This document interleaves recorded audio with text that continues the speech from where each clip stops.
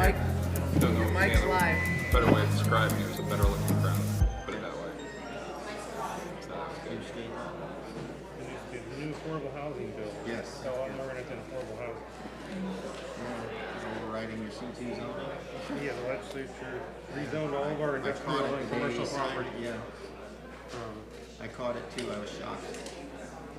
I'm not sure how you people get away with that from a due process perspective. Sonia saw that When you buy property with like commercial cruel activity, unusual it's going to punishment be for called all kids. multifamily housing. Have to sit through one of these meetings. But apparently Yeah, legislatures especially get away with ones that's something they can't. The youngest one asked me, he's like, can I go to one of your meetings? Yeah, I was shocked when I saw that. I don't know, it's just sort of You sure you want to do that? like, watch one of the, pull up a recording for this stuff. Well, we have a strategy I figured for new industrial and new commercial zoning. You can get the opposite. Because once you hear your stuff, Yeah, pretty much. Because they're imposing. So that doesn't it's not bad, but it's an hour and a half meeting. But it's a 6 hour meeting. It's not small. What are we doing?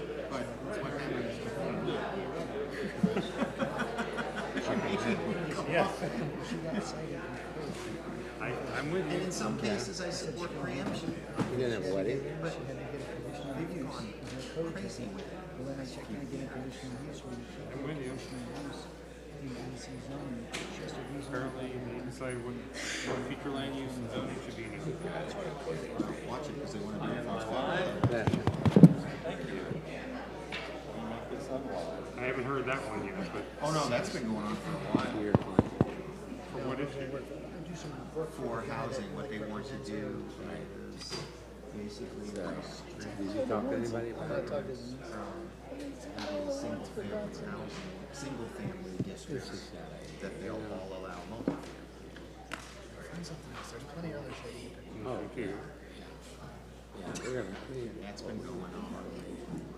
That started at the end of the Obama presidency. Then Carson put the kibosh on it. He was Secretary of but it's backfired now in this administration. I find it hard to believe it get through the Congress, though. But I would never have thought this bill would have got the legislature. they have a wedding in their home, so they have to rezone their home. I mean, I support a lot of the financial incentives that Hey, you Chris. I just, that's what I was like. why couldn't they Williams, stop Mr. there? Giardi, how are you? I get that the legislature wants to financially support affordable housing. They want people to have to. Excited to be here. I'm trying to figure out how I can inconspicuously get the master's on. Affordable housing. I'm getting notifications. Mike's on. We need to do things to set the table to make it. You can't get Spectrum on I there? don't. Oh, I can get it in a second. In fact, I watched it on the way over. Jamming them in commercial zoning districts make it any more affordable. I'm with you. We could talk about it. Sure. Chuck, just so you know, that clock's wrong. Oh, we still have time. Yeah, it is. We got 15 minutes. Out of batteries, maybe. Yeah, I don't think that clock's right. Oh, it's not right. No, it's Oh, yeah, okay. it's 1:30. I didn't hear you. Oh, okay. It's getting old. Thanks. So you already straightened me out.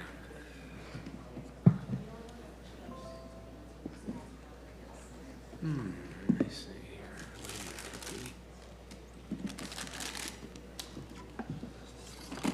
Oops. Sorry, Dave. No problem.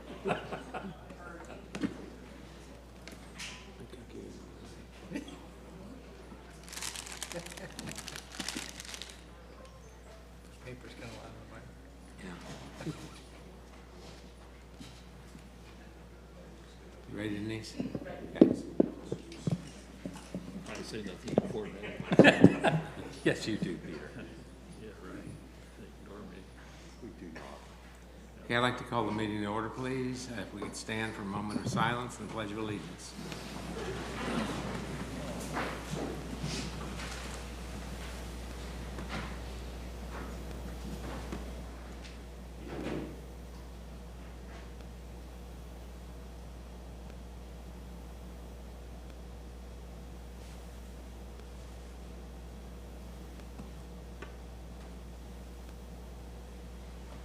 Pledge allegiance. to the flag of the United States of America and to the republic for which it stands, one nation, under God, indivisible, with liberty and justice for all.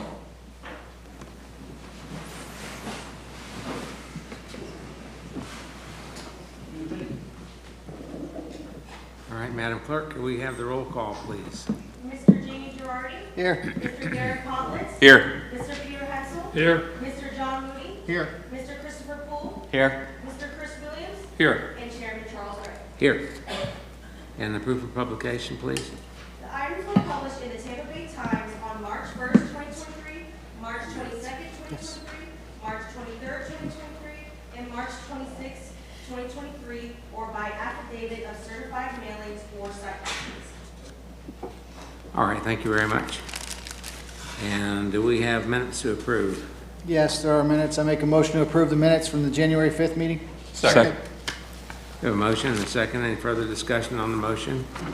If not, all in favor signify by saying aye. Aye. Opposed, like sign. So I'd like to welcome everybody. We're the Planning Commission. We're appointed by the Board of County Commissioners, and we meet twice a month. We serve as a local planning agency, and we hold public hearings and transmit to the Board of County Commissioners our recommendations on comprehensive plan amendments, land development code amendments, rezoning, conditional use requests, and the Planning Commission is the final decision-making body for special exceptions, certain appeals, variance requests, and certain alternative standard requests. However, final decisions may be appealed to the Board of County Commissioners. If anyone is in opposition to any comprehensive land amendment, development code amendment, rezoning, conditional use, or any item where the Planning Commission transmits a recommendation to the Board of County Commissioners, it's important for you to attend the appropriate Board of County Commission meeting. We have a list of those dates if you need them. For those of you who are not familiar with the meetings, haven't been here before, we have three sections really. We have continuances. And continuances are where the staff or the applicant has asked for a continuance for any number of reasons, and it's been our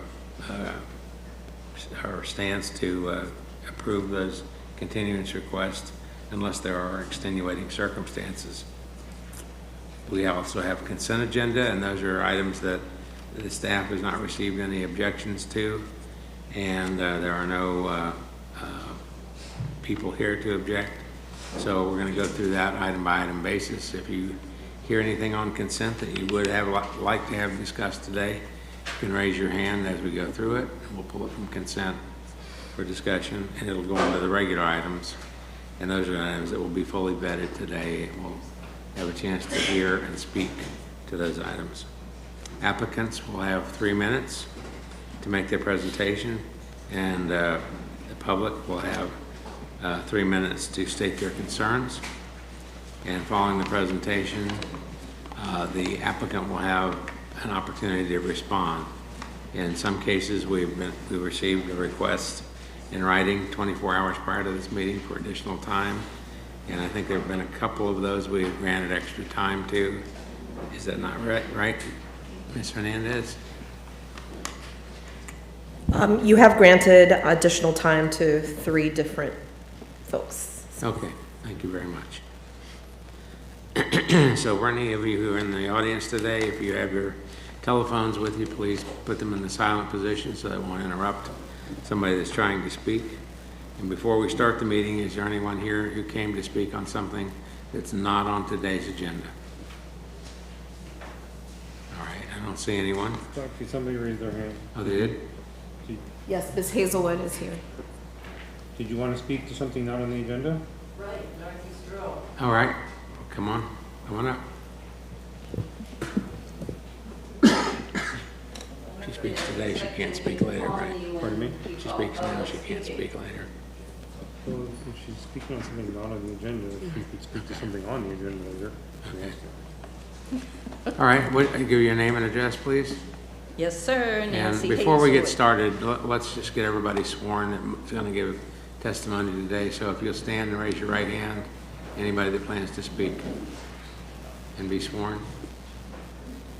Do you swear or affirm the testimony you're about to give is the truth, so help you God? All right, very good. So your name is, I'm sorry again, what's your name? Nancy Hazelwood, 34110 in Nice Place, Dade City. Okay. I want to talk to you about the Northeast Rural Area Plan, and I and some friends were there at the creation, it was someplace around 2005. What we heard was there was going to be a large area built into another city called VOPH and approved for 40,000 units. And we were starting to get upset. County said to us, okay, we'll give you the Northeast Rural Area Plan. It will run from Bellamy Brothers to Hernando County line to the Green Swamp to, 52. And we said, all right. So we didn't say anything about VOPH. And now those same people that had property on VOPH are starting to ask for things in the Northeast Rural Area Plan that are high density. And they, in some cases, they seem to be pulling it through. I'm also hearing that I-75 is now considered a high density area. And that was never agreed to at the original documents. So what I'm going to ask is that you pull together a special ordinance for the interstate in the Northeast Rural Area Plan so we don't have problems with high density just spreading from there. We've got already somebody that's not a truck stop at the interstate, and it's an EC there, and I understand that, but still, an EC should have special conditions in the Northeast Rural Area Plan. He's putting in, he's got it approved for warehouses, convenience store, hotel, and restaurant. And then somebody has gone into pre-app on the other side of the interstate, and they want to put a couple of warehouses in. And this is all at 41 and Blanton Road. Down the street, we have approved an RV park that's high density, and they're going to use the same area. We also have bicycles going there, and this is in Dade City, and I'm trying to be real fast. See the tanker over on the right? That tanker's higher than I am. This used to be our transition area. That hill, that's the original hill there. They tore down that hill. And that's what I'm thinking is also going to happen in our area. Now, this is the road. It went all the way up to that road. And it was a transition area. It's in a lot of documentations. I have it in one that has an agreement between Dade City and Northeast Rural, well, the county, and it says it's transition. So what happened to our hills there? Is this going to happen when they start putting more things and take it out of the Northeast Rural Area Plan? I would ask that you please make sure that an ordinance goes through around the interstate. Also, it'd be nice to have a weight limit so we don't have semis on our roads. And one other thing. I guess that'll do it.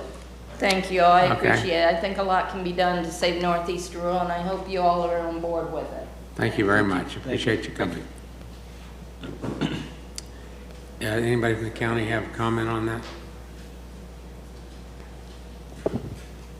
So, Mr. Chair, typically the board doesn't respond to public comment, but if you want staff to... If you have information that can help her, then I'd like to share it. If you don't, I understand that's not on the agenda, so.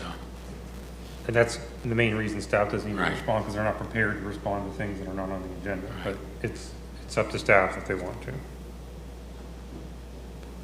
Okay, hearing none. Thank you very much for your comments, and I'm sure they're all listening, and we'll take it to heart. So then I guess we're free to start on the agenda.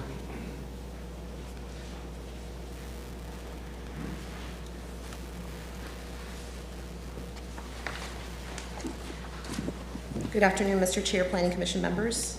Denise Hernandez, Planning and Development. We're going to start with item PC2, which is PDD 230124. It's for a small-scale comprehensive plan amendment, CPAS 2228 for New River Hope. It's a request to continue the item to the June 8th, 2023 Planning Commission meeting at 1:30 in Dade City. Okay. That's a request for continuance, you said, I'm sorry. Yes. Okay. Very good. The applicant present? Anyone here to speak? Okay, do I have a motion? Motion to continue? Second. So we have a motion to continue and a second. Any further discussion on the motion? If not, all in favor signify by saying aye. Aye. Opposed, like sign. Okay. All right, so I do want to say for the record that we don't have anyone signed up to speak on any of the items on today's agenda on WebEx, so that way Okay. that's out of the way. Great. Item PC3 is PDD 237684. It's a zoning amendment under the name of Sarah Gurley Trust, Max L. and Sarah C. Gurley co-trustees. The applicant has requested a continuance to a date uncertain. Okay, is the applicant present? Anyone here to speak to it? Okay. We have a motion? Motion to continue? Second. Okay, we have a motion to continue and we have a second. Further discussion on the motion? If not, all in favor signify by saying aye. Aye. Opposed, like sign. PC4 is PDD 230133. It's a small-scale comprehensive plan amendment. CPAS 2209 for Hilltop Vistas. The request is to continue the item to a date uncertain. Applicant present. Anyone here to object? Okay. Any your motion? Motion to continue. Second. Have a motion and a second. Any further discussion on the motion? If not, all in favor signify by saying aye. Aye. Opposed, like sign. Okay, motion carries. PC5 is PDD 237623. It's a zoning amendment, Hilltop Vistas, MPUD, Master Plan Unit Development, Belly Wadding LLC. It's a request to continue the item to a date uncertain. Okay. Is the applicant here? Anyone here to object? Is there a motion? Motion to continue? Second. You have a motion and a second. Further discussion? All in favor signify by saying aye. Aye. Opposed, like sign. Following item is P6, PDD 230313. It's an ordinance by the Pasco County Board of County Commissioners to modify the Land Development Code Section 604 Northeast Pasco Rural Protection Overlay District. The request is to continue the item to a date uncertain. All right, anybody here to speak on this one?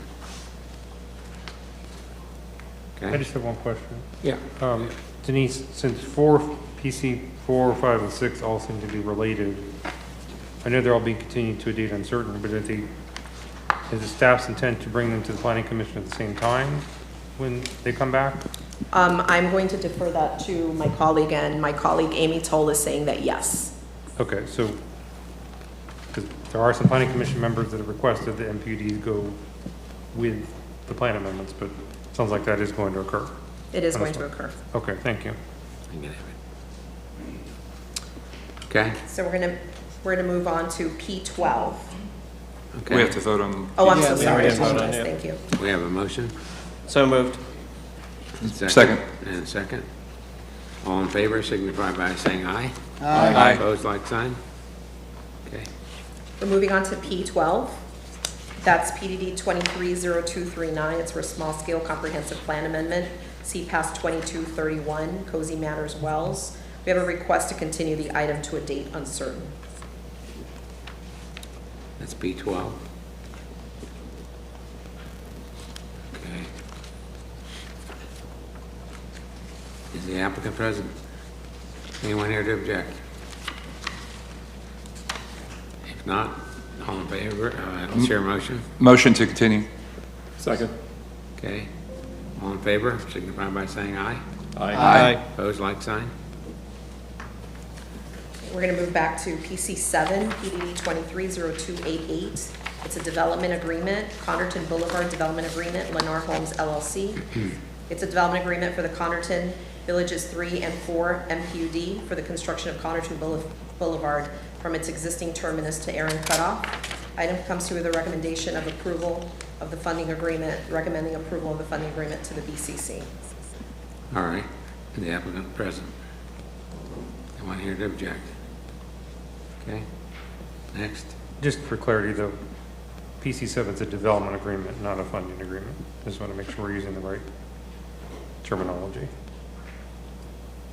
You said funding. I apologize. I Yeah. must have like looked at PCA I in understand, error. it's easy to get confused, Yeah, obviously, but, it's a development agreement. yeah, thank you. And you're sitting as the LPA on this one. There's a legal difference, that's the only reason I'm trying Yes, to be thank clear you, about it. David, I Thank you. appreciate it. Okay, so that was 7, 8. It's PC7, it's a development agreement for Connerton Boulevard, development agreement, Lennar Homes LLC. Yeah, yes, we're going to 8 now. Do you, okay, we're moving forward. Going on Okay. consent. Thank you. PDD 230270 is PC8. This is a funding agreement for Two Rivers MPUD Master Plan Unit Development, Hickory Hills Land Company, and others. It's a funding agreement amendment for the Two Rivers MPUD. We're recommending that you recommend approval of the funding agreement to the Board of County Commissioners. Okay. Anybody here to object? Okay, next. Following is PC9, PDD 230290. It's a funding agreement amendment. Winfield's MPUD Master Plan Unit Development, Chickendans Brothers, Hammock Pines, Pasco County Associates, 1 LLP, and others. It's a funding agreement for the Winfield's MPUD. We recommend that you recommend approval of the funding agreement to the Board of County Commissioners. Okay. Any comment? Okay. See none. Following item is PC10, PDD 230215. It's a small-scale comprehensive plan amendment, CPAS 2232, for Terramore Buckman Highway commercial funding for a small-scale comprehensive plan amendment to the future land use map 2-15 and sheet 23 from Res 1, residential 1 dwelling unit per gross acre, to COM commercial on approximately 2.11 acres of real property located on the northeast intersection of Paul Buckman Highway and Jerry Road, and providing for additional text amendments as necessary for internal consistency, providing for repeal or severability and effective date. We are asking that you find this item consistent with the comprehensive plan and recommend approval to the Board of County Commissioners. Okay, and is the applicant present? Anyone here to object? See no one? And that's the end of your consent agenda. Okay, do I hear a motion to approve the consent agenda as submitted? So moved? Second. We have a second. Any further discussion? All in favor signify by saying aye. Aye. Opposed, like sign. Mr. Chair, before we move to regular, and I apologize if I missed it, did we approve the minutes? Yes. We did. Okay, just want to make sure. Okay, thank you. It was quick. You're all very quick. And Mr. Chair, as a point of order, we're going to start with P11 and then we're going to move on to P14 Okay. after P11. And if my colleague can bring up the PowerPoint for P11.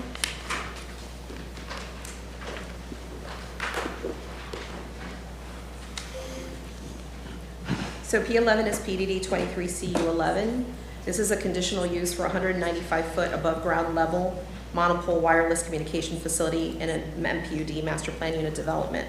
The applicant are Ace Cheval, VBBTS LLC, and T-Mobile South. Let's see if I can. The property is located in south central Pasco County on the north side of 20 Mile Level Road, approximately 1,550 feet east of Collier Parkway. This is the zoning visual, which basically shows that the surrounding area to the north is an MPUD, and that's Plantation Palms MPUD, and which is the golf course. The actual subject property is the maintenance facility for the Plantation Palms golf course. To the south and southwest are the Land O'Lakes Recreation Complex. And this is the land use showing that it's Res 6, surrounding area. This is your aerial just showing that the access to the property is from 20 Mile Level Road, which is a county-maintained local road that has 40 feet of right-of-way. And the access to the compound and lease area is going to be through a 20-foot wide access and utility easement, which is located off of 20 Mile Level Road. This is kind of showing you a larger buffer around the property, 1,000 feet. And this is the general site plan for the monopole tower on the maintenance facility property. As previously stated, it consists of the Plantation Palms Golf Course maintenance facility, which is within the Plantation Palms MPUD. They're proposing a 195-foot above-ground level monopole, which consists of a 185-foot wireless communication facility with a 10-foot lightning rod, and is suitable for the co-location of 3 additional carriers. And it's going to be located within a 3,819 square foot fence compound area. The surrounding area consists of the Plantation Palms Golf Course and the Land O'Lakes Recreation Complex. It's located in the South Market area and the urban service area. Wireless communications facilities are either a permitted use or a conditional use in all zoning districts and all land use classifications. There was a neighborhood meeting that was held on January 25th, 2023. The county noticed Pilot Country Airport and Tampa North Aero Park, since they are within less than 10 nautical miles of the location, and we did not receive any comments. We did receive a letter of support from the Plantation Palms Homeowners Association, and there was a letter of objection that was received from a property owner that's located approximately 450 feet northwest of the proposed compound area. The request was reviewed by Omnicom Consulting, who's our radio frequency engineering consultant for the county, and Omnicom agreed with the statements of T-Mobile's RF consultant and recommends approval of the conditional use. And this comes to you with a recommendation of approval with conditions as included in your agenda packet. And I'm here to answer any questions you may have. All right, thank you. Any questions of staff? If not, is the applicant present? And we do have someone signed up to speak on this item. Okay. You would like to speak now and make a presentation, or wait till you're I would like to be heard. Very good.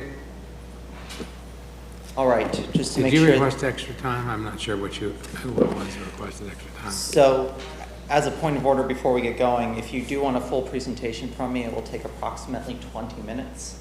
Otherwise, I can give you a condensed presentation that focuses exclusively on the RF need within the 3-minute window. It is the pleasure, I will follow the pleasure of this commission. Okay. Well, did you ask for extra time in advance? The applicant did not ask for extra time in advance, but just to clarify that the applicant has 5 minutes time, not 3 minutes, so 5 minutes. it's a little bit more time. All right. All right. I will stick to a condensed presentation. I apologize if I sound a little bit rushed. All right, so good afternoon. I'm Matt Janaya John, 935 Main Street, Suite C4, Safety Harbor, Florida, 34695. I come before you today with staff recommendation of approval for a 195-foot tall monopole style communication tower, which is 185 feet of tower with 10 feet of lightning rod. As you heard, we are, just as a quick orientation, in all maps I show you today, up will be north. So you can see the yellow marker, that is the proposed location of the monopole. You can see the purple area, that's the Land O'Lakes Recreation Center. It is an intensely used recreation center with lighted sports fields. There is also high voltage power lines signified by the orange line that runs through the map. And then the gray marker shows an existing flagpole style communication tower. You may have noticed in your staff report that this is to replace that flagpole style communication tower. T-Mobile's not trying to establish new service in the area. They're trying to stay concurrent with existing use as it has expanded over the years. So think of this like in Hillsborough County, or how you fight your battles with your roads, always keeping up with expansions in traffic. The cellular companies do the exact same thing, and the sectors in this area have reached threshold levels that would be similar to dysfunctional classifications on your roads. This is just a closer view. Again, we're on the maintenance facility, and you can see the layout with the power lines immediately south of us and the recreation center off to the south and west. And this is just the closer view.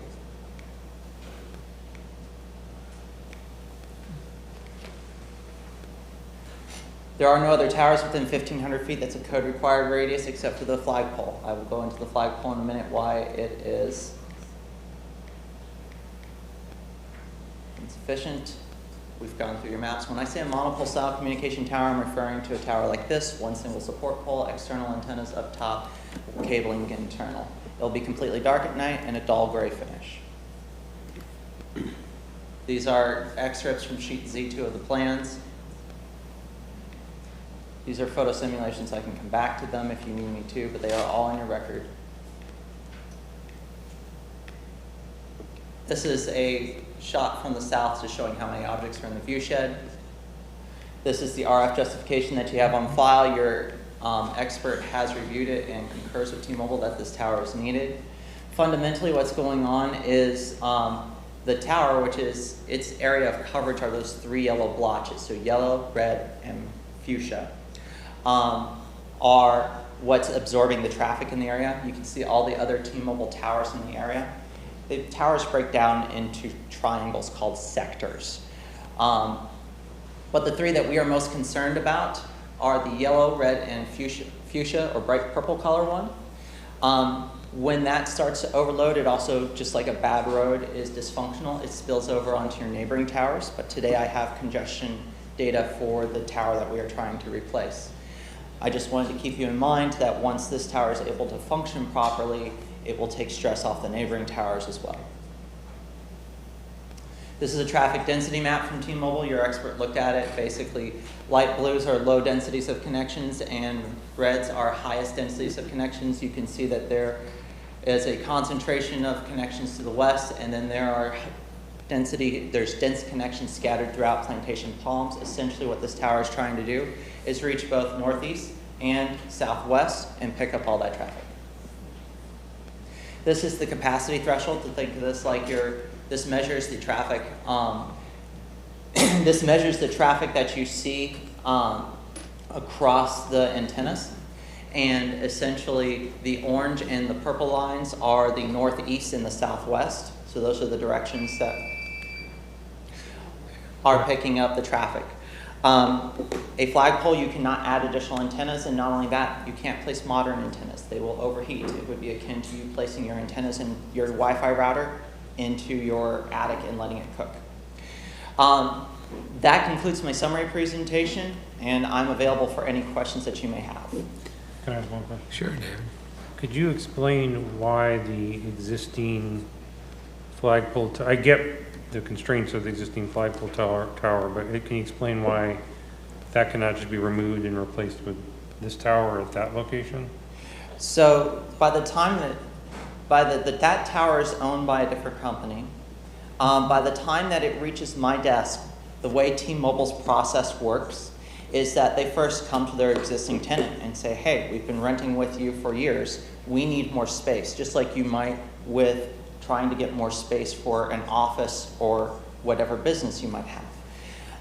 When those discussions break down, because that replacement is a lot easier, it's a site plan and building permit approval that does not require a public hearing. When those discussions break down, say the tower company's not willing to replace the tower, that's when it comes onto my desk. So while I don't have the details of that communications, it is confidential, subject to the lease that T-Mobile has with that owner. I've worked in towers for 10 years and been attached to over 200 sites, and by the time it gets to my desk, it's because that dialogue has broken down. So essentially the owner of that tower was basically didn't want to remove it and replace it with a new tower. Yes, sir, and I do apologize for giving you a $5 answer to a $1 question. Okay. Thank you. Can that existing tower be converted? It's a flagpole, and I saw in the staff report that one of the issues was that you couldn't fit your equipment inside the canister that creates the flagpole. Can that canister be removed and then that equipment fit on the tower? Fundamentally, no. The way that the top of a flagpole works, and if you want, I can get my tablet out and we can get pictures pulled up. I'll have to plug into your projector system. But you see the tower outside, which is built to support a loading of a pole. This one's not even built for a flag. And then what you're going to do is open that up, and inside there's an internal support pole that is smaller than the tower. Normally, that external support pole would go all the way up. So you have a much reduced structure that's meant to give space for small antennas and just hold the fiberglass covers. So now you're going to take that off. You're going to need an entire triangular head frame to support your antennas and your radios. And your antennas are larger than they used to be. We're talking antennas that are about 2 feet wide, 10 inches deep, 8 feet tall. I could literally lay down inside the weather cover of one of these and be covered, or at least I hope I still can. Anyways, so you're adding wind load to that tower and weight to a tower that wasn't even designed to support any type of a platform. It would need to be a complete replacement, and that's before we even get into the fact that it was built for a much earlier Florida building code. So for your proposed tower, I noticed that there was a lot of discussion about tree camouflage in the neighborhood meeting. Is that still something that's in consideration, or it indicates that you're going to go back to your engineer and discuss that with them? Is that something that's still in consideration? I did go back and discuss it with my project team, and Vertical Bridge and T-Mobile are willing to go with the camouflage if the Planning Commission feels that it's appropriate here. The reason that we're not proposing at this time is because a tree camouflage is highly contextual. And in order to implement it well, you have to have canopy around it, and you have to be talking something more in the range of 120 to 150 feet. So for example, Collier County, down in their estates where they have extremely small view sheds and the like, they love using that because you're talking about towers that are much smaller. Right. Here, you have a tower that would largely be by itself against a background of high voltage power lines and sports lights, and it'd be 195 feet tall. As you got towards the middle and northern parts of, as you got further away, you would have the context necessary, but for the closest properties, you would have basically a tree standing there by itself, and it would have a lot more bulk, and it would be a contrasting color from the background. So we think that the lack of context would make it stand out more. If you want, I have an example picture of a monopine deployed poorly without context, if you would like to see that. Please. Yeah, it'd be helpful, because I hear all that you're saying, but I read the report and it says the majority of the attendees would prefer that camouflage. So, and I've spent hours and hours at those baseball fields right next to it, so I know exactly where the site is located and how visible it would be in that general area. Understood.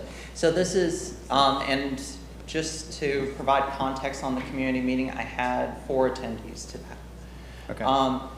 But this is a picture of a monopine deployed poorly. So as you can see, it is so tall, unfortunately, it just doesn't look like an extension of the canopy.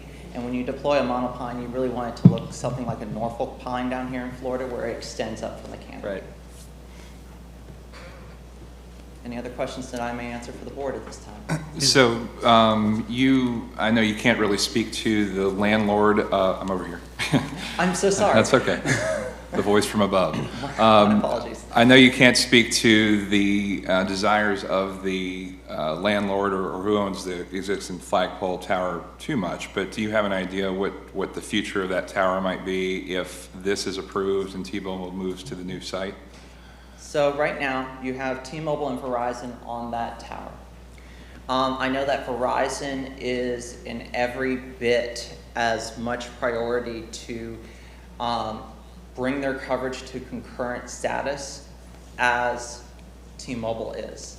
They're just currently attacking different rings. That's why they did not anchor this one, is my guess. I would think that once this tower is constructed, Verizon would move over.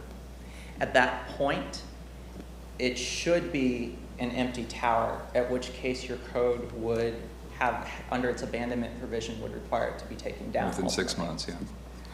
Okay, thanks. David, did you have something?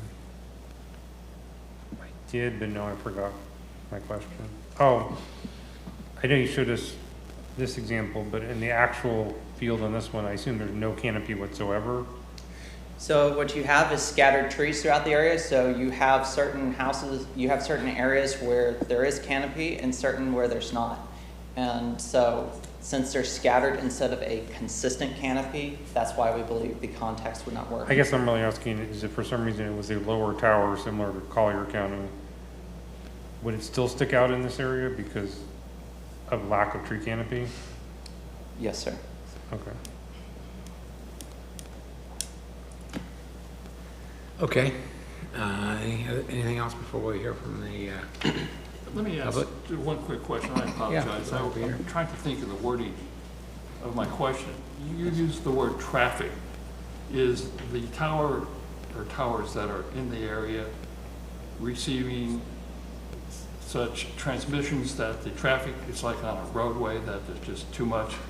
In other words, if you're on a street, there's too many cars on the street, you need to expand the road itself. Is that the same kind of concept that you use for these towers, that there's just so many new residents or so many cells or use of wireless communication systems, either for television sets, smartphones, and smart TVs, that type of thing? Is that what you're referring to as traffic, and therefore there's a need for the towers? This is Matt and John again, and Commissioner Hansel, that is exactly what I mean. Okay, clarification, So. thank you. Okay, let's hear from the public, and then you'll have an opportunity to come back up and answer questions. Thank you, sir. Thank you very much.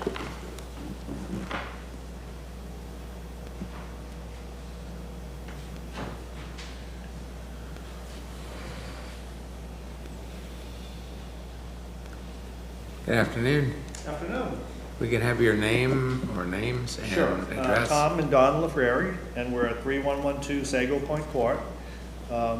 We're in Plantation Palms, and many of the aerial shots that you had there, our home was actually pictured there. So first we wanted to say is we're not opposed to progress, okay? And we're not opposed to Ace. We know him as Ace Golf. He came and bought our golf community when it was in bankruptcy and the weeds were this high. We actually live on the golf course. Well, we don't live on the golf course, but we have a golf course home site. So we had weeds like this, like tree trunks. In fact, we were on the committee to go around the neighborhood to promote him purchasing the course because it was good for the neighborhood. And at that time, it was an issue of our home values, okay?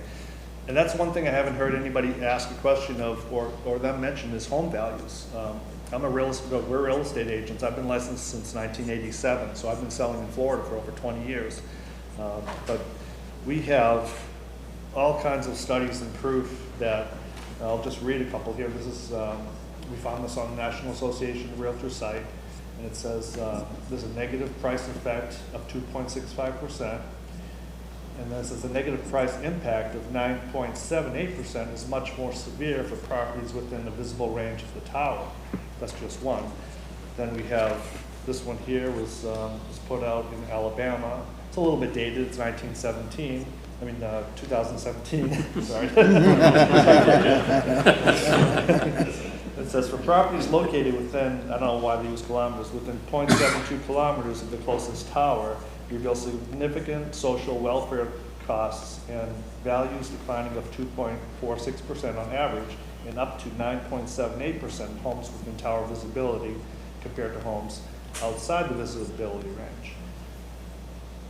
So let's see, in the conclusion, and this is a huge report with all kinds of data and charts and things like that, which I don't really understand, but I'm taking their word for it. And then the conclusion says, our results reveal wireless tower capitalization only in the value of those properties that are within the approximate 0.7 kilometers. On average, potential external costs is approximately $4,000 per resident, to a negative effect of an impact of 9.78%, much more severe for properties within the range of the tower. And then this negative impact vanishes as it exceeds that range. So, and I have about 5 different reports that kind of say the same thing. And one of them says, and you guys know this, the government is supposed to allow things unless it affects us. So number one is, can it be moved to a different location? Would be ideal. And someone asked questions, can it be put where the current one is, which would be great. But then we went on to Google Maps and we showed, we can leave all this stuff with you, we showed where our house is compared to this. Oh, let me go back and just say the 0.72 kilometers is 2,300 feet. So our home is 500 feet from this thing. So not only is it an eyesore, but it's also going to reduce the value of our homes. So we're going to look out our back door and we're going to see this every day. And we're probably just the few that are going to see it. Much of the community is not, but it shouldn't be there. It should be somewhere else. Can you show us on the map where you are in relation to the tower site? Sure. Do you have a map of the community? We have one that actually shows the homes. I can show you exactly where it is. If I'm not mistaken, one of the photo sims So actually, show, I think this one's yours, right? Hold on a second, let me, so I that's, believe it's this one. Whoops. No. we're actually 2 doors left. Right, but that's a photo sim from like by your, Right. yeah. Is this your street? Is this your street? This is our street, right. So we're actually, that home on the left, we're to the left of that. So we just spent about $40,000 in our backyard. We just added to it, put a nice little, area out there. We're getting older, we're getting ready to retire. We just talked yesterday, said, oh, I can't wait for the pool to start heating up so we can use it. And now we're gonna be sitting in the back there and we're gonna see this thing. So again, It's so close, it's just gonna be a monster out there. but not so much even just the impact on our view, it's the property values. So they're talking about cost. If you're gonna say, let's say it's 10%, I mean, our house is worth $600,000. If they were gonna give us $60,000 and all of our neighbors, then okay, when we go to sell, we'll take 10% off our price. I'm okay with that. Or hide it, or plant trees, obviously we need big trees, but, give us trees in our backyard so we don't look at this thing. Ideally, if it were where the current tower is, that would be really long. It would be much further from the homes. What's that tall tower right behind your house that's in this picture? Yeah, that's, That's the proposed tower, that's not. Yeah, it's a photo simulation. so we've been there since 2003, and again, we're not, like I said, not opposed to, to progress. We have the ball fields that were there. Then they added more ball fields, right? You said you've been to all those. So now we have all these lights, they turn off at 9 p.m., but we're okay. I was a baseball coach. I love seeing the kids out there. 9 p.m., it's done, okay? Then they added these high tension wires, which we had no control over that. So now we, They're much lower. yeah, now we see that. In fact, I don't, the woman here probably could corroborate this. That flagpole is only at like 100 feet. This is 195 feet. And I have a letter here that I wrote it. I've been a real estate agent, like I said, 30-something years. And I know when I'm out with customers, and you guys think about this yourself, if you're looking in the neighborhood, you have 2 identical homes, one home has a tower behind you and one doesn't, which one are you gonna buy? I mean, this has been my career doing this, so I know it definitely affects the value. I'm sorry, I know we went over on our time, but. Can I ask you a quick question? Sure. Visually, I cannot determine the distance between your home and that tower. I have this here. Just tell me what a ballpark distance would be in feet Oh, well, it's 515 feet from your house. yep. Okay. Yep. Then if I look a little bit to the right of that tower, I see, I guess, power lines that are on the tip of the house that's next door to you, to your right. Right. So does that impact your vision also? That does. Yeah, it's a little further back. Okay, but it still would impact the visual appeal of your Yeah. home, correct? Yeah, we have a picture of the. They're on the Yeah, other side of that 20-mile road. Yeah. You've seen it. What I'm trying to figure out in my mind is, So, basically, you've got the power pole to your right. Yeah, we're getting To my screwed. right. And then you're gonna have that 500 some odd feet behind your home. I'm just not really sold on how much of an impact it would really make in you as time goes along. I mean, Yeah. I think Well, you'll that's become that's used to it. further away, so it's a thin-looking pole. This is going to be, how wide is it going to be at the base? It's going to be 8 feet wide at the base. So you can imagine how big this thing is. So that pole is much further away. Yeah. And much taller. Okay, it's Okay. going to be a major, it's Yeah, gonna be a David, go major ahead. eyesore. Sir, could you comment on the suggestion that the pole could be camouflaged with a tree? If the planning commission were to approve this, does it alleviate your concerns at all if it was camouflaged? Yes, sure, if it's camouflage, but I believe what she said is because it's so tall, the camouflage really has to be like on our property. So when we're sitting there, we don't see it. No, I mean, if the tower itself was sort of like the picture that we saw earlier where it was, the tower itself looks like a tree. I think it'll just be a different eyesore, just be a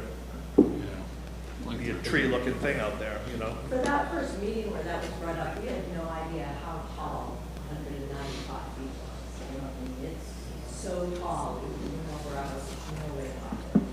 And I have the feeling had more of the neighborhood knew, I can almost guarantee you if this thing does go, because we're only a few people and we may not matter, but if this thing does go in, I can almost guarantee you all these people are going to be in an uproar, and it's too late then. That's why we're here today. Is this the first time that you're seeing this photo simulation? No, we actually went to the meeting Okay. that she proposed to us back in, I don't know, January. Okay. Now, the earlier meeting that they said they had with the HOA, we had no knowledge of that one. So we've been involved with the HOA since 2003. We didn't know about that meeting. We probably would have opposed it then. The earliest we heard about this was just not long ago. Yeah. Is the cellular service at your house good? We actually have T-Mobile, and it's great. Okay. So we don't need it. This is a T-Mobile tower, so I don't see why we need it. I have a feeling it just costs a lot more to take down the current tower and rebuild the proper tower in that location than it would to put it on the golf course. So, it's a matter of cost for them, but this is a matter of our home, our enjoyment. And so, I think it should be reconsidered to move it when there's an existing tower. Why move the tower into a residential neighborhood? Okay, well, we'll see if we can get some answers for you. Any other questions from up here? If not, I'll invite the applicant back up. Do we Respond. have Is any there other anybody public else? comment? Anybody else? I don't think so. I asked. Can I ask the landowner a question before the applicant comes up? Is Sure. there anybody represented from ACE here, or no? Is the landowner here? Anybody that represents the landowner? Are you representing are you the landowner's agent on this? Good afternoon, Matt Tenaya, John again, and yes, I'm the agent of record for the landowner. I also have my site acquisition agent here as well, in case you wanted to hear a little more about the HOA vote. This is my specific question, because we have a lot of golf courses in Pasco County that we're losing because they're going under. And I heard this gentleman previously say that ACE came in and bought this golf course and I guess is now running it. My question was, how important is this lease revenue to the operation of this golf course to the landowner? Because, what I would hate to see happen is if this lease revenue is important to the golf course owner and he's going to lose the golf course if he doesn't have this revenue, that seems like that would impact the landowner even more than the tower would. Because we're losing golf courses all over Pasco County. And so my question, and I don't even know if you can answer it, is how important is the lease revenue to the operation of the golf course? I'm going to bring up, this is Matt Tenaya, John again, I'm going to bring up Steve Hutchinson, who was the site acquisition agent who dealt directly with the golf course. My name is Stephen Hutchinson. I live at 6703 Mirror Lake Avenue, Tampa. Stephen, have you been sworn? Have you been sworn? Yes. Okay, thank you. I started negotiations in 2015 with Bill Place, the owner of Ace Cheval. The monetary consideration that he's getting escalates annually, and it's very important to him, especially to maintain his greens. I've had several conversations with him, and the revenue, it's going to benefit the golf course greatly. Okay, thank you. Have I adequately answered your question, Council Goldstein? Yeah, go with your rebuttal. You've answered my question, yes. Yes, sir. All right. So just to run through some things. So you had some articles that are supposedly published by the National Association of Realtors. If you are concerned about property values, I have a property value study prepared by an appraiser for another vertical bridge site. I would be happy to request a continuance, have that person prepare a study for your review, and then we'd be back here next month where he would testify that when you take and total up the sites that are around Florida, because he's been looking at houses in proximity to tower sites in the Tampa, Orlando, South Florida markets for a decade and a half, and you compare them against houses that are not proximate, there's no decrease in cost. So that's just him looking at raw numbers. Can I ask you a corollary question to that? Yes, Has anybody done a study about the impact on home values if you have poor cell service? So that's a I do not have a study to that effect, but I know that poor cell service has come up in House Buyers Atlanta, where they were choosing houses by cell service. But I do not have a direct study on that. Okay. Because in my experience, very few people have landlines anymore, and it seems like most people are relying on cell service for their homes. I think that might have an impact on home values, but I'm not an expert. That's why I asked the question. I would posit that it does from anecdotally from being around the tower industry. The closest thing I can give you to concrete evidence at this particular moment, and again, if you want us to go study that, we'll do our best, is actually the 911 call statistics for your own county. And I have a copy of them here. We submitted Hillsborough County's 911 call statistics with the application at the time because we did not have the data back from the Pinellas County Sheriff's Office. But you can see in 2021, 83.9% of all 911 calls received by the Pasco County Sheriff's Office came from wireless numbers. And that just underscores that the landline is going away. And what we use is wireless connectivity.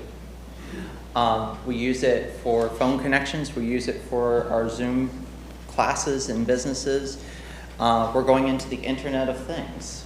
And those are all connections. Even your watch, even some of your watches connect to the network these days, and it's only going to expand. To the network, a connection is a connection. It takes up space. So anyways, 83.9%. Can I ask you what year the study was done? So this study that I have is from July 19th, 2022. What he does is he keeps going along with his pool of studies, going back to the older ones, pulling new data, and keeps following his group. And this is just 911 calls, not... Oh, this. My apologies. Yeah, I'll talk about the study here. Yes, sir. So that's from 2022. Okay. So theoretically, it could be outdated. It could be higher. It could be higher, yes, sir. And that is the trends I've observed over the years. All right. Just to take and give a little bit of context on separation, neighboring Hillsborough County actually considers a tower separation of 250 feet to be so compatible that if this tower was in Hillsborough County, we could go through the process administratively. Because the nearest house is in the 400-foot range. Just to give context, of course, you are evaluating under your own code. I'm just trying to help add some lay of the land. As far as the high voltage power lines, Mr. Hutchinson is willing to testify that those are in the 160-foot height range, so about 30 feet shorter. They are fundamentally the same technology. If you'd like, I can pull up Valmont.com. They're a fabricator of monopole style structures. Fundamentally, the technology, the structure of it is the same as what you see with like your traffic lights, with that kind of octagonal steel structure that slips over the other, except for this is meant to go up instead of support a cross brace. And your high voltage power lines are the same. They are the same fundamental structure, except they have to take more loads from the wires. So they're every bit as big. I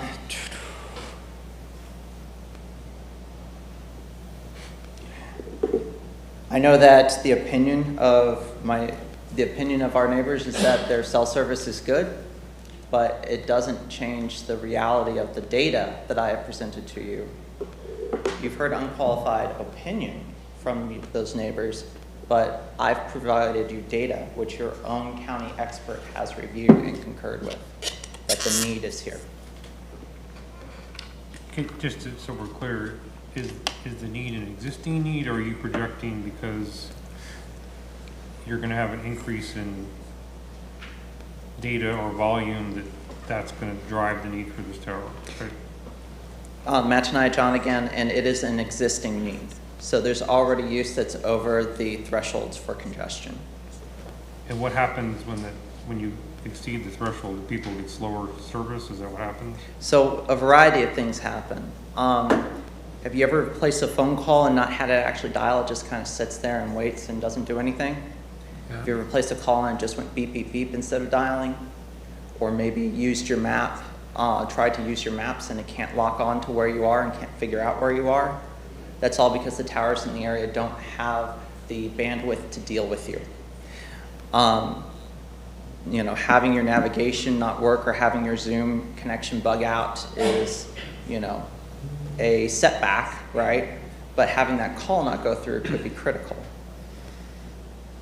So on these graphs, where is that optimal level of frequency or the like? Is that blue line that's representative on the top graph? I mean, is that anything below that is indicating subpar performance, or how do we help me understand that a little bit more? Understood, and I apologize for rushing through this in my primary presentation. So what you're looking at here is basically users per 20 megahertz of capacity, essentially, from a computing standpoint or a radio frequency standpoint. So the lower the line is on that chart, the better, because it means that there's more room to take up. The blue line is the congestion threshold. Okay. So for this situation, they've mapped all 3 sectors on the tower, and you have the one sector that points to the southeast, where you have a more rural layout and you have swamps. You can see that black line down there is very low. But sectors, the orange and the pink sectors, which point towards high-density residential and the recreation center, have a lot of use on them, and they are over the capacity threshold. So those are basically 3 antennas that are in the... Essentially, that's one of the primary problems with a flagpole.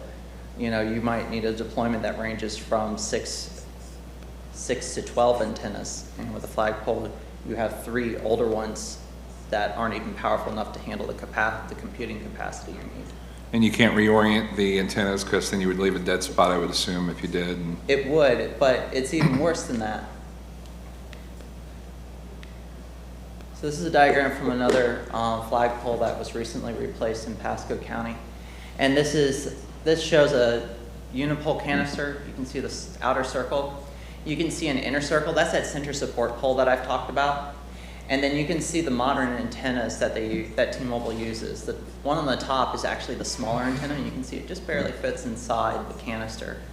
And then the one on the bottom is the bigger antennas that I talk about that are 8 feet tall, and you can see those don't fit at all. But if you look, those are oriented on, I'm going to call them prime directions for a circle, basically 0. They're oriented on thirds. Are those antennas proprietary? So those antennas, how they are used is proprietary. The actual models are not, and we have included that in the data that we sent over to you. Are there other manufacturers of antennas that could be used that might fit in the existing canister? Not that I'm aware of, because this is the way T-Mobile does their network architecture. Those antennas are limited in part by how they, there's a lot going on with them in that they're limited by the frequencies that they can broadcast, but then also because they have processing capacity up in the top of them that functions different than competitors, essentially, that allows them to handle more traffic. Yeah, it handles 5G and some of the newer technologies that are coming out. Yes, sir. Right. So basically basically these are 5G compatible, and then they're also designed to handle more volume on the 4G network. But if you were to try to point on one of those antennas, let's say you've got the one to the top pointing towards Plantation, right, on our lower diagram, and you have the one on the left pointing off towards Collier Parkway and the Recreation Center, with the one on the right being the one that points towards the swamp, you physically can't turn it. So not only are you taking coverage away from that direction, there are houses and users and apartments down there, you physically can't do it with a not within the flagpole. Can I ask a question? Sure, David. So I think you addressed why you can't use the existing flagpole or the existing flagpole site. Could you address why you can't have this tower over closer to the light poles where the park is? Because there's already existing sort of visual intrusion there. Why couldn't a tower be located there? Absolutely. Let me back up real quick. Okay.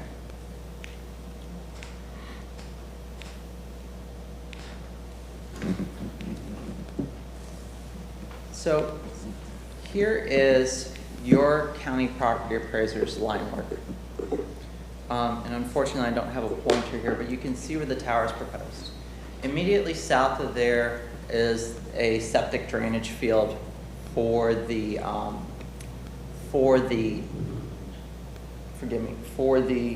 maintenance facility supporting it.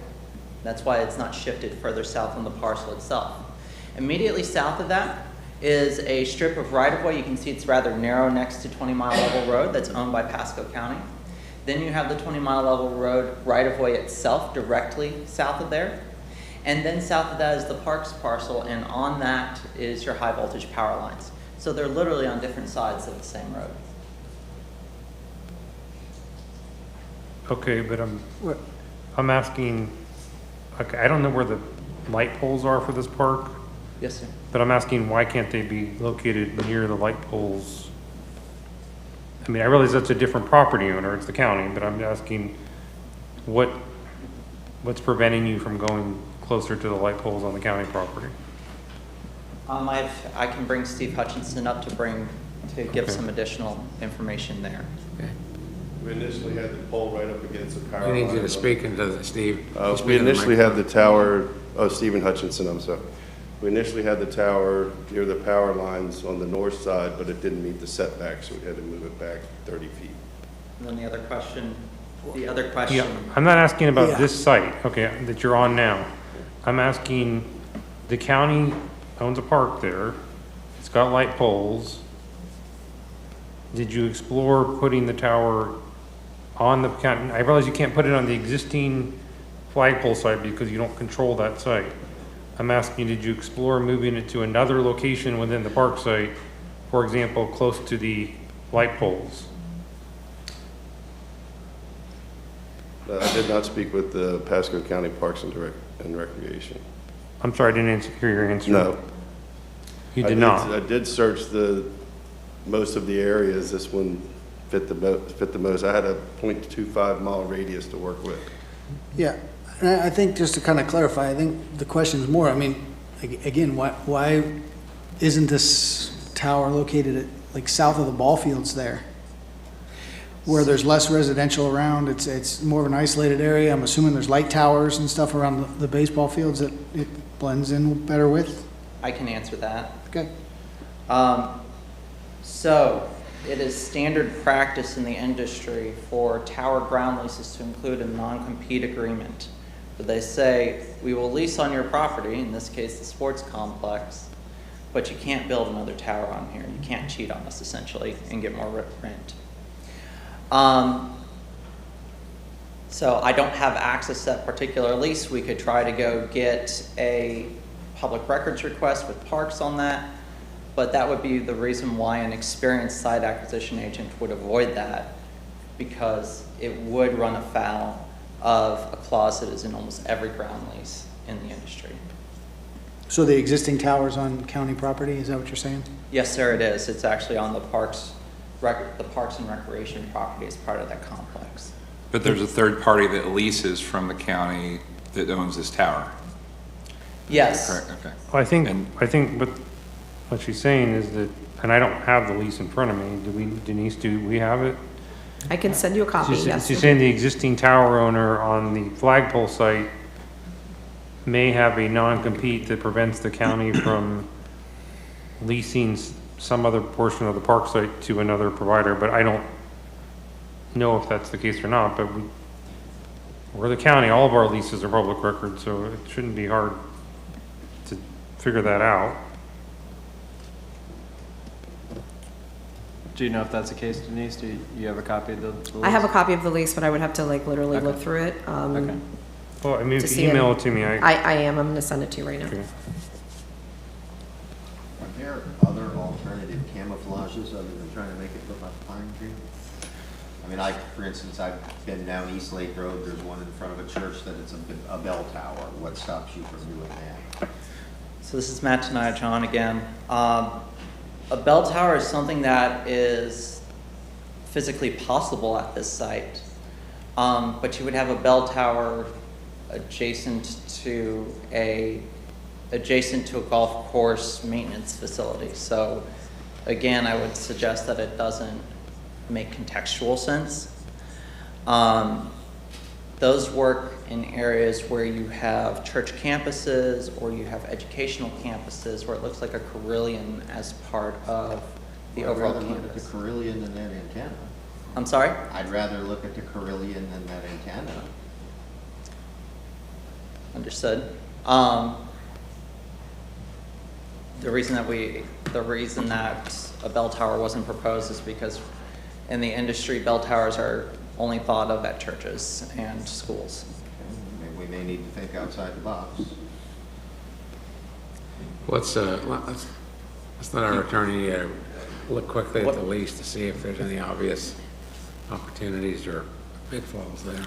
What I would suggest, though, is that you would be looking at a lot more bulk. So because the tower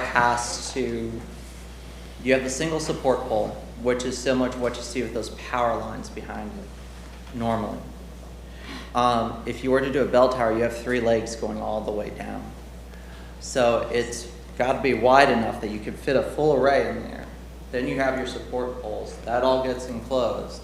And then the 3 legs go down with its crossbars. The trouble that I'm having with this is the existing tower, somebody made the effort, and I understand there may be technological limitations for the equipment inside, but there was some effort made to disguise the tower and make it somewhat more attractive. And listen, we could put lipstick on a pig, and at the end of the day, it's the pig. But people have to live by it. They got to look at it, and so a flagpole was thought to be something a bit more attractive than this thing with antennas all over it. And so what I'm looking for is there something that we can do? There hasn't been anything offered here to try to disguise this other than make it look like a fake Christmas tree. So there is another camouflage called a shrouded monopole. I can email a picture. Can we see what that is? Absolutely. I'll need to connect my computer to your system or email a picture over to Ms. Hernandez. Let's do that, whatever's easiest, Denise. I think Denise is still looking for the Yeah. lease. So Okay. If it can be emailed to me, that would be great. So do we know, I assume that somebody approached the county about renegotiating, or do we know any information on that? well, I think what I'm hearing is that they approach the owner of the tower for the flagpole site, and we're not able to negotiate anything with that tower owner. Oh, So okay. but I don't know that anybody approached the county about a different location in the Gotcha. park site. No, I understand. That's why I'm trying to see whether Okay. they were prohibited by the lease from doing it.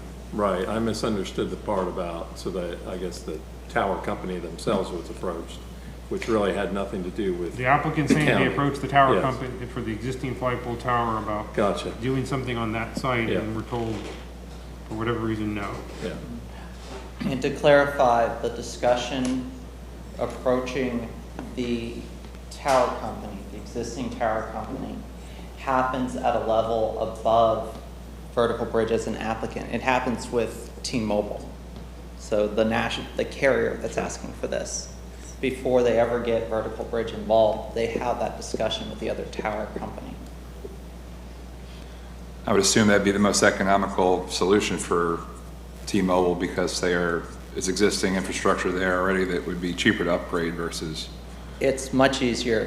You don't have to take and go through your National Environmental Policy Act compliance for finding no significant impact.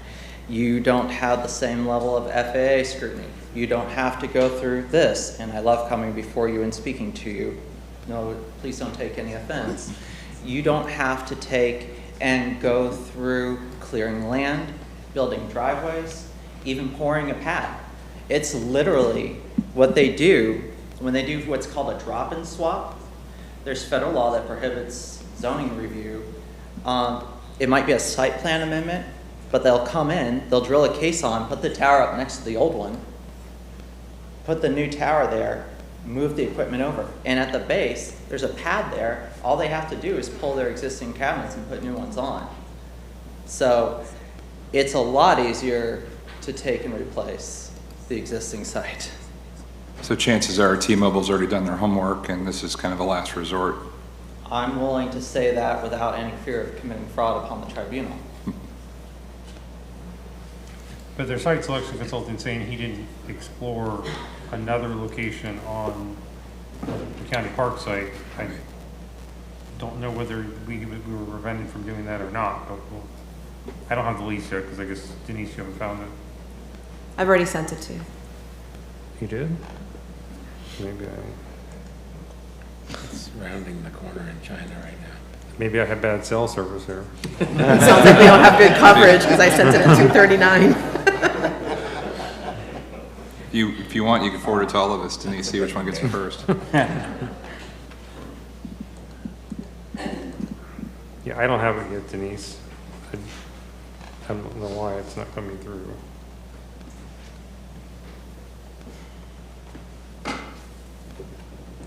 Well, while she's looking that up, I just want Just to sent it remind again. everyone that the fact that the golf course Let me check it again. plantation would be reimbursed on a monthly basis for leasing this tower, correct?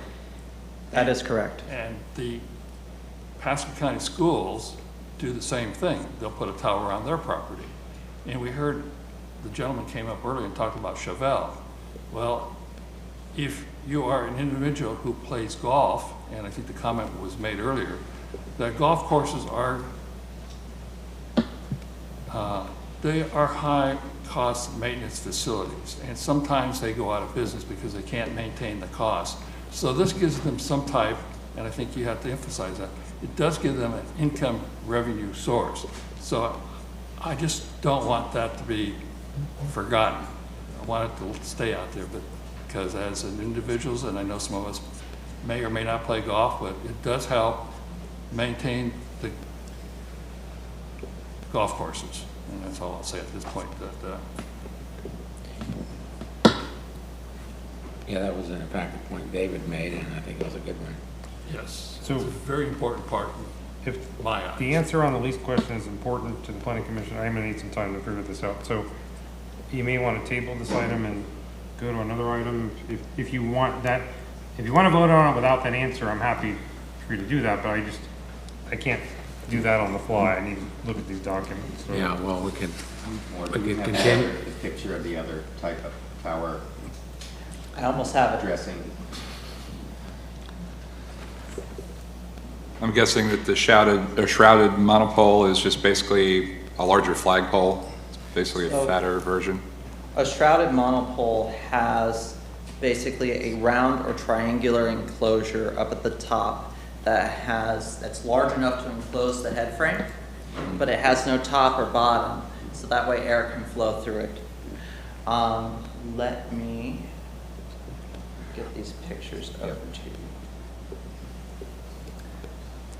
It's basically the same monopole with a Yeah. canister at the top To hide the antennas? Yep. to hide the antennas, but it doesn't really hide the tower. No. So let me forward this to Denise right now. Yeah, I mean, to me, when these things come to us, I mean, we live in a society where some of this technology is, we all rely on it every day. But the question I ask myself when something like this comes is, has everything been done and investigated to make sure we minimize the impacts that it has to the surrounding communities and the surrounding residents? That's why I think it's really important that we answer the question or know the answer to the question of, has the property on the south side of the south side of the road there, the county property, has that been looked at? I mean, because that seems like a more viable location for something like this than where you're proposing it. Understood. So we can table it for what discussion later today, or we can suggest a continuance, which I think the applicant has already said she's willing to do. Can we table it till later on this meeting? We So can. we have a chance to Yeah. look at the lease? I don't know how, David may need more time than How we that. can read it that small. Well, unfortunately, my T-Mobile phone got better service than my computer, so. Denise, I'm not seeing the lease itself. I'm seeing memorandums of lease and some amendments to the lease. That's what I was sent by facilities. Okay, well, this is not the actual lease. Okay. So I need the actual lease, the original lease. If you don't have that, then if it's important to the planning commission, then maybe we need to, I mean, I guess it's up to the applicant, or, I mean, would you rather us continue until we can get that answer, or do you want us to wait until we do other public hearings and see if we get an answer before then? In the interest, I am yours all afternoon. In the interest of time, if it is possible to handle this by tabling, I would be happy to. If the planning commission prefers a continuance, of course, I will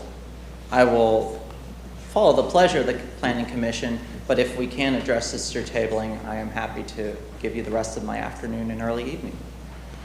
Okay, well, I can't guarantee that we will have an answer from facilities before we get to the other items, but if you're willing to at least wait and give it a shot, I'm okay with it as the planning commission is. The only comment I might make is most likely, now it's conjecture, but most likely that Verizon, or not Verizon, T-Mobile has explored this option. So, well, once again, as he said, it's a whole lot cheaper for them to Well, to no, stay I'm where not, well, okay, to be clear, I know that they've explored the option of, or I trust they've explored the option of locating on the existing flagpole site. Right. I agree with them, that would be a lot cheaper to do. What I don't know is whether they explored the option of going to another location in the park. Because their site selection consultant is saying he didn't do that. Okay. So it may be because there's a non-compete, but I don't have the lease to confirm that, so. Understand you right, and if we were to approve this, it was your belief that Verizon would jump to your new tower when this is done? This is Matt Tenaya, John, and yes, as someone who's in So the if industry. I'm the owner of the existing tower, why wouldn't I negotiate with you to do what I need to keep you? Because if my other tenant's gonna jump and then the county ordinance says I gotta tear down my tower, how's that in my best interest? So, one moment while I compose my thoughts on that. There are many tower companies that are caught in their own process. So, one of the things is there's tower companies out there where you have to hold an entire committee meeting larger than this planning commission just to change out a fence. Once a tower gets constructed, it often gets kind of frozen, especially with a larger company. So even though they're being confronted with a client that wants to do it, it goes into their process and then just gets mulled down because someone above them might be looking at a quarterly spreadsheet and says, we can't do that. That's the kindest way, or that's the best I can say it without going into details.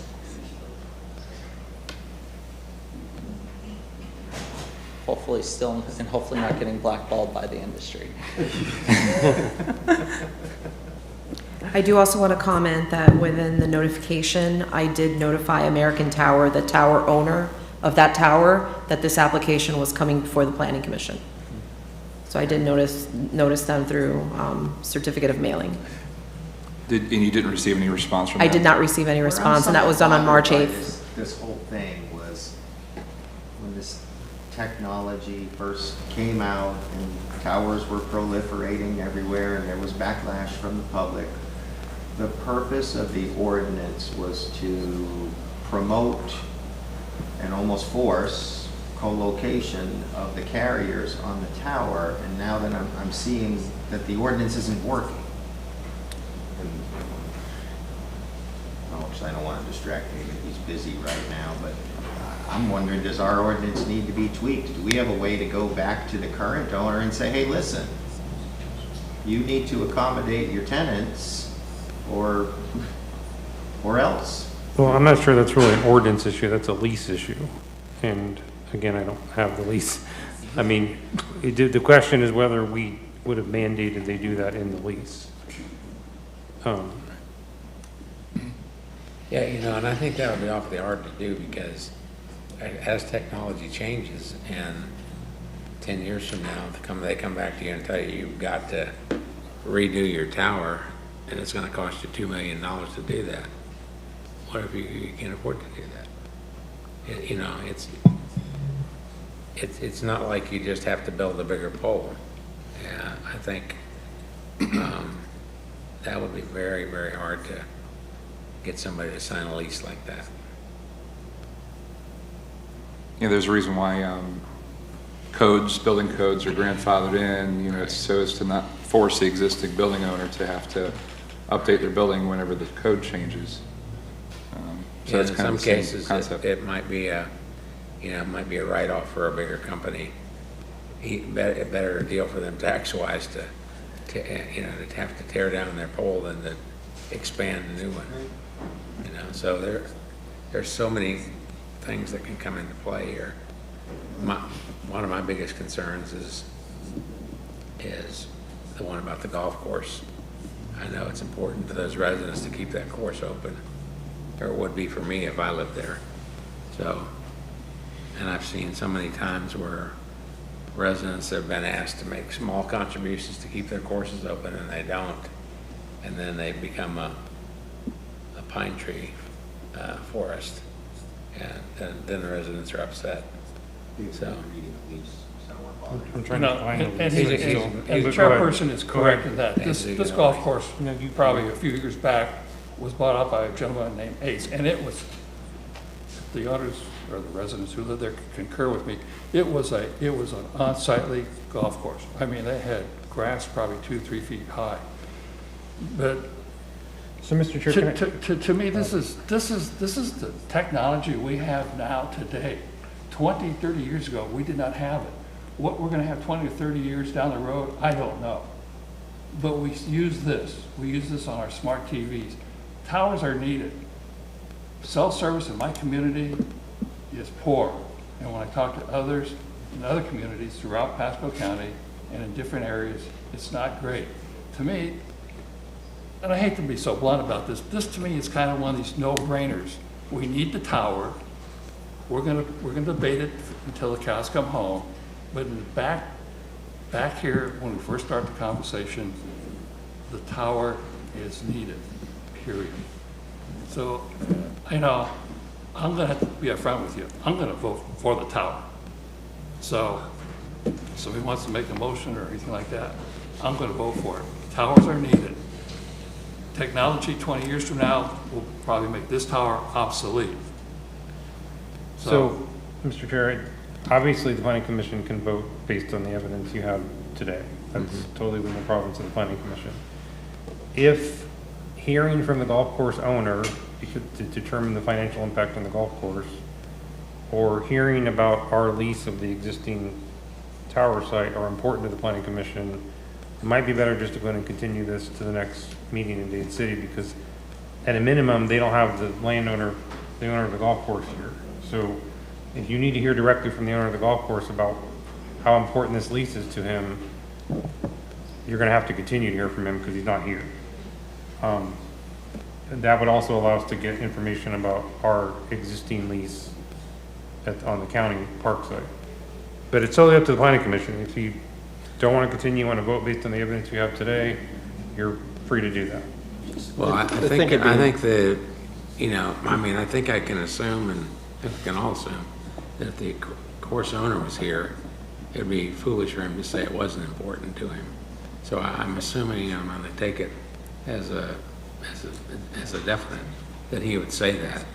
My only question is you know, is there an alternative location? If there is, then Well- it's something we need to consider. If there's not, then I think Yeah, it's to be needed. clear though, it's kind of a balancing act, because if you're concerned about the golf course owner and him keeping that revenue, then you wouldn't want it moved to the county park site, because you would lose that revenue, so. No, I know, but some of the people on the board here are concerned about the location. I'm more Yes. concerned about the golf course. but- I'm more concerned for the future of tower permit, not so much this particular case. With Peter, we all carry one of these things. This is a necessary evil in our society. What I'm more concerned is that we created an ordinance to try to stop the proliferation of towers or minimize it. And we have now a situation where that ordinance is failing us a little bit, so I'm trying to think out in the future as to how we might fix that. Yeah, and I think, John, I think it's gonna be a problem, no matter if we fix it today. We're gonna Well, I have don't think we're gonna fix it We're gonna, today. I mean, in the current scenario, even if we fix the ordinance, it's gonna be out of date in another 10 years. So, I mean, David, it's are you always gonna familiar? be a problem. And, so, yeah, you know, who would have ever thought we would have had a telephone on our wrist? You know, in and the early days of cable TV, the county gave a franchise to the cable company. All right, okay, the cable company didn't perform, didn't do what the county, didn't deliver the service to the residents, out goes the cable company and we find a new one, new franchisee. So curiosity question, and maybe David, there may be laws against it, I don't know, but why don't we do such things with, say, cell phone towers? May I be heard? Well, I think we're preempted, but go ahead. So, once you start, so the whole idea of a franchise system is against the federal scheme of a deregulated, highly competitive market as embodied in the Telecom Act of 1996 and the case law and the FCC orders that have interpreted it since that time. So, We that, also can't have cable franchises anymore either. just- Yeah, I understand that, that's why I'm asking the question. So we're preempted either by state or federal law on having franchises for these types of providers, cable, telephone, cell service, et cetera. Well, I think another point that serves the continuous discussion is that clearly property value is an issue to the property owner that came up and talked to us, and we've had the applicant stand here and say that they would engage a firm to put together an appraisal, a study of that, so I mean, and that could be done within the next month, if we were to continue this for a month. Do you think that they could be ready to testify at that point? I believe likely yes.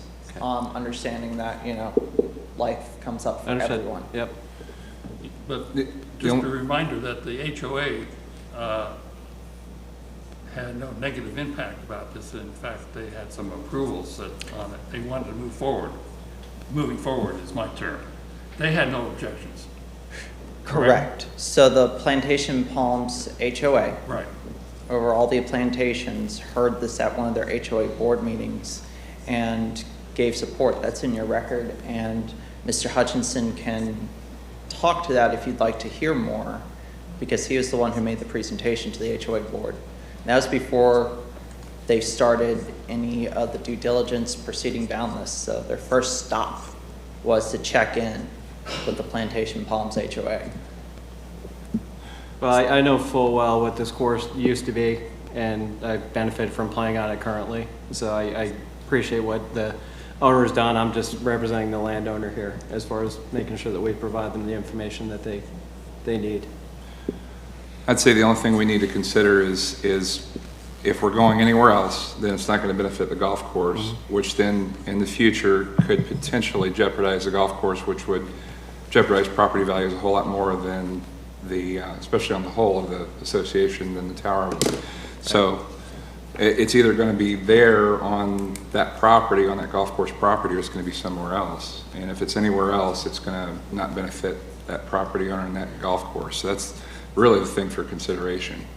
And that kind of makes the rest of these points kind of moot, determining where else it could go. And if we're okay with that property owner not receiving that revenue, then we can investigate the rest We of that. haven't heard any stories that the golf course was bought.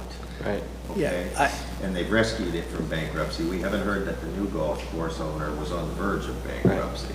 Yeah, and I Therefore, doubt I agree highly, I doubt highly that the current guy that bought the golf course bought it on speculation that he was gonna have a cell tower on his property and have that revenue. I mean, to me, the biggest question is there opportunity to move to a different property to the south that has less impact on the existing residents? And it doesn't sound like we can answer that question today. I mean, we can sit here and talk about this for another hour if we want, but I mean, to me, I think it's just, it needs to be continued if we Yeah. don't have that answer. Right. I think based on what everybody said, I would like to hear a motion for continuance. I'll make a motion, Just for the record, we are agreeable to a motion for continuance. Thank you. Thank you. I'll second that. We have a motion and a second. So we're continuing it to the next meeting in Dade City. Next Which Dade is City May 4th at 1:30 in Dade City. Yeah, I'm gonna vote no on the continuance up front. To me, it's gonna be the same conversation we're having today on May the 4th. There's gonna not be any changes. The golf course can use the revenue, just as the school board does use the revenue from that. Just as I would, if I owned a piece of property, I could use the revenue. This is something that needs to be done. Cell towers are the progress that we have today, and down the road, it will be something else. 20, 30 years ago, it was telephone poles, it was other things that need to go on personal property or individual property or public property. We heard the comment about franchising the cable system. I don't know if there is a cable company out there today. I don't think there are. We all have, for the most part, not all of us, made an assumption there, but for the most part, smart TVs are in use today and in many phones, just as the computers are. Remember we used to have computers that had a modem? Today they don't. They go straight to a wireless system. So to me, we're going to be having the same conversation on the 4th of May that we're having today. In my opinion, I call the vote, so, on this motion. Okay, we have a motion and a second, I believe. Mr. Chair, if I can make some comments too? Yes, open for comments. I tend to agree with Peter. We understand, we're property owners too, and we understand nobody wants any kind of an eyesore. We don't want power lines, we don't want cell phone towers. I totally get that. That said, there is a cost to any conveniences that we have, and the conveniences that we all enjoy, and it's not just enjoyed by the property owners that are nearby, but everyone else neighboring. We've had a lot of discussion in Planning Commission about infrastructure issues that have come before this board. People have complained about traffic at certain intersections, for example, and complained, why didn't we widen the roads before this happened and this was congested? This is a very similar situation. You know, while there may not be problems with cell phone service and technological access now, if those improvements aren't made with the growth that's going on in the area, we'll come into that issue, and that will affect negatively not just people nearby the tower, but everybody in those neighboring neighborhoods, as well as potentially access to emergency services. Obviously, there's limited areas that this tower can go to cover that particular zone. But if it were me and I had the choice of seeing revenue either go back to the county through a lease or go back to a private owner, I'd rather see it go to a private owner. And so for that reason, I think I'd vote no to the continuance as well. I need clarification of the motion, please. Yeah, the motion was to continue to the May 4th meeting, and we have a second. John Moody, and then I seconded. Was it close? Yeah. Still, It was a co-motion. so anyway, we have a motion on the floor. I'd just like to say, I tend to agree with Pete and Derek, but I'm going to vote for the motion because I think we have some members on the board that have valid concerns about about location and about protecting the neighborhood. So I don't think a 30-day continuance is going to hurt anybody. It'll only serve to satisfy certain people and certain minds and give everybody a fair hearing. So just want you to know why I'm voting the way I'm voting. That's all. So having had discussion and nobody else, all in favor of the continuance signify by saying aye. Aye. And against, nay? No. Nay. Nay. All right, let's have a roll call, please, for in favor of the motion. Mr. Jamie Girardi? Aye. Mr. Derek Potlitz? Nay. Mr. Peter Hensel? Nay. Mr. John Moody? Aye. Mr. Christopher Poole? Aye. Mr. Chris Williams? Since this is a conditional use, I wasn't voting. No, he would not vote on this matter. And Chairman Ballford. Aye. So that is in total, we have 4 ayes and 2 nays. All right, so the motion carries to continue to the May 4th meeting, right? Thank you for your time. I will see you in May. Thank you. Thank you.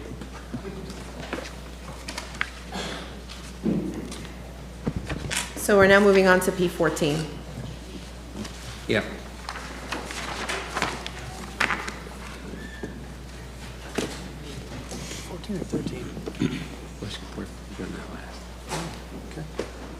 William Devine, Planning Development, item P14. Before we begin, I did receive 3 letters of opposition, which have not been distributed yet, so I will distribute those now.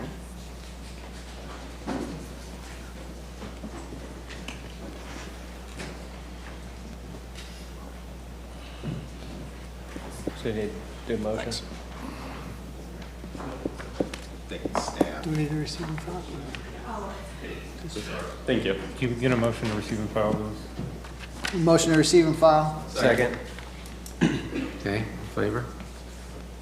If we, Liam, has the planning commission seen these letters? They have not seen them yet. So I think it's we do three. need the clerk There's to 3, correct? pass them up if you could. Oh, you got them over here? Okay. Yes. All right. Okay, I'm going to begin here. Item PDD, or PDD, 23-2103.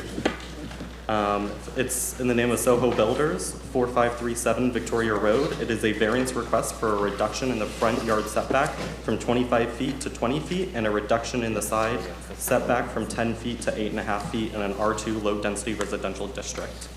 The subject site is located on the south side of Victoria Road, approximately 215 feet west of Sheffield Road. Here is an aerial view of the site. The surrounding future land use for the site is Res 6. The surrounding zoning is R2. The subject site consists of a single-family dwelling on approximately 0.28 of an acre. If approved, the variance request would reduce the front setback to 20 feet and the side setback to 8.5 feet and will allow for the issuance of a CO for the existing residents. The subject site has a future land use designation of Res 6 under the comprehensive plan. On December 7th, 2021, the applicant submitted a building permit application for a single-family detached dwelling. On December 15th, 2021, Building Construction Services marked the application with revisions and required the applicant to submit any new plans with correct setbacks. On December 20th, 2021, the applicant submitted one new plan sheet with the correct setbacks labeled Site Plan Sheet Number A and had drainage type B at the bottom of that plan sheet. This plan sheet is the only plan sheet in the with correct setbacks in the approval plans. On December 26, 2022, Building Construction Services uploaded the approved plans into the Acela record, and that was stamped December 21st, 2021. Again, the only sheet in that plan sheet that had the correct setbacks was the one that was labeled Site Plan Sheet number A. In October 31st, 2022, BCS did communicate with the applicant/owner that an as-built survey was rejected for not meeting the minimum setbacks and advised the applicant/owner to notify them that they would require a variance. If this variance sounds familiar, is because Planning Commission did hear this on January 5th, 2023, and was reviewed for the same variance request, petition number 21001, and was denied by Planning Commission based on not meeting the LDC section 407.2.d.1 variance requirements criteria for approval. During that request, Planning Development Department's recommendation was to approve the variance request with conditions. This is what the site would look like with the variance. This is what the site would be without the variance request, meeting those setbacks. Planning and Development Department staff recommends denial for the subject variance request.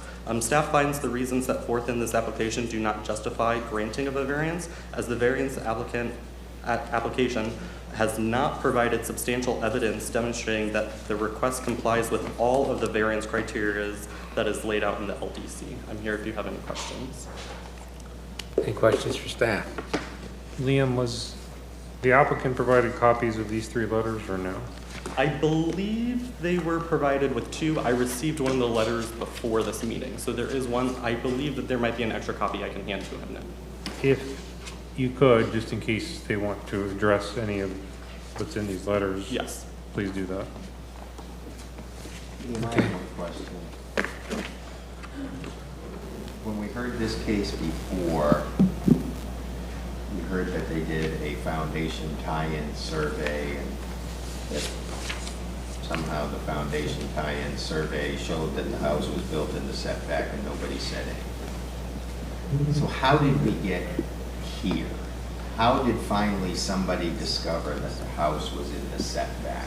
What's the impetus for this variance request? So we do have our colleagues from Building Construction Services here who may be better answering that question. All right.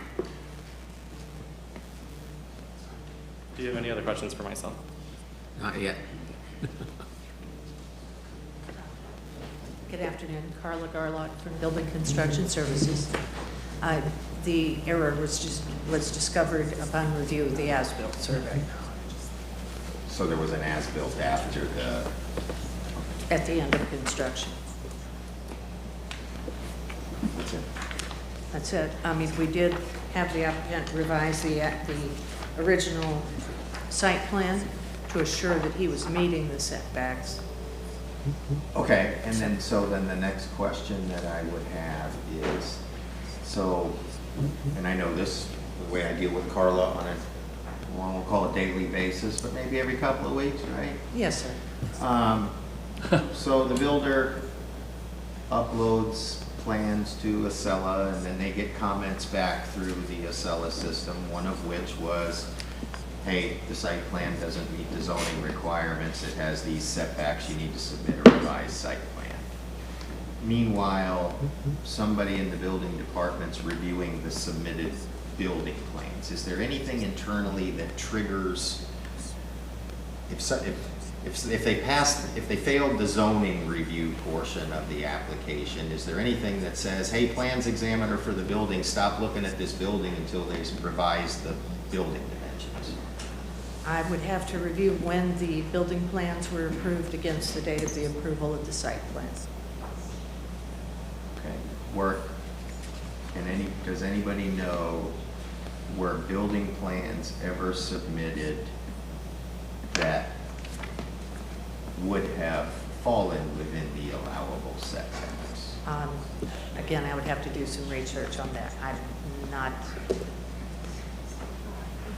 I don't recall at this time. Yeah. Good afternoon, Mr. Oliemi. I'm sorry, I couldn't hear you. Your name? Good afternoon. My name is Esther Oliemi. Okay, and you're the building official for Pasco County. So the plans are reviewed concurrently to save time.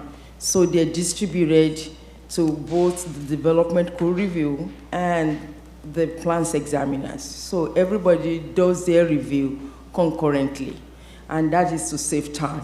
Yeah, I understand that. What I'm getting at is what I can see here is the possibility that, okay, whoever did the zoning review did their job and they flagged the site plan for not meeting the required setbacks. Yes. But if word didn't get to the plans examiner, then the plans examiner is down there reviewing a plan for a house that doesn't fit within those setbacks. Mhm. And I make the assumption, I don't know, that that's probably what happened here. Yes, but what I'm saying is that each section is reviewed for different things. Yeah, The right, plans right. That's what examiner. we're saying the same thing. Okay. And so what I'm trying to ask, the follow-up question is, so somebody flagged in a cellar that the house didn't fit within the setbacks. Was a set of revised house plans ever submitted for a house that did fit within the setbacks? The point that I'm trying to make is the plans examiner is looking at the plans for Florida building codes. I understand. I'm not saying you did anything wrong. I'm asking, was a second or a revised set of plans ever submitted to the building department? So the plans is okay. The site that is not okay is what goes for revision, and it's what goes back to Carla's group to look at the site plan and see if now, ordinarily, the site can take the size of the house. It's just the way it's placed on the site that doesn't meet the requirement. I understand, but somebody submitted a set of house plans. We're talking about at one point, this was a set, I guess the setbacks would have required a 70-foot wide house, and the plans submitted were for a 73-foot wide house. And I'm only talking about width because there's some depth issues on this thing too for the moment. So somebody's looking at a set of building plans that shows a house is 73 feet wide. Okay, so was a set of plans ever prepared and submitted that showed a house 70 feet wide that would have ever fit within the setbacks? I'm assuming that the plans that are reviewed is the site plan, because the plans examiner is assuming that what he's looking at fits the site. That is the assumption. The assumption is, okay, whoever the design. It's a yes or a no question. So are you saying that they did not submit a updated set of building plans showing a house with a width that would fit within the setbacks? The plans that are submitted to the site looked at it because they don't scale the plans. The assumption is that the design professional that is submitting plans knows what he's doing. Okay, you just answered my question perfectly. Thank you. Okay, anything else? Seriously. John? Perfect answer. Thank you. John, anything else? Nope. Okay, anybody else?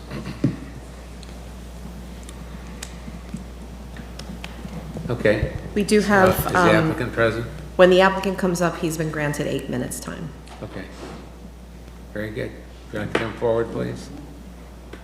State your name and address, please.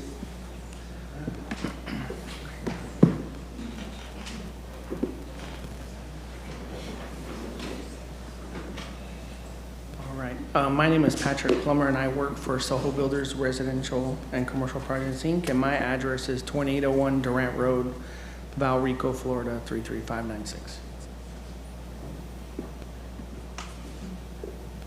Okay. So, I did prepare a PowerPoint. In our first variance hearing, we honestly did not come prepared. We were told by Pasco County that they were, moving for approval, and that it would be we were pretty much assured that it would be passed. We did not know. They said they don't guarantee it, but they had not seen a disapproval on something like this in the past. So We did not know there was going to be opposition to it. We had reached out to the neighbors, but they did not reply to us. And when the hearing did start, the reason we reapplied obviously is to try to get the variance, but it seems like in that original variance hearing, there were some things said that were not accurate. And so I brought this PowerPoint in order to try to clarify those things and provide the actual evidence to demonstrate that the things that were said were inaccurate. Let's see. How do I, okay. In the previous meeting, it was brought up at the beginning that our engineer of record was not qualified or certified to do building plans. He is present. His name is Mario Para. And he is qualified to do plans. There was a report done to Tallahassee to the Board of Engineers in an attempt to report him for not being qualified or certified. And he did receive that report and contacted them, and they did verify with him that he is in fact certified and qualified to do plans. And there was no issue with him doing the plans. Sir, can I just yes. try to help you out here? This is not a licensing hearing. I want to be clear with you. Correct, but at the beginning of the last hearing, there may have been some discussion about that issue, but your job is to demonstrate that you comply with the variance criteria in the Land Development Code. Whether somebody has a license or not is not listed in our variance criteria. Okay. So I think you need to focus on the criteria in the Land Development Code.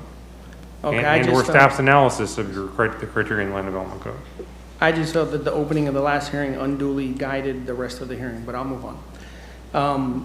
I'm not sure that's accurate because the Planning Commission voted to deny because you didn't meet the criteria in the Land Development Code. Okay. Regardless of what other testimony may or may not occurred. So you need to focus, your burden of proof is demonstrating you meet the variance criteria. Okay. So when the original plans were submitted to the county, they did have a 20-foot setback in the front and 8.5 on the sides. During the permitting process, they did reply back and say that they didn't meet the setback requirements. And a new site plan and new plans were submitted. And the process that this is done, when you go to submit them, you are presented with the screen that you upload the plans and you match each page to the previous page. So it's not uploaded as an attachment, it's a process, and those were uploaded. The engineer who's present today, he did create a new set of plans, and he did electronically seal them, and they were uploaded to the website.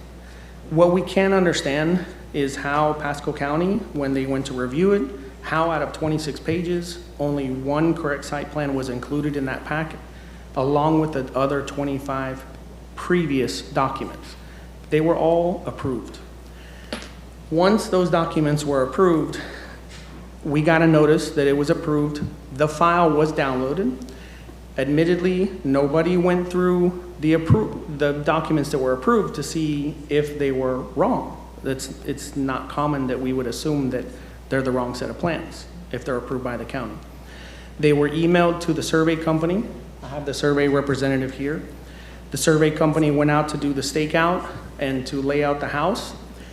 In discussions with them, it turns out that when they had these 26 pages, they did notice that one of the pages did not concur with the other 25. They assumed that one page was the mistake and the 25 were correct. So they proceeded without communicating to us to lay out the house. We proceeded to get an inspection at that point once we had done the footers, and during that inspection, the first inspection failed, and the comments were not related to the size of the house. It had nothing to do with being in the setbacks. It simply said that interior footer not to plan, ran short where required and installed where not required. This had to do with the dividing wall between the garage and the house. So in the previous testimony by the homeowner who came, who lives on the right, she said that she chopped off the rest of that inspection and only put there interior footers not to plan. So she misguided this commission by making it seem like we failed an inspection We knew we were building the wrong house at that time and that we willfully continued, and that's not the case. When the inspector showed up to inspect the lot, an entire set of plans was on site with the correct site plan, 1 copy, 2 incorrect copies of the site plan. All 3 approved by the county, all stamped and approved, and I have a complete set here printed. Along with the other 23 pages in the set, all of the 73-foot house, all approved. So when the inspector showed up, he was checking the footers based on the plans approved by the county. Once we got past the footers before pouring the slab, we had to get a tie-in survey. So we called our surveyors back out. They performed a tie-in survey. We uploaded it. We printed it, put it on site. The inspector, Mr. Switzer, came out and once again inspected it and verified that the tie-in survey was correct and we were allowed to proceed. So this was yet again a mistake. It should have been caught at this time when we uploaded the tie-in survey. Someone at the county could have also noticed we were outside the setbacks. Nobody caught it that time either. Neither did we. We proceeded to finish the house, and once the house was completely done, we went to pay our CO fees and we submitted the as-built. And apparently, because this is a separate department, not the permitting department who checks just the as-built, they then caught that we were in the setbacks. So this was a bona fide error. We did not intentionally build a larger house. We did not try to circumvent anything. The lot is big enough that the house could have easily been 5 feet back. And it's big enough that we could have added 1,000 more square feet of living space. We didn't build to the maximum. It was simply, we submitted the plans, the wrong plans were approved. The document evidence shows that. Nobody caught this to the end. And unfortunately, in the last hearing, there were other comments made from apparently the neighbor's testimony that when she looks out her window and her view is of a wall, that she can't see the park down the street. You can see that flagpole that's in the park. So what we did was a study of if the house were set back 5 feet, would she be able to see the park? And she can't. Also, we reached out, we did finally get a hold of them, and we did offer to turn the garage into a carport. Their response was they wanted $30,000 to remodel their kitchen. We tried to work something out and say, well, we'll give you a $10,000 landscaping package on top of the carport. And basically what their response was, we just want $15,000.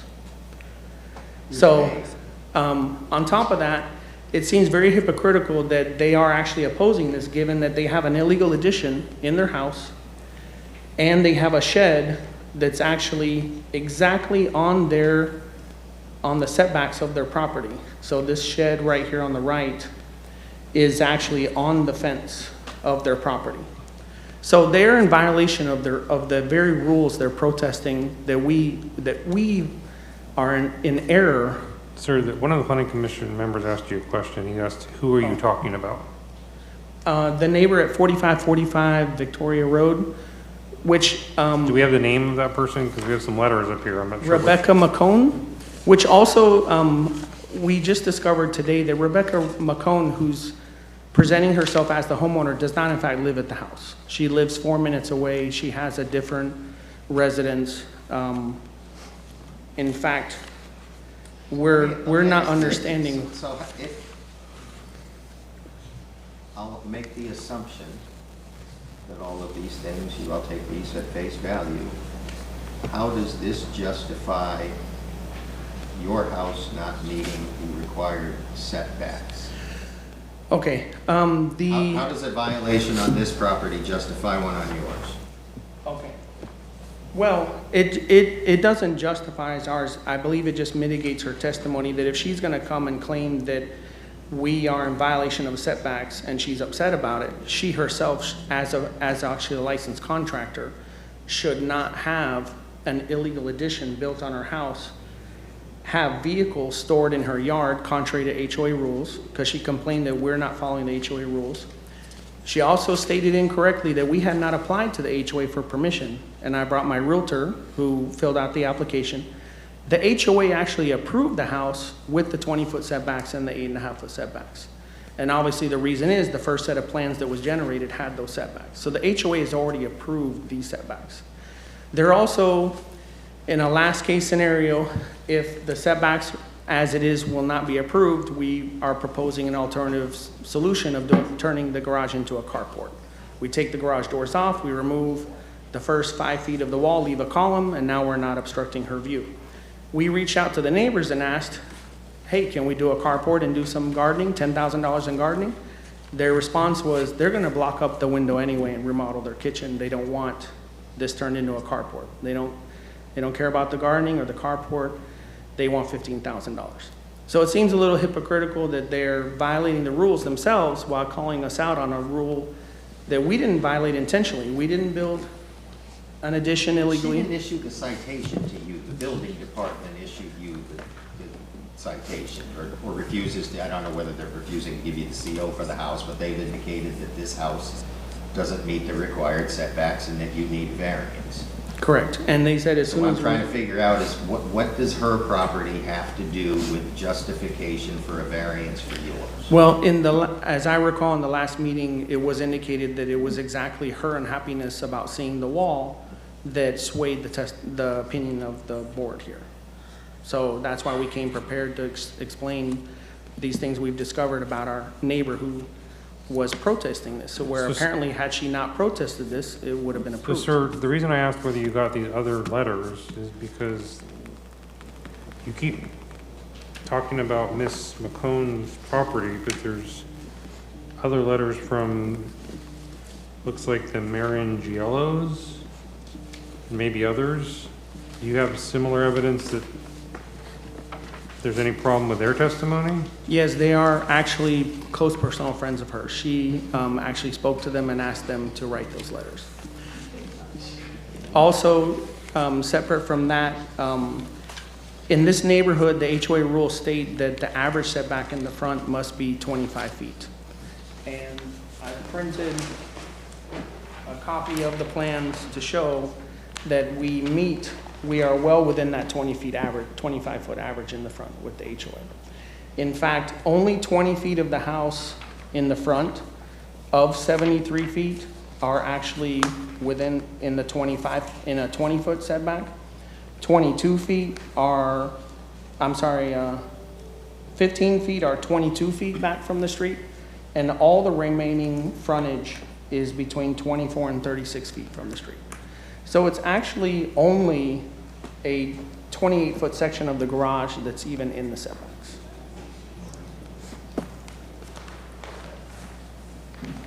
So as far as the HOA is concerned, also in the neighborhood for meeting similar homes, the house to the left of ours, actually, we measured from wall to wall between our two houses, and there is only 17 feet, meaning they also have an 8.5-foot setback on the side. And I pointed that out to Liam. That's something that's verifiable through the map data. I can answer that question. That house was built in 1978 before we had a building department. I was looking for those plans to find out why apparently the setbacks might have been different back in the days, because I did walk that entire street, and it seems like nearly every house built prior to 1986 all has less than 8.5-foot setbacks. So as it stands, the house itself is not like a glaring violation. It doesn't stick out like a sore thumb. It actually improves the property values of the neighborhood. We do have a disabled retired veteran. It is currently under contract. His house is up for sale, and he is hoping that this gets resolved in time for him to sell his house and move into this one.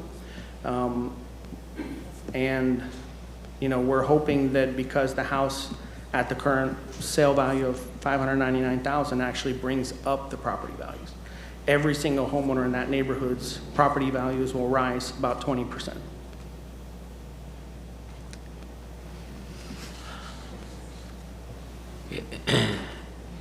It seems like we're speaking all around the actual problem without getting to the heart of the matter. So, and I think we've been trying to bring you back to the center over and over now. rather than talking about somebody else's property, we need to talk about your property and decide whether your property is, your request for a variance for your property is a valid request, not about the neighbors. They're not here for a hearing now. Okay. If, if they're here for a hearing at some other date, that would be something else, but I think we're just muddying the water with all this conversation about other people's properties. Okay, I apologize for that. I'd like to stay on point. Okay. So we can get to the end here. So then I would say that the original plans were submitted. We were told to do a revision. We did a revision in good faith. We submitted a revision. The Pasco County committed the error in approving the wrong set of plans. That's what triggered this. We have no intent and no desire to be here today and have this issue with building a house. It doesn't benefit us the way the house was built. We didn't circumvent some rule. The house could easily have been 5 feet back. Nothing stops it from happening. There's plenty of rear yard. There's 50 feet. We, in fact, did a revision. I paid the architect to do a revision. We did submit it. It was signed and sealed and submitted. The county approved the wrong set of plans. Sir, can I ask you a question? Because you keep saying the county approved the wrong set of plans. But you've acknowledged there was at least one part of the approved plan set that had the correct setbacks, correct? Correct. I brought a complete set So you today. keep saying they approved the wrong set of plans, so but if there was at least one page that had the correct setbacks, why was it wrong? Because there was at least one page that was correct, right? So out of, let me see if I can get which page this is. Let's see here. So essentially, the exact reason that it was not discovered, I'll bring this back to the right slide, was because, here it is, okay. These are the 3 pages that are approved in the county for the site plan. So the only page in the entire plans that is correct is the one on the right up here. So the county has 3 stamped approved site plans. You'll notice that on the 3rd one at the bottom it says drainage type B. So what happened is when the survey company went out, they had 3 copies of this document all approved, and I have the representative here today. He assumed that the first 2 say site plan, and they match all the rest of the plans. He sees the 3rd one that says drainage type.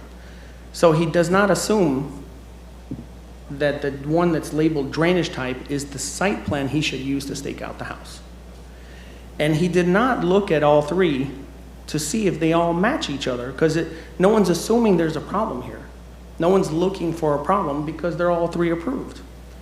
So he's looking at that there's 3 documents. 2 of them say just site plan.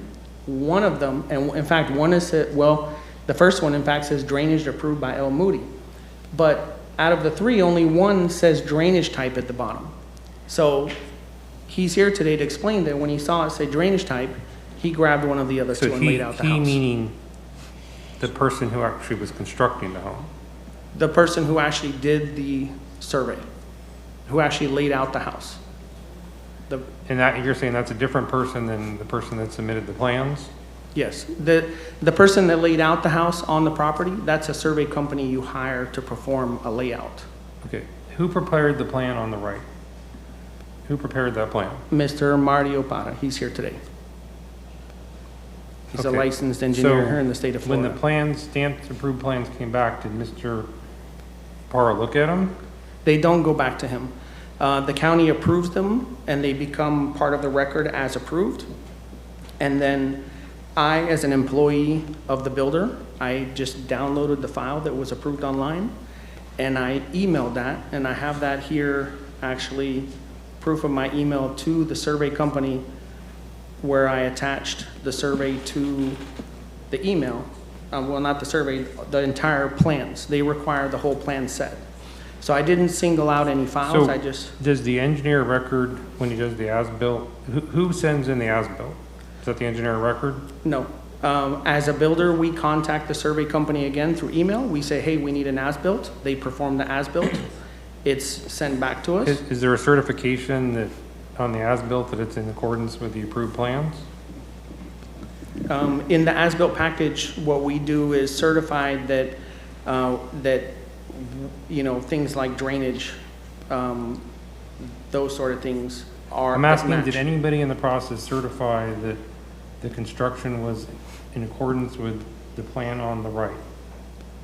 No, because again, when we emailed this to the survey company and they generate the as-built, they're also, again, with the plans in their possession, they're using one of the two other sheets. And their explanation why they did that was because... I'm not asking what sheets got used. I'm asking, did anybody certify that the construction was, the on-the-ground construction, was consistent with what we see right in front of us right now?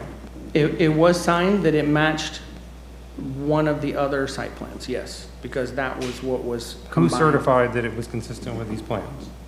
I'd have to go and see who prepared that document. Is it someone with the survey company or someone with the builder that certifies that?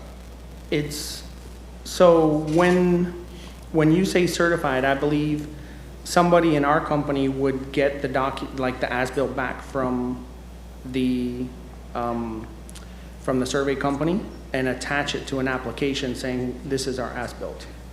But that would not entail submitting a copy of that third page, or I believe either one of any of these pages with it. It's an as-built that's prepared by a survey company. And it goes with an application that fills out that this is the as-built, and here's the as-built page. Can I ask? I'm not sure you're answering my question. I might need to ask staff this question because I'm not sure you're answering I it. just have a couple of questions here. I'm trying to follow through the process. So the initial site plan went in with the initial building plans, correct? The original site plan that had the wrong setbacks. Correct. And that comment came back, and then who revised the site plan to show the correct setbacks? The site plan and the entire set of plans was completely revised and resealed by the engineer, and it was resubmitted to Pasco County. Okay, so then you got the approved set of plans back from Pasco and County. you provide the approved set of plans to your surveyor to go out and stake out the house? Correct. Were they provided with CAD files of the approved site plan, or did they do it off of one of these 3 PDFs? Who sent the surveyor the approved site plan so they could stake out the house? I actually sent the email myself, and I have that here. And the email that is sent to them is a complete copy of the file that's downloaded from Pasco County. So your surveyor staked out off the PDF? Yes. I can ask him. He doesn't speak English, but yes, generally he opens up the plans on a tablet and goes out there with GPS equipment. I've seen them do it, not specifically this house, but the plans are also usually in a plan box, but they do open it on a tablet that they have on hand, and they look at the details in the plans that they have, and they lay out the house. Okay, because I've been doing engineering in this area for 20 years, and I've never had a surveyor stake out off a PDF. They always ask me for the CAD files. That's why I asked that question. Who gave them the CAD file of the approved site plan? And we have been working with. I think he's just asking another question. Okay, so that's what I was answering. Who We have gave never him the provided CAD a CAD file to them, to You Global never Project gave them Management. one? Not ever, not one time. I could easily show you the last 14 houses that we've been participating in building that with no issues. Every single email is only of the PDF file. We've never provided the CAD file. When they stake it out, they're just looking at the setbacks, in the 4 corners of the house, and I'm not sure why they require the entire set of plans that shows every other page, but they do. And I do have the gentleman here from the survey company who expressly says that for some reason, when he was out there doing the layout, he did notice out of 26 pages, 1 was wrong. In his mind, the 1 was wrong because all 25 other pages were congruent. They were all the same. They all matched. So I wish that day he had called us and said, hey, why is 1 page out of 26 not the same? But he didn't, and he also states because it said drainage Plan B on it, he didn't use it as the basis of his work. So my question I was trying to get at is, and maybe I need to ask the engineers on the planning commission, is there any duty for the engineer who prepared the plans when these stamped approved plans come back? Is there any duty for the engineer of record to look at them again at any point in the process after the stamp plans come back? Because it appears the error here was that the engineer of record clearly knew what the correct setbacks were because he submitted the plans with the correct setbacks. What I'm hearing is that the allegedly incorrect plans, so because one of them had correct plans on them, that those went directly to the surveyor and the actual builder without them ever going back to the engineer of record to see if they were correct. And I'm asking, is that a common practice, or is that? Who uploaded the plans, the original building plans, to a seller? Did the engineer do that, or did you do that? So the first time they were uploaded, it was a draftswoman who works for the engineer, and we interfaced directly with her. Okay, and then when you said that you said that the plans were revised to make a house that fits within the setback. Who uploaded those plans? I was sitting with the draftswoman, and we did it together. I was present. Okay. I personally did. So you had a set of drawings of a house that fit within the setbacks? Electronically.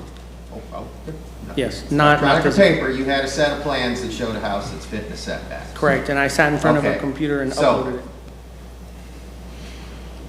Regardless of what plan came back stamped from the building department, you didn't know that those didn't match those plans?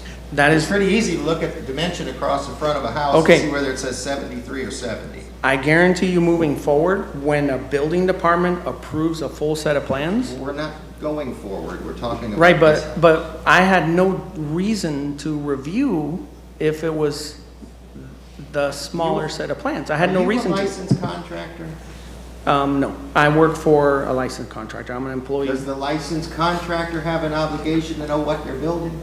So, you see, I don't want to confound the fact that if the county approved the plans, there has never been a suspicion that what is approved is not correct. It's not something that you assume. What I'm saying is you at one point had the correct set of plans in your hands. You knew. I didn't. I had a PDF, and I did upload it, and it was uploaded. They were asked, someone asked for the plans to be revised because a comment came from the building department that the house shown on the site plan did not meet the setbacks. So somebody directed the engineer to make a new set of plans, so at some point somebody knew. I don't know whether it was you or your boss or the general contractor or somebody knew at your organization. But the assumption that once we knew this and we did diligently get it corrected and we did submit it, the assumption that when Pasco County approved the wrong set of plans. Sir, you need to stop saying that. Okay, well. Okay, because there was a page in those plans that you acknowledged was correct. You can't keep representing to the planning commission that it was a completely incorrect set of plans. Okay, it was 25 out of 26 pages, but no, But the again. question is whether that correct page was enough to put somebody on notice that there may have been a problem. So unfortunately, out of human error, when Pasco County notified via email that the project had been approved, I went online to attachments for approved plans. I downloaded the file. I didn't open them. I downloaded the file and I sent it to the survey company, and that's what's up there now, is my email. Sending the PDFs for 2 projects to the survey company, saying, please, we need a stakeout. So then that file in its approved state is sent to a drafting company that prints plans. And then those plans are picked up. Someone goes and picks them up, and they're delivered to the job site. But no one is assuming that 25 out of 26 pages are wrong. So nobody is checking them because no one is alerted that there's anything wrong. Do you think the 1 page was correct isn't enough to say hey, maybe there's an issue here. No, because because the fact that that one page was included in there doesn't signify that even if somebody started flipping through it. Didn't you say during the last hearing you even ordered the wrong trusses? So when we originally sent the first set of plans to the trust company, we did send a corrected, when we revised the house, we did send the revised plans to the trust company. And they did still fabricate the wrong trusses. So the wrong ones being ones for a 70-foot house or a 73-foot house? 73. So we sent, when we're quoting this, before it even goes to permitting, we send the plans to the trust company before permitting even starts. And we send it with the original house, 73 feet. I then sent an email to the trust company with the revised plan saying, hey, these plans were revised. They did not revise their layout. So when they shipped us the trusses, they did send us the trusses for the original 73-foot house.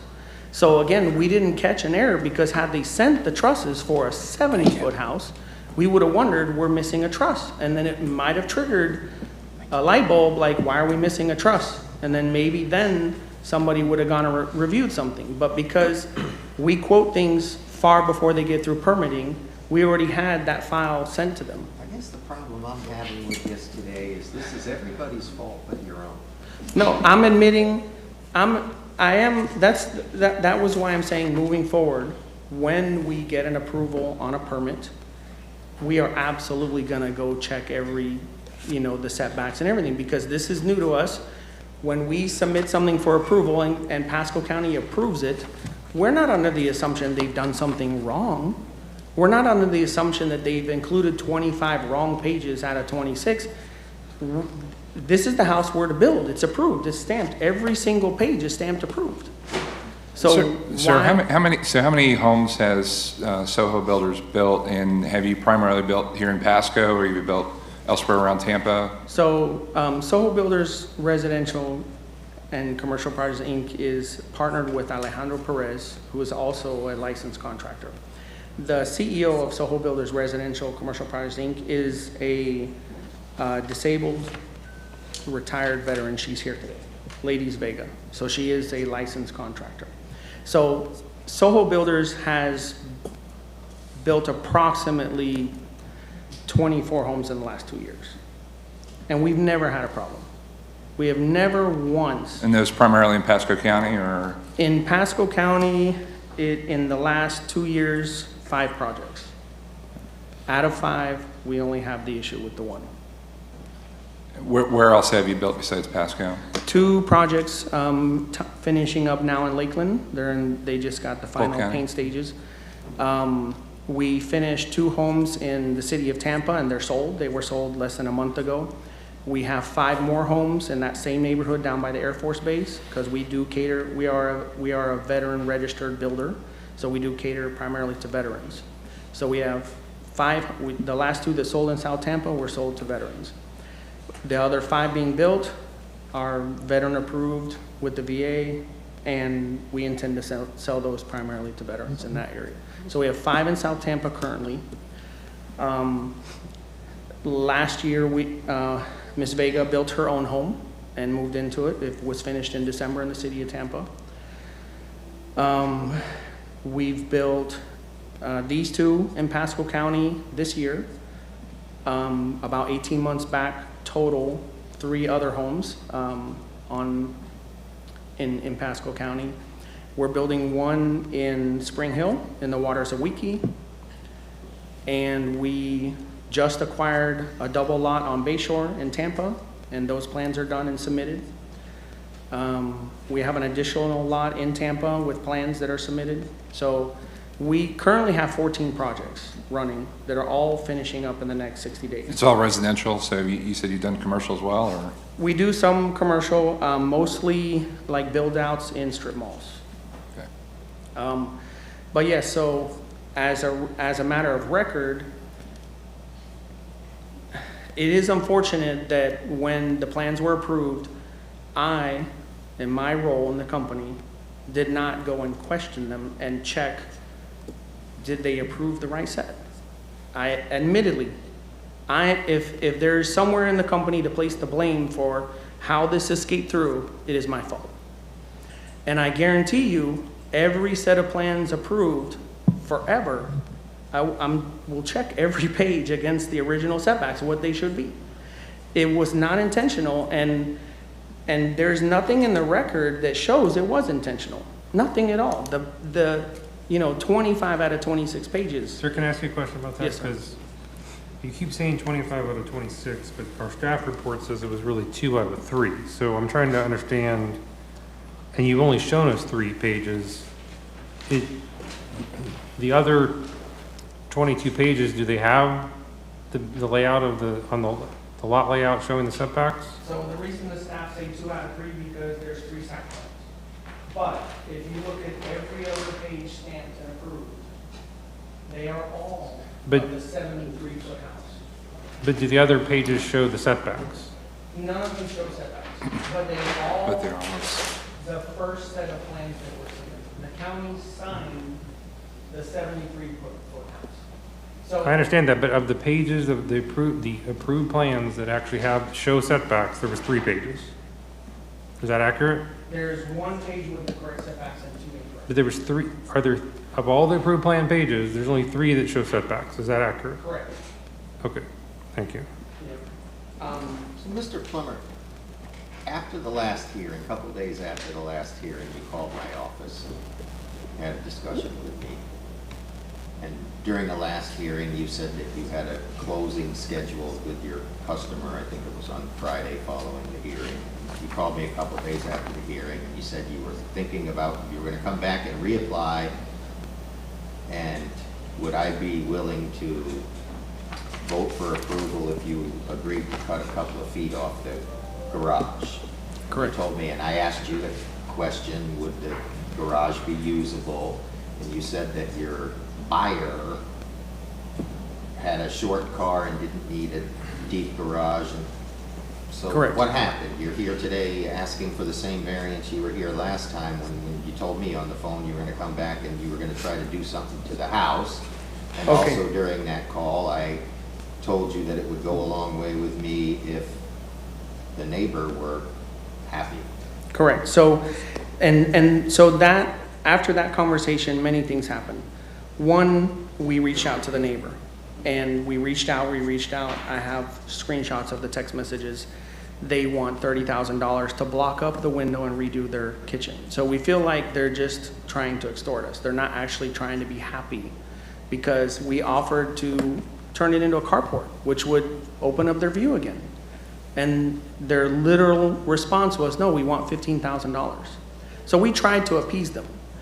But while when we went out there to reach out to them, because I guess we incorrectly placed a lot of weight on their happiness coming into this meeting, because you did indicate that what swayed your personal opinion was her testimony. And I did bring it up in our conversation that we had discovered she built an illegal addition. She's a licensed contractor. She has an illegal addition built on her house. And she has a shed encroached on the 5-foot setbacks on her property. So, and she has 2 vehicles parked in her backyard, and she regularly parks on the street. So I thought, well, it seems pretty hypocritical that she came and fought us on an honest mistake, given that she willfully built an illegal addition on her house. So you told me, I asked you, does that come into play? And you said, well, to be honest, and I'm paraphrasing this, if I knew she had an illegal addition and she violated all of these own rules herself, it would probably mitigate her testimony. I probably wouldn't place the same importance on the happiness of a neighbor. I did tell you that. If they're a contractor and they built an illegal addition, it's far more egregious. What I'm asking is, I'm not seeing any offer to try to remedy the situation. When I talked to you, you said you were going to come back and maybe take a couple feet off the front of the garage. Okay. Why aren't we doing that? So what happened was that because first of all, we have a hard money loan that expired and we had to refinance the house. So we lost about $48,000 with the points and the interest. And this period of coming back extended out, that in this period we wanted to reach out to the neighbor and try to amicably resolve it. And so because of our conversation that you said that either them coming on board or proving that they had all these other violations would sway your opinion, we didn't pursue chopping the front end of the house because we actually went and did a study and it would be about $60,000. So on top of the $48,000 we've lost, having to submit a building revision and that, you know, get the revision approved would take about 30, 45 days and then perform the work would be 30 or 45 days. So now we're out 4 or 5 months trying to resolve the issue. Now, that buyer, we lost the buyer because the day we came here, we were supposed to close, I believe it was a Wednesday or Thursday. We were supposed to close the next day. That didn't happen. We didn't get the variance, so the buyer, you know, backed out. We do currently have a buyer with a closing period of 45 days.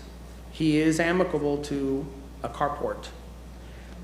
The reason we didn't submit this saying, let's do the carport, is because we went to the neighbor, again, assuming that this all, the crux of this was the neighbor's happiness. We offered to do a carport, and they want money. So we're still willing to do the carport if ultimately, you know, the issue is it the variance or is it the neighbor's happiness? We were under the impression it was the neighbor's happiness. That's why we came back today after our conversation, assuming that the key to this variance was the neighbor's happiness because the only person that spoke against it, the HOA is fine with it. They've already approved the variance. They've already approved, not the variance, sorry, the setbacks. So under the maybe misinterpretation of the situation, assuming that the issue was the neighbor, we focused our efforts on making them happy, either giving them a $10,000 landscaping allowance where they could work with the landscaping of their choice and turn it into a carport. And they refused that. And I have that message here, a screenshot where they're asking specifically for 15,000. They came down from their 30,000. So apparently $15,000 would appease them enough to come and support this variance application. Let me ask you a question. I know this might sound like a dumb question, I don't know. If we didn't approve the variance, how much would you lose if you had to tear this house down? Well, again, if this is disapproved, we will appeal it. And given our feeling is just that what happened at the first meeting was unfortunate because we didn't come approved. We were under the impression that because Pasco County was recommending approval, that it would most likely get approved. Just answer the question.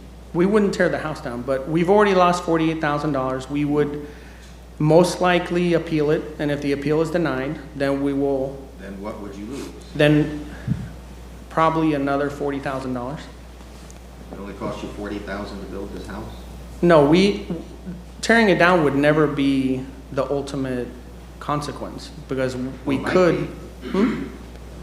I hope it's not, but it might be. No, if we do remove 5 feet of the garage, we'll be in compliance. That will cost us about $60,000. Not on the side setback. What about the side setback? Oh, okay. Well, again, that's so I find it hard to understand where we specifically had a conversation where you indicated that, and I guess also what Liam. I'm trying to get to is it probably costs a couple of $100,000 to build this house, right? $335,000. Okay. So it sounds to me like, and I'm waiting to hear because I want to hear from the neighbors. We've heard from you way longer than this. I'm just trying to understand the logic of I got $300,000 at risk over here, or I pay $15,000 and my neighbor's happy, and maybe the planning commission approves my variance.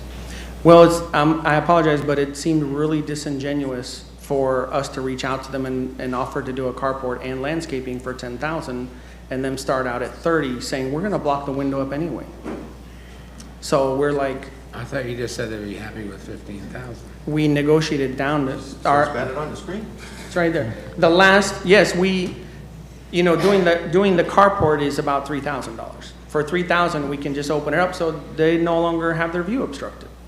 So that's the next step. If we get a denial is an appeal, and then if that's denied, we'll come back and ask to turn it into a carport. Or today, if you guys, sir, gentlemen, do want to deny it as it is, we are also requesting the possibility of the requirement that it be turned into a carport, and we bought plans to show what that would look like. Sir, you said the surveyor that did the stakeout is here. Yes, he is, sir. I just had a question. It goes back to the question about PDF versus CAD. So why does he work off of PDF versus CAD? Is it so he can see something that's actually got a stamp on it as opposed to a CAD file which may not? Or I can ask him. He doesn't speak English, but I do speak Okay. Spanish, so I can translate. ¿Por qué cuando van al lugar a hacer el layout, por qué usan un PDF y no un CAD file? Buenas tardes. Usamos el PDF porque... Excuse me, sir.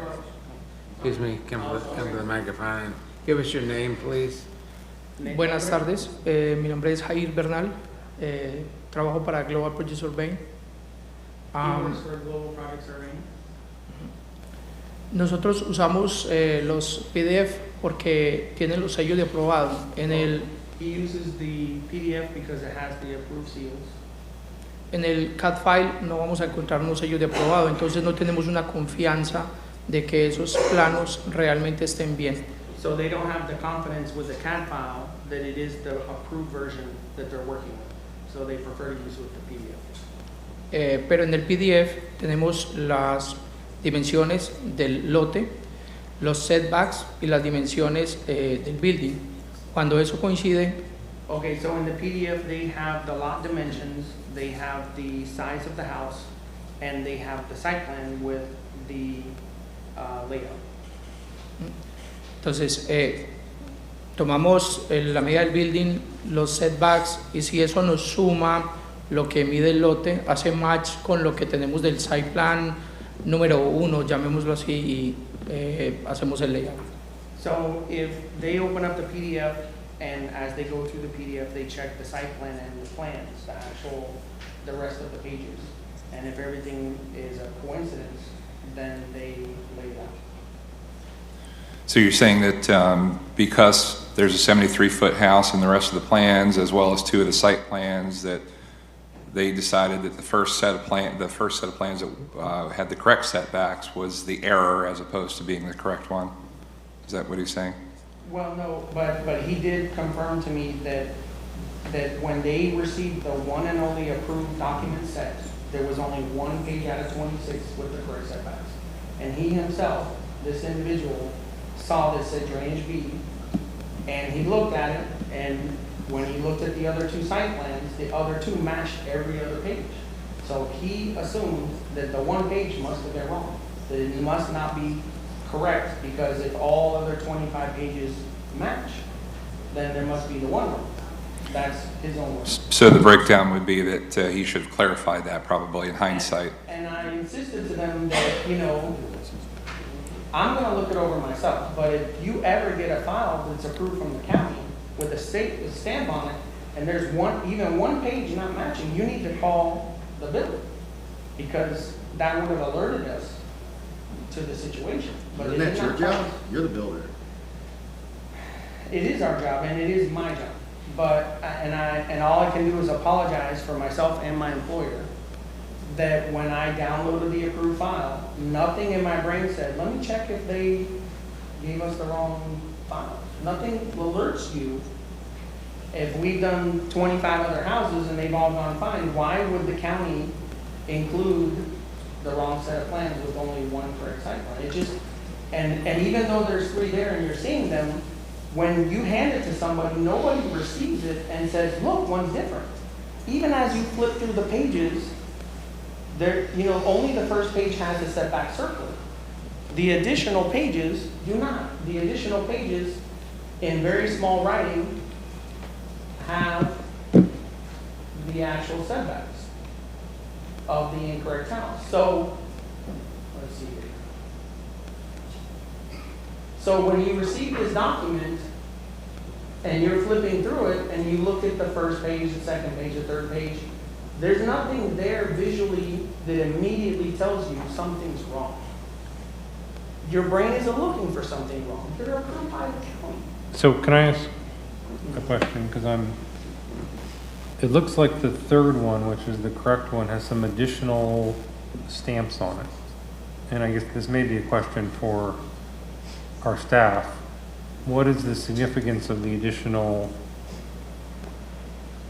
Because the first two only have stamps in the top left corner. The third one, which is the correct one, has some additional approvals on it. Stamp it. Yes, sir. That's the approved site plan with the additional stamps. The first one was the approved drainage, and the third was the actual approved site plan with the circles. And the circle is so they notice the setbacks and stands out to them. And I did call and ask them that question myself. I asked them, how do I know which one is approved? Because actually, I myself uploaded this. And when I did upload it, sitting with the draftswoman, you have to pick what you're uploading. You don't just pick a file and it goes. And so one of them says site plan, one of them says drainage plan, one of them says, I believe there's another one, and one of them says plans. So you upload them separately. And when you move to the next page, you match them to something. You match them to the previous document. Can I ask the indulgence, Mr. Can I get staff back here, because I really want to ask staff this question, not the applicant. So the additional red stamps, there's like one that says record type NSFR, zoning district R2, approved by Anthony, I can't read that, but Anthony something. Sylvester. What does that mean in your world that it has this one has that additional stamp that the other two don't? That is what we put on all the site plans when we approve them. We put those stamps on and we circle it. And So the one that's on the right, that one's been approved. Does this mean it's been approved by zoning, by some department that the other two were not? that was approved for drainage by Lucas Moody. So the two on the left were only approved for drainage. The confusing part, I guess, in my mind is that makes sense, except at the bottom, the two on the left say site plan, but then the one on the right says drainage type. So. It also says site plan.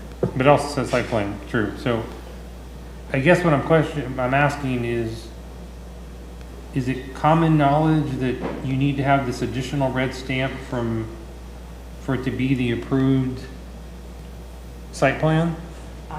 We have used that stamp since I've been in permitting. That stamp has been used for approval. So in your world, the two on the left were never really approved site plans?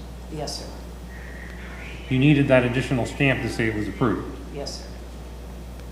Okay, thank you. Yeah, the stamp says Pasco County Central Permitting Site Plan on the stamp.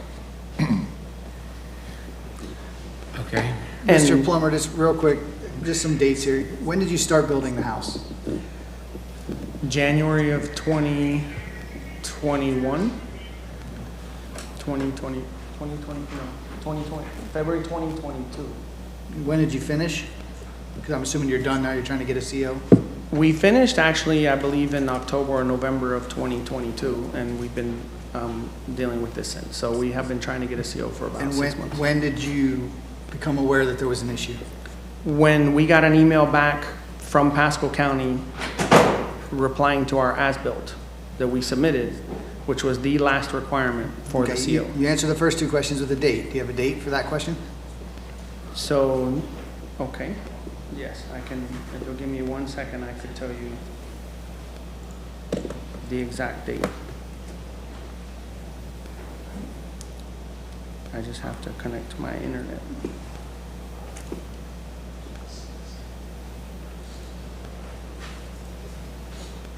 Do you know the answer to that question? So we have the answer. That was October 31st, 2022. So shortly after you completed the actual construction. Okay, and you indicated that you had HOA approval? Yes, and I actually have that in my PowerPoint. Let's see here. Yeah, if we could see that, I'd like to see that as well. Okay.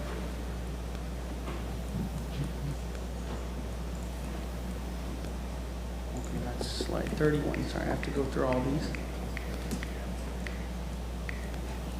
And that's some of what the other people that want to, homeowners want to come and talk about, is they have claimed that the HOA has not approved it. And we, through my realtor, who is present, he did submit this application on July 6th of 2021 with the site plan showing a 20-foot setback and 8.5 on the side. And again, that was because this was before we even went through permitting. This was the original set of plans with the front-facing garage. So after this, we got an email back. Can you go back to that approval? So there's one spot, looks like on the approval, it says driveway, it says plot plan showing location and type of material shall not be nearer than 10 feet to any lot line unless stated differently in DCRs, which I'm assuming are the HOA documents. And that box is checked off there. Is there any significance to that? At the time that we filled this out, in the HOA documents, which we also have screenshots of, it talks about the front setbacks as an average of 25. So it's a modification, I'm reading it. Correct. Yeah, so it's a modification request, and it looks like it's, by signature this form, I agree to allow the architecture board to verify that this modification has been completed to include permission for the person. Yes, and so on that site plan we submitted to the HOA, it does show 8.5, so that may be why that box was checked. And that would concur with what was submitted and later approved. Yeah, but the way you look at that, though, is the only thing that they approved was your driveway, because that's the only thing that's checked off for there.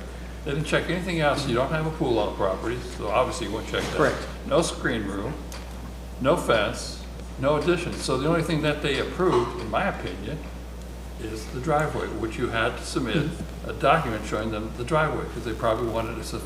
Well, and my realtor could explain to you, they do require a site plan showing the lot, the footprint, the setbacks, the forward facing. In this case, we didn't want to do a side loading garage. Both of our neighbors have front loading garages, and many houses in the neighborhood do have front loading garages. Apparently, the side loading is something that has gone away. They're not doing it anymore. So they do ask for the orientation of the garage, the footprint, the setbacks, and essentially like a site plan. Wait, time out for a minute. That's your opinion. The first paragraph reads, please attend the ARC meeting, which is probably the Architectural Review Committee, to obtain immediate approval for your application. The only application I see you're asking for is a driveway. I think that's the only modification they approved. Everything else is approved with that modification. No, I don't. My realtor could speak to that. I would say the flip of that the only thing that he has gone in for is the driveway. And my realtor managed the communications directly with the HOA at all times, and he could tell you, because he did relay the communication to me, that they did require this document, so I helped draw it up. Well, I'm not debating whether requiring it. I'm just stating the fact. So, in my opinion, this is an application form? You had to submit this before you went to this architectural review committee? Yes, we submit, and there was no ARB committee or meeting that we attended. When they received this, they approved it. I'm saying you filled this form out, right? Yes. Okay. And is this the site plan that went with the form? Yes, this is the second page of that document. So it says here, plot plan showing location and type of material shall not be nearer than 10 feet to any lot line unless stated differently in DCRs. So why would you submit a site plan showing a driveway that's only 8.5 feet from the property line? So the title of the form says Lake Padgett Estates East Property Owners Association Architectural Board Request for Exterior Modification, and they've checked off the particular modification they are requesting, which is not meeting that 10-foot guideline. Which you can see on the plan that, the driveway is in line with the house, 8.5 feet from the lot line. Mr. Chair, if I may, I believe that one of the two gentlemen that signed up to speak is actually with the Lake Padgett Estates East HOA, who might be able to answer these questions. Okay. All right, why don't you give us a few minutes to hear from him? Well, before we do that, we kind of interrupted the applicant. Did the applicant complete his presentation? I think he was just responding to our questions. Yeah, I just want to make sure that he got through his presentation. Did you finish? Based on your indication that you didn't want to hear about the other issues, yes. But Okay. there are other issues. Well, is your presentation on the actual variance before criteria and your home complete? Yes, and I understand that after other people speak, I'll be able to do rebuttal? Yes. And then I could continue the other pages if needed. Yes. Okay. All right, you state your name and address and. Good afternoon, Commissioners. My name is Robert Stone. I'm licensed Community Association Manager for Lake Paget Estates East Property Owners Association. And you've been sworn? Mouthful. And you've been sworn? I was. I live in Spring Hill, but my place of business at the HOA is 4533 Savannah Way, Land O'Lakes, Florida 34639. As you can see, there was the wrong paperwork filed. It was just for the driveway that was originally approved. The HOA does not employ engineers, surveyors, or contractors. We can't look at a set of plans and determine anything from that. So we just look at the aesthetics. That's what the HOAs, I don't think any HOA has an engineer, a licensed surveyor, or anyone else on staff. So aesthetically, the house passed all of our inspections. The colors passed all of our inspections. So that's why originally that was approved as the driveway. We did further email with him. I didn't bring copies. I won't waste your time with a bunch of it, but we did ask him to come back and fill out the proper paperwork for a new construction build, which would have included additional information on the setbacks and everything, but we put most of all of our requirements in the original paperwork, which is what states 10 feet from the property line. There has been a couple issues that have come up, which is why I am here. The board of directors directed me to come here and speak to y'all. There is drainage issues for a couple of the neighboring properties. There's no swale that's effectively draining the water past that house, so it's backing up on the neighboring communities. Also, February 19th, this house was used for a Sweet 16 birthday party, and that has us concerned about everything that's happening and going on. So the board of directors has asked that the commissioners deny the variance as it stands, and the HOA documents do not allow a carport, so that would have never been discussed or approved or even thought about. So that's not something that could have happened. Any questions? I have one. Yes, sir. And I'm not gonna let go of this one. This form was handed to your HOA committee, your architectural review committee. Yes. The only thing that you approved on this one is the driveway. Yes, that's all that's checked off. That's all that was that's all approved you on it, was the Thank driveway. you. Thank you. Anything else? Okay, That was gonna be anything my else? question as well. All right, Could we see a Thank you very picture much. of the street? thank you. What I'm particularly wanting to see is there swales on the street that ought to be culverted? Thank you very much. I think we're done asking questions. Thank you. Did you also want to call the other person that's here Yes. to speak on the Yes. item? Daniel Fisatola, I hope I said that correctly.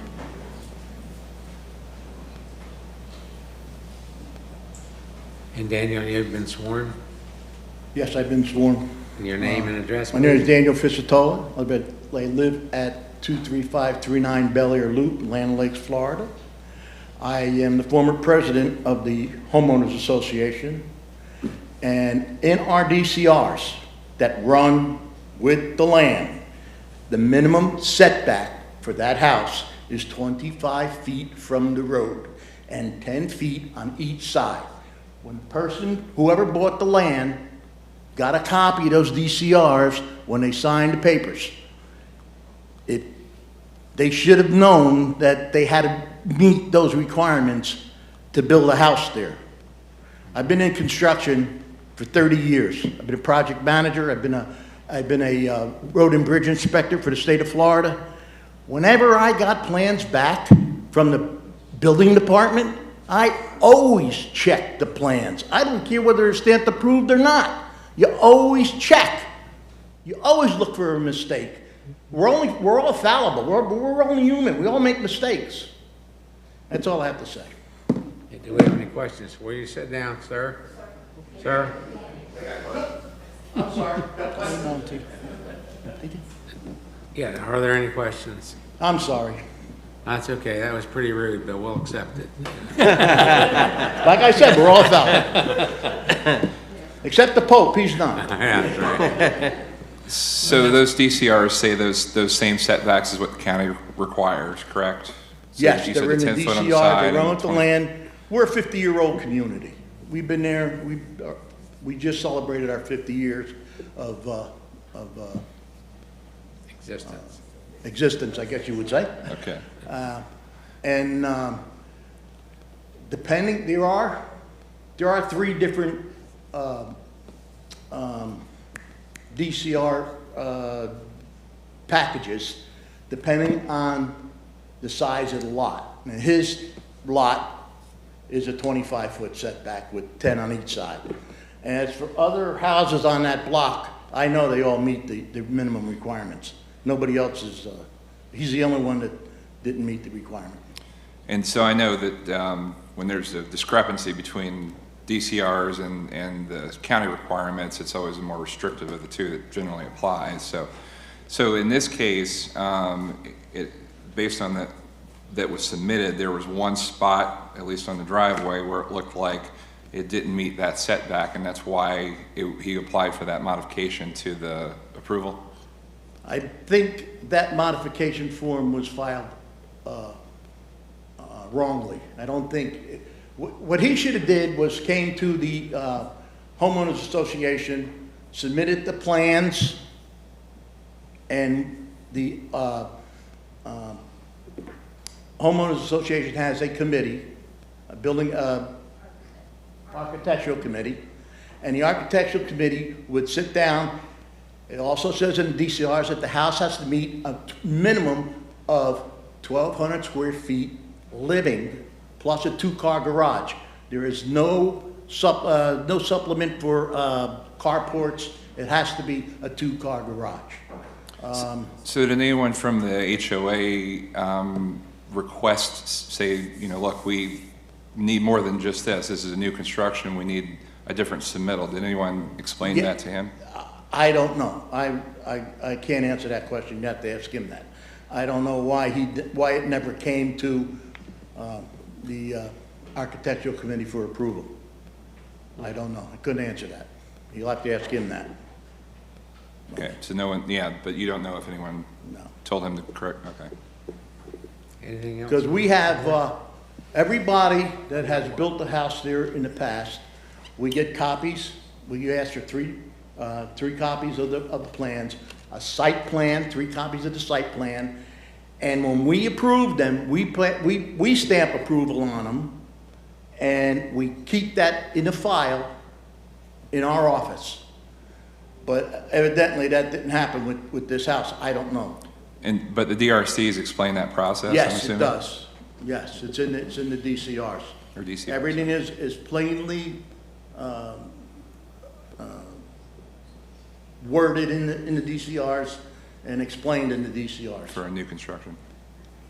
Can you elaborate on the Sweet 16 party? Does a home have a certificate of occupancy, or is it occupied by anybody? That house, there was no. Somebody just said they had a Sweet 16 party. Oh, they're at that new house, yeah. They had no CO.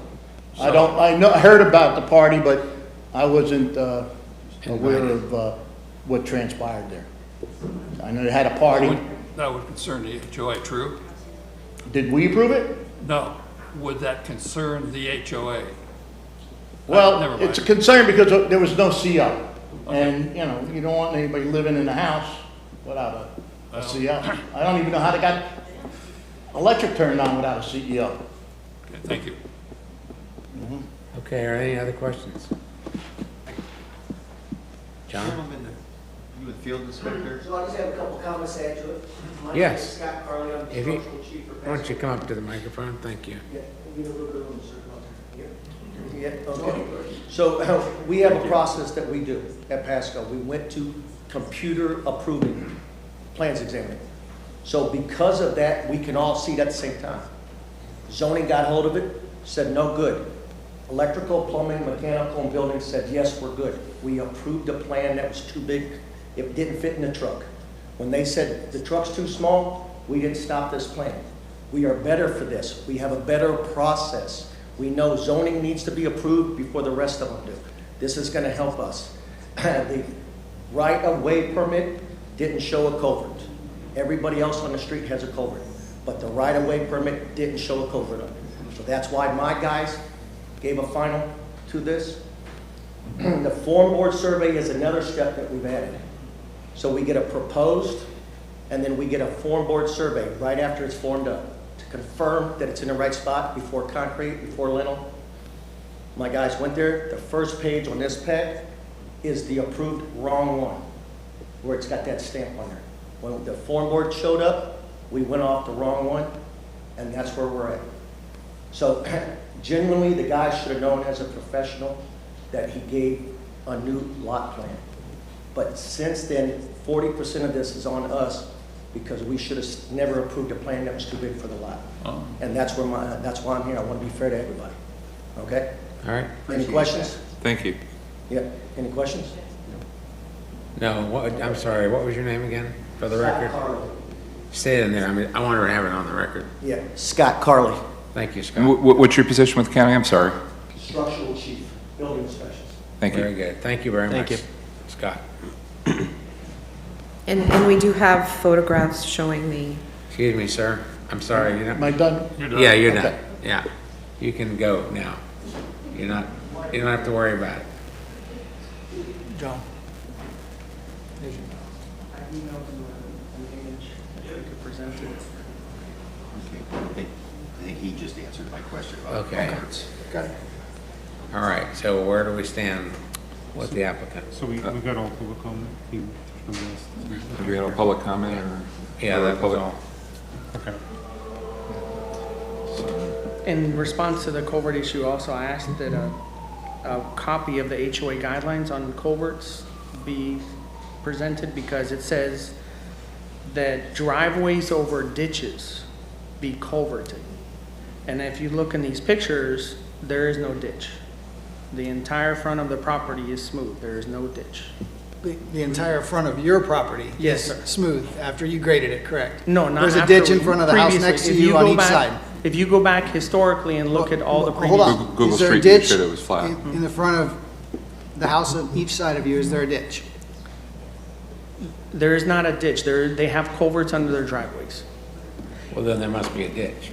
Well, no, if they have like an 8-inch or 12-inch Sir. pipe, Oh, boy. it could, This man over here is an expert in stormwater drainage.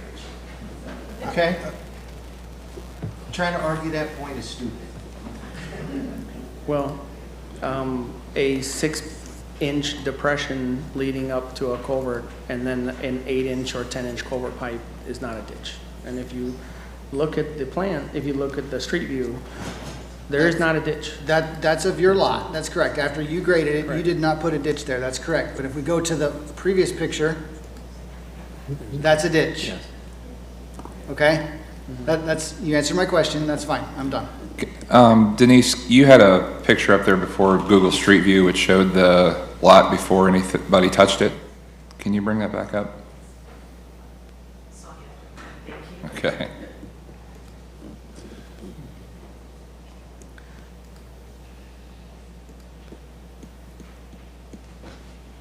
And I think you could spin that around to kind of look one way down the street and back.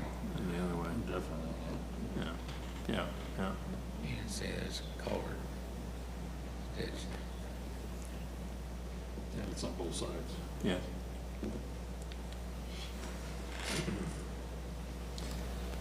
And we are open to putting a culvert in that if the county, a year and 6 months ago approved these plans without a culvert. And the engineers went out and inspected it 3 times. The stormwater does 3 site inspections, and one of those was during the rainy season. And at no point in time were we told we had to do a culvert. And in the picture I sent, it does specifically say that culverts over ditches. There is not a ditch in front of our property, so we didn't design one originally. But if the county says you need a culvert, we will put one in. We're not opposed to it. Can I ask Carla Garlock, why is a drainage plan required to be submitted? What's the purpose of that drainage plan? Is to determine what's needed for the lot. And the criteria for approval is demonstration that there's no adverse impact to adjacent properties, right?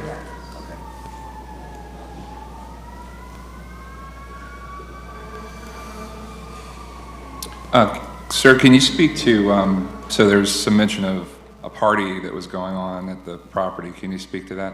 Yes. Well, on multiple occasions, we have had open houses when we were going for the CO. We did list it for sale. And one friend of ours who is a bank manager is very active in her church. And she did not, it was not a Sweet 16. She asked if she could have a meeting with her church members. Now, my interpretation was they're not living there. They're going to be there for 2 hours. It's just like an open house. When we have an open house, 10 or 15 people show up. They look around, they look at the house, and they leave. Now, I don't know how many people attended, but I have learned that one side did allow them to use the house for this church meeting. It was quite a few people. And, but they did not sleep there. They were not there more than 3 hours tops. So they did not inhabit it as far as living in it. They were not overnight. So I didn't consider it an activity that would violate a CO principle based on the fact that we're allowed to have open houses that go all day and have 10, 15 people going through the house.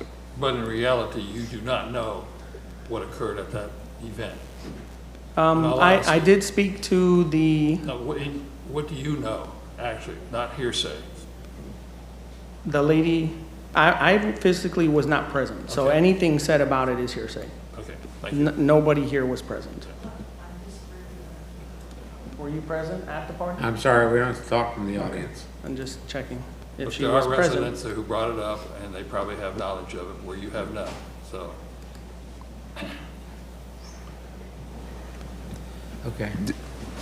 David, can you speak to, for COs, what's the legal requirement for, what are you allowed to do on the property without a CO, and what are you not allowed to do? I'd rather the building official address that question. Okay. because She deals with that issue.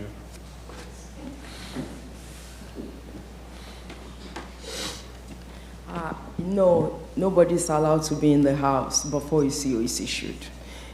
If you need to use it temporarily, you should have applied for a temporary CO. And that was not done. So does that apply to construction workers that are completing the house? And Before a house is occupied, after the house is final, and nobody should, not even furniture, nothing should be there, except you apply for a TCO. That's what a TCO is for, temporary certificate of occupancy. and is that clearly outlined in the ordinance? Oh, is among the documents we send out. By the time you have the building final, we send out documentation to tell you how and when to apply for either TCO or CO. It's highlighted all there. So Esther, can I ask you a follow-up question? If somebody occupies a structure without a CO or TCO, is that a violation of the building code? Yes, it is. Okay, so I guess in general, it's my opinion that whether that occurred or not is not really relevant for this hearing. I mean, if it did occur, I'm not saying it's a problem. That we have a different enforcement process for somebody occupying a building without a CO. That's not really the province of this planning commission. You have to decide whether the variance should be approved or not whether they violated the Florida Building Code on a CO.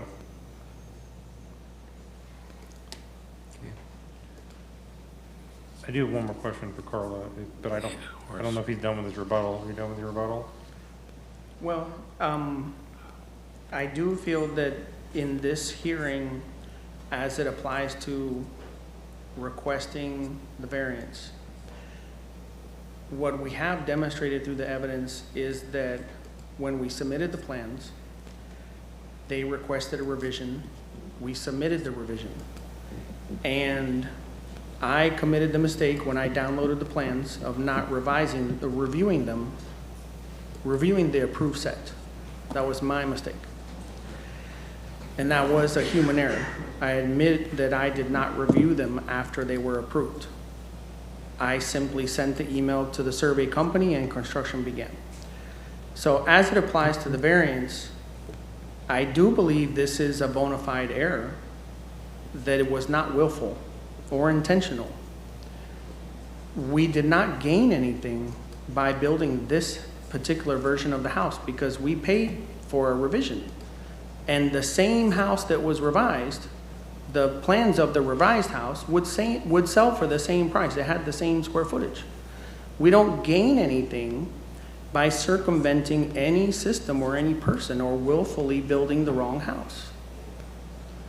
And so it is a genuine mistake. I committed the mistake.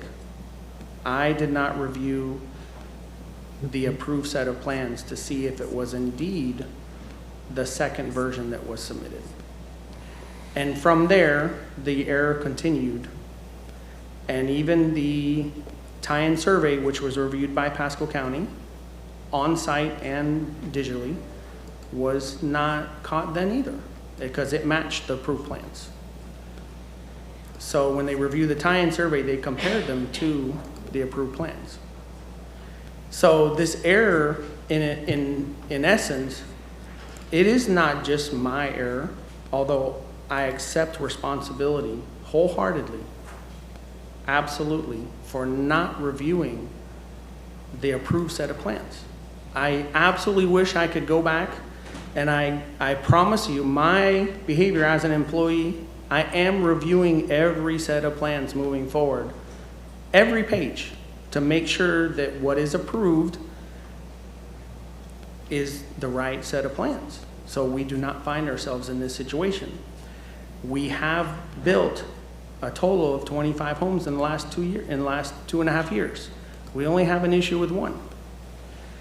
And Pasco County, I believe, shares in this responsibility for approving the wrong set of plans. And that is a part of this situation, a part of the problem. Had those plans not been approved, and had I not downloaded that set and committed my mistake, we wouldn't be here today. Had Pasco County substituted the pages correctly and approved the right set, we would not be here today. We would have an approved set of plans for the right size house, and that's what would have been built. And the fact that we did get a revision, and the engineer is present, and he did sign the revision, he made the revision, and we did submit it. It shows that we did not intend to defraud or mislead anybody. We are not here today because we intentionally did this. So we do have a problem. We do need a variance, but it is not a willful, it was absolutely not willful. And nothing in the record anywhere demonstrated it was willful. There's no testimony, there's nothing in writing, there's no reports from any person at all. Nothing that would say we did this willfully. In fact, all the evidence shows that it was human error. It was absolutely a human error. And ultimately, this isn't a radio tower, this isn't a warehouse built 10,000 square feet or something. This home, it does not detract from the neighborhood. It doesn't lower property values. It doesn't affect safety. It doesn't prevent traffic or ambulances. In fact, speaking to the neighbors who have complained about the drainage, we have offered to do gutters and run bubblers underground out to the street. And if the county wants us to do a culvert, we will do it. In fact, if you want to specify that we have to do a culvert and gutters to solve any issues with flooding, we already have plans to do those things. The gutters for sure.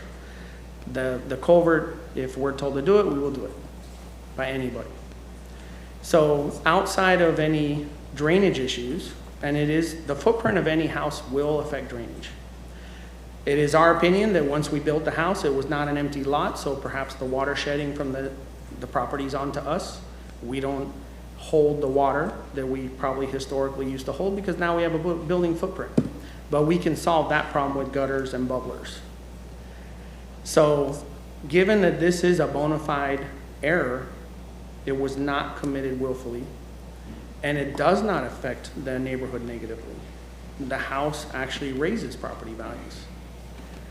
I would ask the commission, if they're gonna deny the variance as it is, to at least approve a carport. Now, the gentleman got up here and said there were no talks about a carport, but my realtor called the HOA, and their words were, if the commission approves a carport, it does have to go through review, but we will approve what they approve.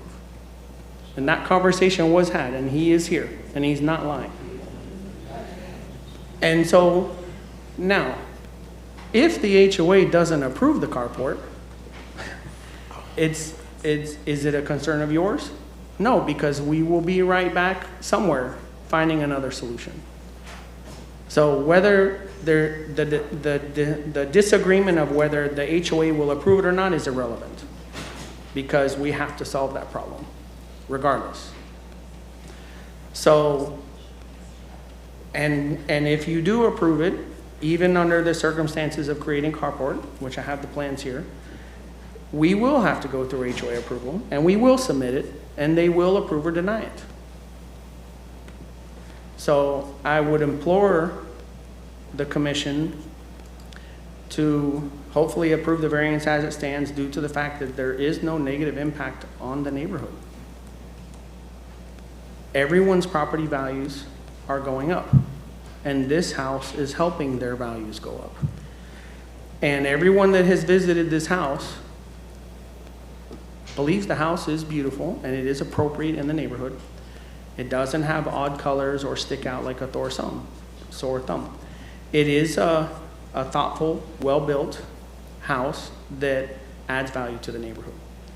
And I did absolutely make that mistake of not reviewing the plans, and that is why I am here asking for a variance. Because I made the mistake, and I do believe that we should be granted a variance, because I do believe Pasco County shares the responsibility, whether it be 50-50, 70-30, 70 my fault, 30%, but them, Pasco County approving these plans as they are, absolutely started this domino effect and brought us to where we are today, including my participation of not reviewing it. Sir, you are entitled to rebuttal, but it's not an unlimited period of time. Okay. So you're starting to be a little repetitive. Okay, well, so I'll just close. If you approve it, it won't negatively affect the neighborhood. It positively affects the neighborhood. Okay, you said that too. That's all. Thank you. Thank you. Can I just ask the staff one question? Absolutely. Carla, so could we put up the graphic that shows the stamp plans again? I think it was part of the applicant's PowerPoint. Or if it's, I don't care whose PowerPoint it was, but the one that has the 3 plans on it.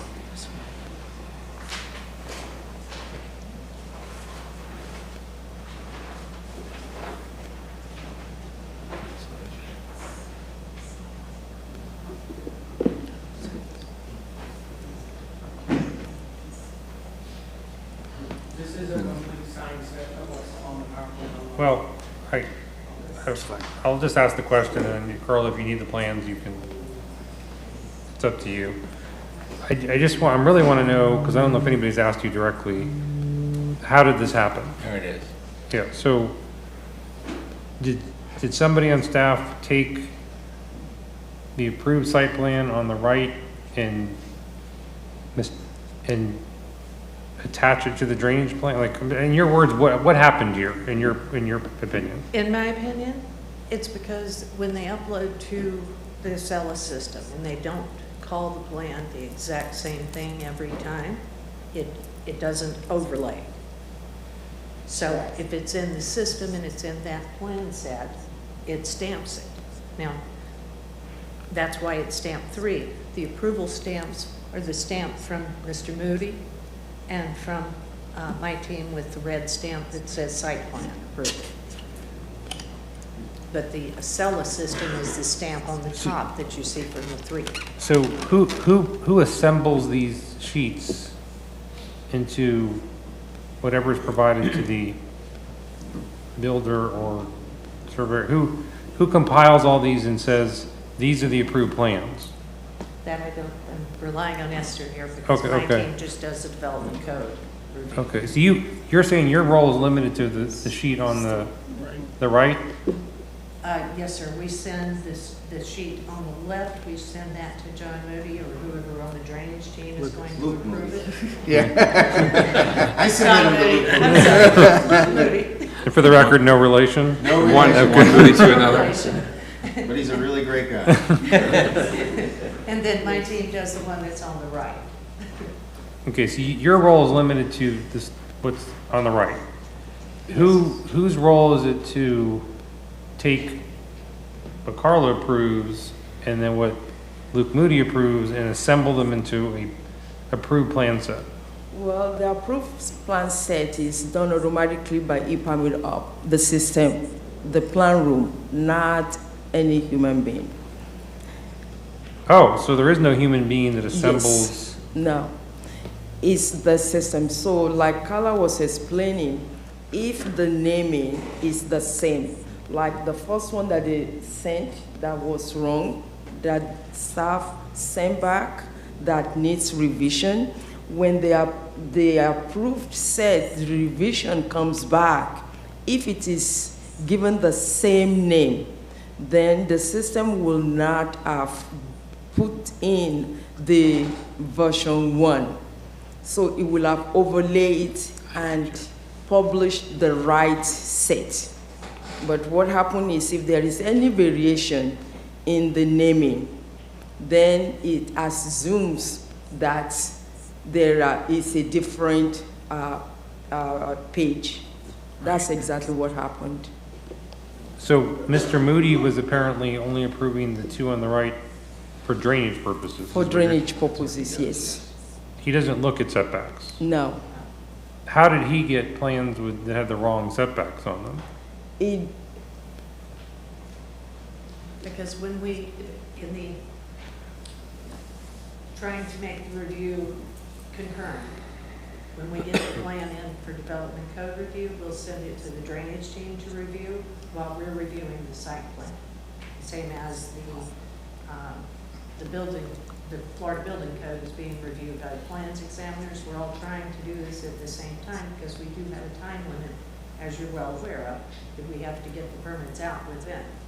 So we're trying to make it the quickest review possible for the customers.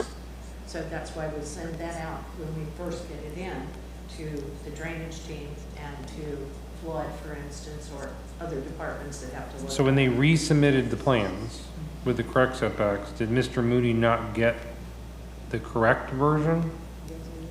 It doesn't appear that he did, but the only difference would be the 10 foot instead of the 8.5 on the side.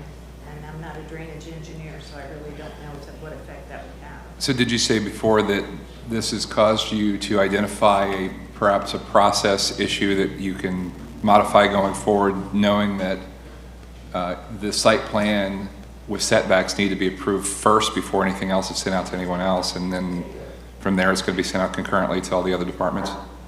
Yes, sir. We have now begun to stack the plans my team has, because we don't want something like this happening again. And and at that time it wasn't a procedure, because it wasn't. And if we hadn't had any issues with it up until this particular moment. Yeah, I mean, I think most of us know that if you have a document that you have it saved and you want to modify it, if you resave it after you've modified it and you don't give it the same exact name, or, and put that in the save where it says save, then it's going to save, then it's going to have 2 documents. Yep. So it's important. That's the important thing, is that everybody calls it the same thing. So when they save it, if it's called Drainage Plan A, then saved as Drainage Plan A, then that's what you got to call it, no matter what it really is. It's still got to be Drainage Plan A, so it ends up being the only document So when you pull up the document for that site, that's the only document you get. You don't get the old ones that were modified. And I think that's what happened here, is that it was saved under different names. So that's why you ended up with 3 documents. So in this case, whenever this came back and they were required to submit a new site plan, were they also required to submit new building plans that showed the 70-foot house? No. Is there anything in the current system now, check and balance, No. to require them to submit new sets that show the correct building? No, and really the truth is, we don't scale plans. We assume that the contractor knows what he's doing, and that once you get your setbacks and your sites, you can get whatever you needed to do to make sure that the plan that you're building, that you're scaling, meets requirements.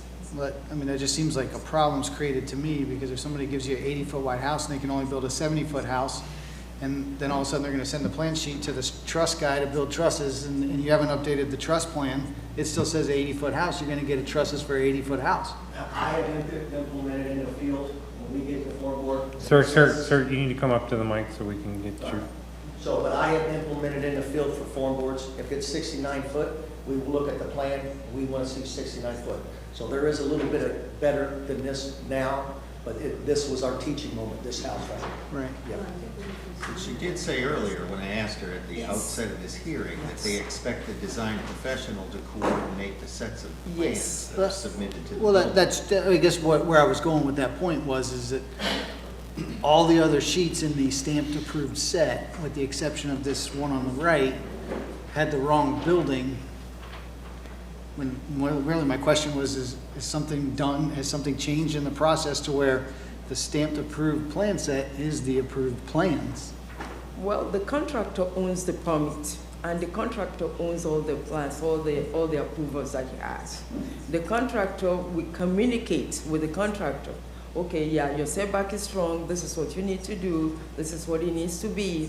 So the contractor should know what it is. At the end of the day, it's the contractor, because he's supposed to be the professional. Well, but Esther, if somebody has to take 10 foot off the width of a house, Yes. aren't there other things that would change that other departments under your purview would review?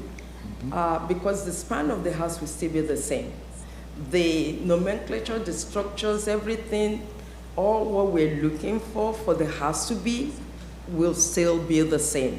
In fact, I still have a case today that somebody is saying, well, I've already submitted the letter. Isn't that enough? Do I need to alter this? I know that this needs to be this. And it's the truth. He knows that this is what they need to be. If we can teach that and said, oh, we're now holding people's hand to do that. And professionals are supposed to act like it, so definitely this lands on him. But it's a learning curve for us because we are doing digital review. Yep. Back when we had one page to review, zoning said yes, and then it went down the list. So we knew what everybody was saying yes to. So we do over 1,200 inspections a day. This is the first hiccup. We have a great system, just a little bit of tuning. Right. So and professionals have to act that way too, you know? So, but this is a learning curve for the digital review because zoning said no, and we didn't share that knowledge to the other four. So we had a plan that was approved that was too big for the truck. The box was too big to fit in the truck, and we said, go ahead and so that's what we have, you know? So but the professional, she's not wrong about saying, I was a contractor for 21 years. I get it, it lands on me, but I want to be fair to the process. We're better than we were. If that's what you're asking, yes, sir. Well, yeah, it just seems that obvious that if something changes, I mean, in this case, we're only talking 3 feet.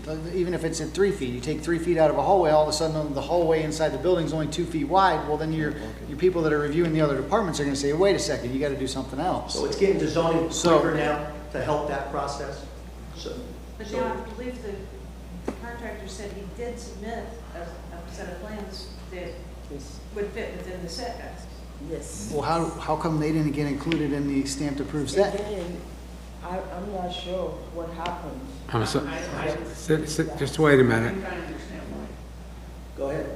You mentioned that Well, Hold on. Is the chair willing to bring him back up again? Because I want to make sure you're okay with that, because. Just to answer this one question. It'll be very short. All right. She mentioned that the plans have to exactly match the previous ones. Well, I submitted it, so when I submitted it, it zooms in on this corner of the plans. Now, Can you speak into the microphone, please? when it zooms into this corner of each sheet, you're given all 26 sheets, and you're supposed to name them. Nothing tells you anywhere to name it the same. You could write the word sheet T or just T. So it appears to me that there needs to be a process also that when contractors are submitting, somehow you have to name it the same.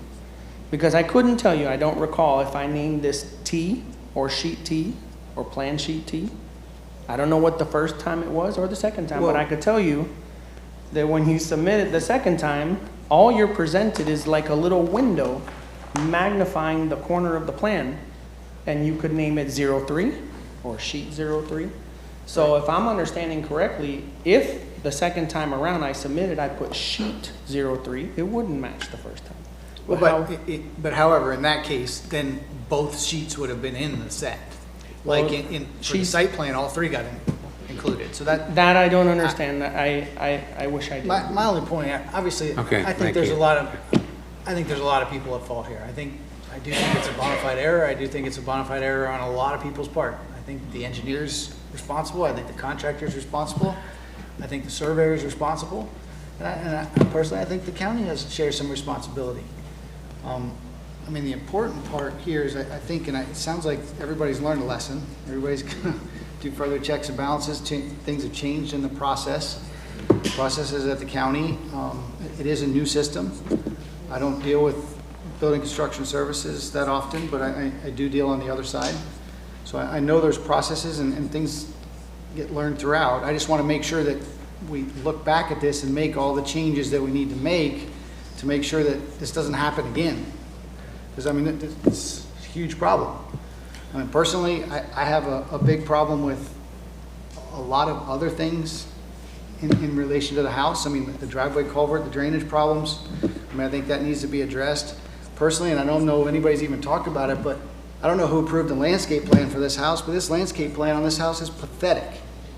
I mean, as a builder, you gotta be embarrassed that this is a house that you're trying to sell with the landscape package you put in front of this house.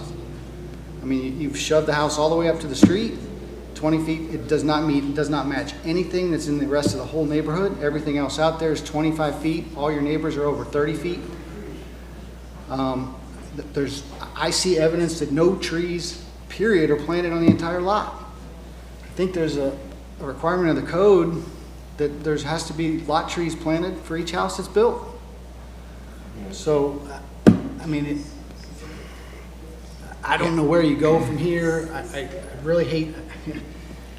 Well, I think, so it ultimately depends on whether the planning commission wants to approve or deny the variance. If you were inclined to approve it, you could develop conditions to deal with drainage, landscaping, some of the other issues that you mentioned.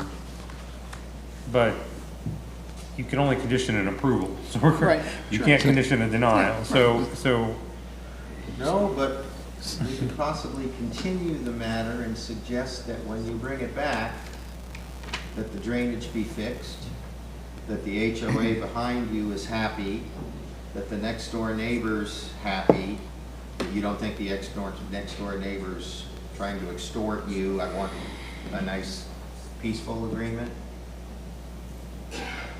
And that these other deficiencies are fixed. Give you some time to go get it worked out.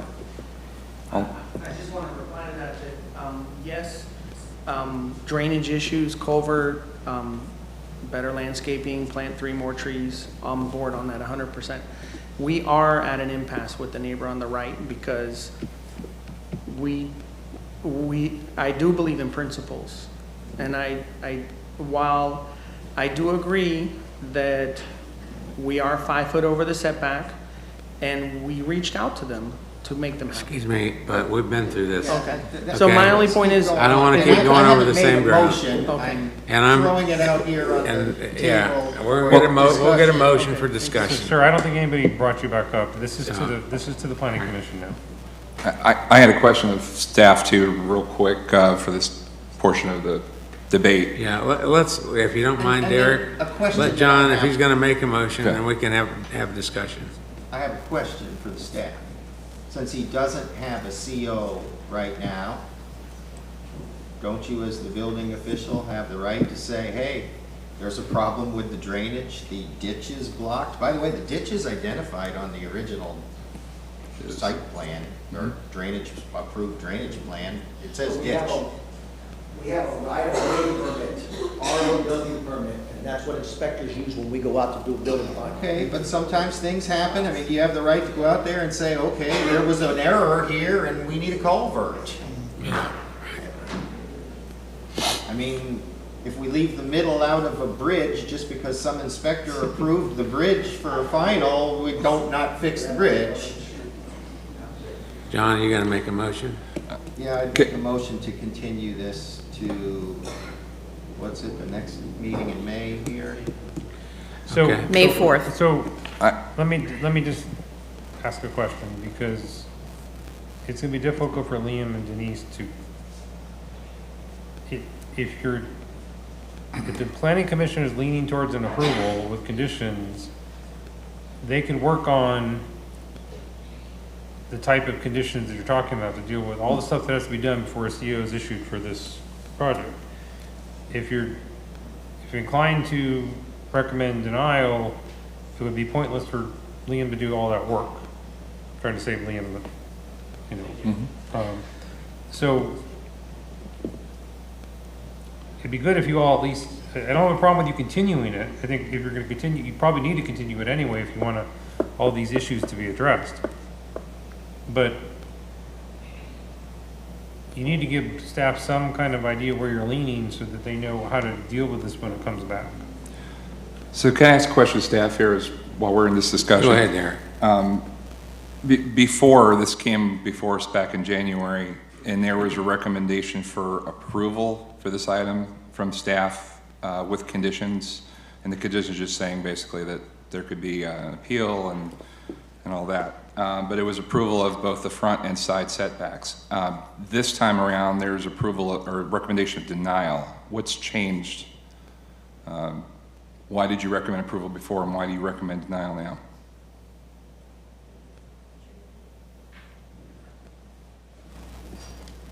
So essentially, staff did a little bit of a deeper dive from the information that was presented at last Planning Commission. One of those deeper dives, which I don't necessarily have access to Building Construction Services seller records, I did meet with individuals from Building Construction Services to look into what was resubmitted after they asked for revisions required. The revisions that were required was actually only one plan sheet. And that's why I think you got 3 plan sheets in here, is because they only revised the one on the right here that had the correct setbacks. So there was only one resubmitted plan sheet where in my purview and my review is I believe that doesn't constitute as a staff bona fide error, because the applicant knew that those rest of those plan sheets needed to be revised, including those building plans as well. So and they did not submit. Liam, are you able to confirm that no revised narrower building, shorter building that fits within the setbacks was submitted to BCS? Not from my research. So I spoke to Richard DeTerra from Building Construction Services, who was able to, on his end, pull up all of their seller interface, and he could only see that what was submitted on the right was resubmitted. No other plan sheets were submitted. I need somebody to come up here, I'm sorry, I need somebody to come up here under oath and tell me whether or not a revised building plan that fits within those setbacks was submitted. We have the applicant's testimony that he submitted it. If he didn't submit it, I have a completely different opinion of this case. If he did not submit that plan, so I need to know if that plan got submitted. Yeah, were the 70-foot house plans submitted? Or Or not? 70-foot house plan submitted. So again, I would have to defer to Building Construction Services to confirm that. Okay, So I think Carla's gonna check. I believe so too, but I can tell you when I was having my meeting with Richard Totera, who pulled up the interface and shared his screen over Teams, it did not appear to me that one was submitted. Okay. So Richard Terra basically his position was that this is the only sheet that got updated, is this one on the right. Yes, on the resubmittal, and I can actually pull up the resubmittal date, which I believe was just, So this goes to the very first questions I asked at the outset of this hearing today. so on December 20th, 2021, the applicant submitted only one new plan sheet, and that is from my conversation and looking at Richard Terra's shared screen during our meeting, that only one plan sheet was updated. And that is what it's in my staff report. Okay. But in Liam's defense, he's relying on I understand, that's why I'm asking. and that's why representations from BCS. Carla's, I assume Liam does not Carla review and- these plan sheets when they come in. Carla and Esther have the ability to get into the system and see what was submitted. You know, it was, evidently it was pretty clear, it should have been clear by way of the regulations within the subdivision, for the subdivision, that the front setback should have been 25 feet and the side 10. So why would you ever submit a building that didn't comport to that without asking for a variance, right? Right at the very beginning. I'm just as perplexed. I see that this is not MPUD zoning where someone has to go research a master plan. This is Euclidean zoning. Anybody can go on Muni Code and look up the setbacks for R2 zoning. So why would you submit a plan that doesn't comply? You know it doesn't comply without asking for a deviation. Certainly not build it. I think the answer to that's probably that it was a mistake, because why would you call a drainage plan that goes back to front a drainage type B? Yeah. Right. So I mean. So They should have known to change the building if they had to change the setbacks. 73 feet won't fit on a 90 feet lot with 10-foot size. Exactly my point, yeah. Mr. Chair, may I ask the applicant one Yeah, more I'm sorry. question? Yeah. So, Ask the applicant? yes, Okay. Mr. Plummer. What, to your knowledge, what happened was obviously that we know that the site plan was redrawn by your engineer and submitted. Did the engineer, can you say under oath that the engineer also redrew the rest of the house plans, and did they submit them as well? Absolutely, and he's here today. Okay. He is the engineer of record, he is here today. And Do you have those 70-foot house I do. plans? Yes, I do. They're in my email, I can pull them up and send them right to you now. Yes. Okay, so it's proof that they were done. Proof, and I could, Right. and the only thing about the Do you submission. have proof that they were submitted? I could only tell you that I sat down with his employee. I did do it with another person. I was not the only person. She is not here today. If we continue it, I could bring her here, but yes, it was submitted, and what I believe from understanding about not naming the sheets the same, my question would be, if I did not name them the same, and she said the system replaces the sheet with the new one if they're named the same, what does it do if it isn't? Does it discard it? So again. You have proof right here So- what it so- does. It includes it in the set.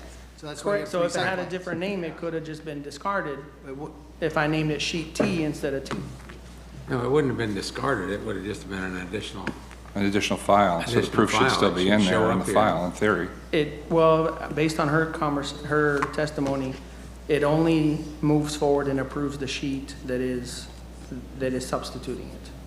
So I believe. That's not what she said. She said it only replaces the sheet that has the same name.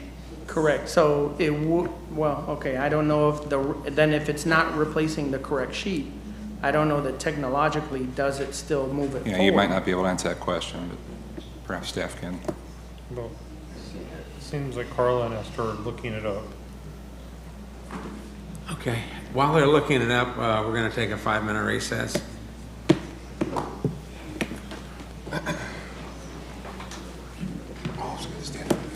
This one feels like a trial. Trial with 8 judges.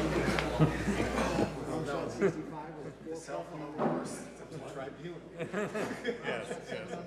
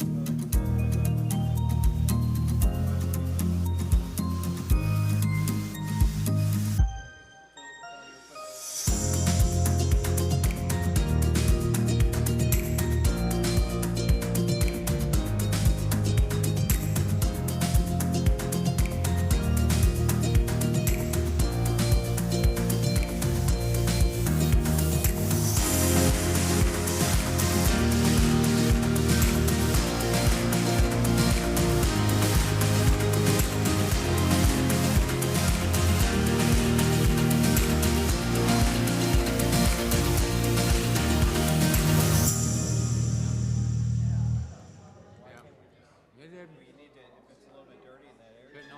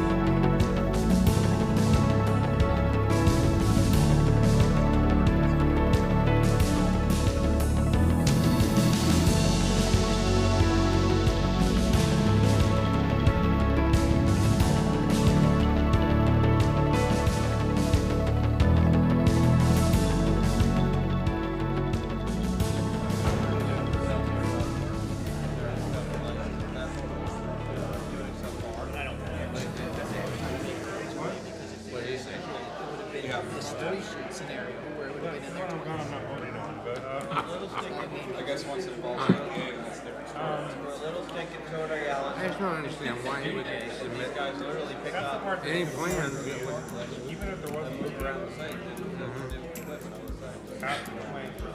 they just happen to catch it in this location, comes out there. It's like, okay, yeah, we're catching, go down. Middle of that area. Right. Because you'd have to assume that you have to give permission for that. If you submitted the original plan for the first setback, none of this would have happened. Right, exactly. So Because the attorney is clean up until last. I don't know. Yes, exactly, I agree Don't with get you. me wrong, he's a great guy, but it's like Joe. I don't think Jamie would have done that. No. Think about where you're at. Don't have to make a mountain out of a molehill. I don't think Jamie would. We're gonna slowly learn what Jamie would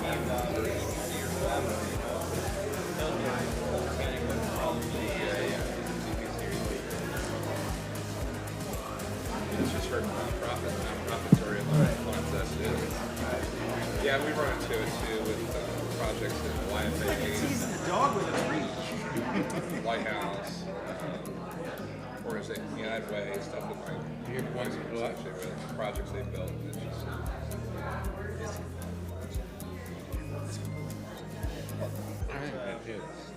one thing had something to do with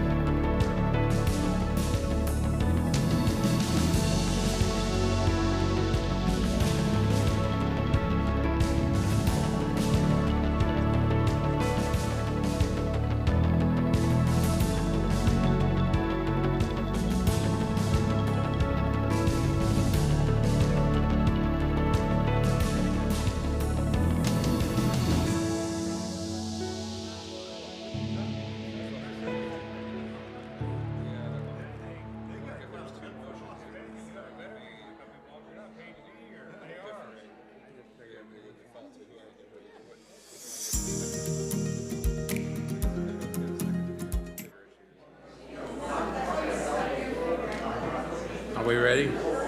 I gotta get a hold of that book and brush up.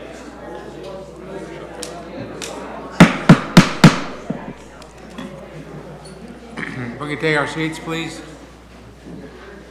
Long 5 minutes there.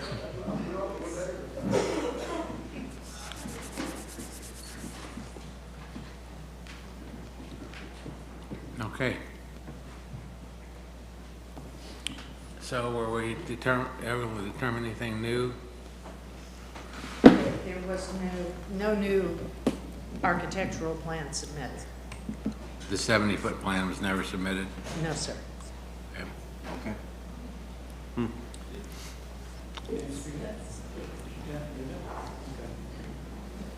Did anybody Can- else can- want to offer anything else? Can I just ask one question then in that case? If there was no 70-foot building plan submitted, and let's say the builder had the staking done per the approved site plan on the right, and building inspections went out there to inspect the house, and they built a 70-foot house, but the plan sheet that's part of the permit said it was supposed to be a 73-foot house, what would have happened? Well, yes, like we've just been discussing, we've revamped our system Okay. and the way we look at things based on this one. Okay. The assumption we're making is, the plan reviewer approved the set plans, the 73 with conditions. They didn't turn it down because they feel like that all other Florida building code requirements were met. So they were saying, oh, Mr. Contractor, you cannot build 73 feet of house wide. You have to meet your setbacks. But every other nomenclature of your building is correct. So make sure that your building fits your site.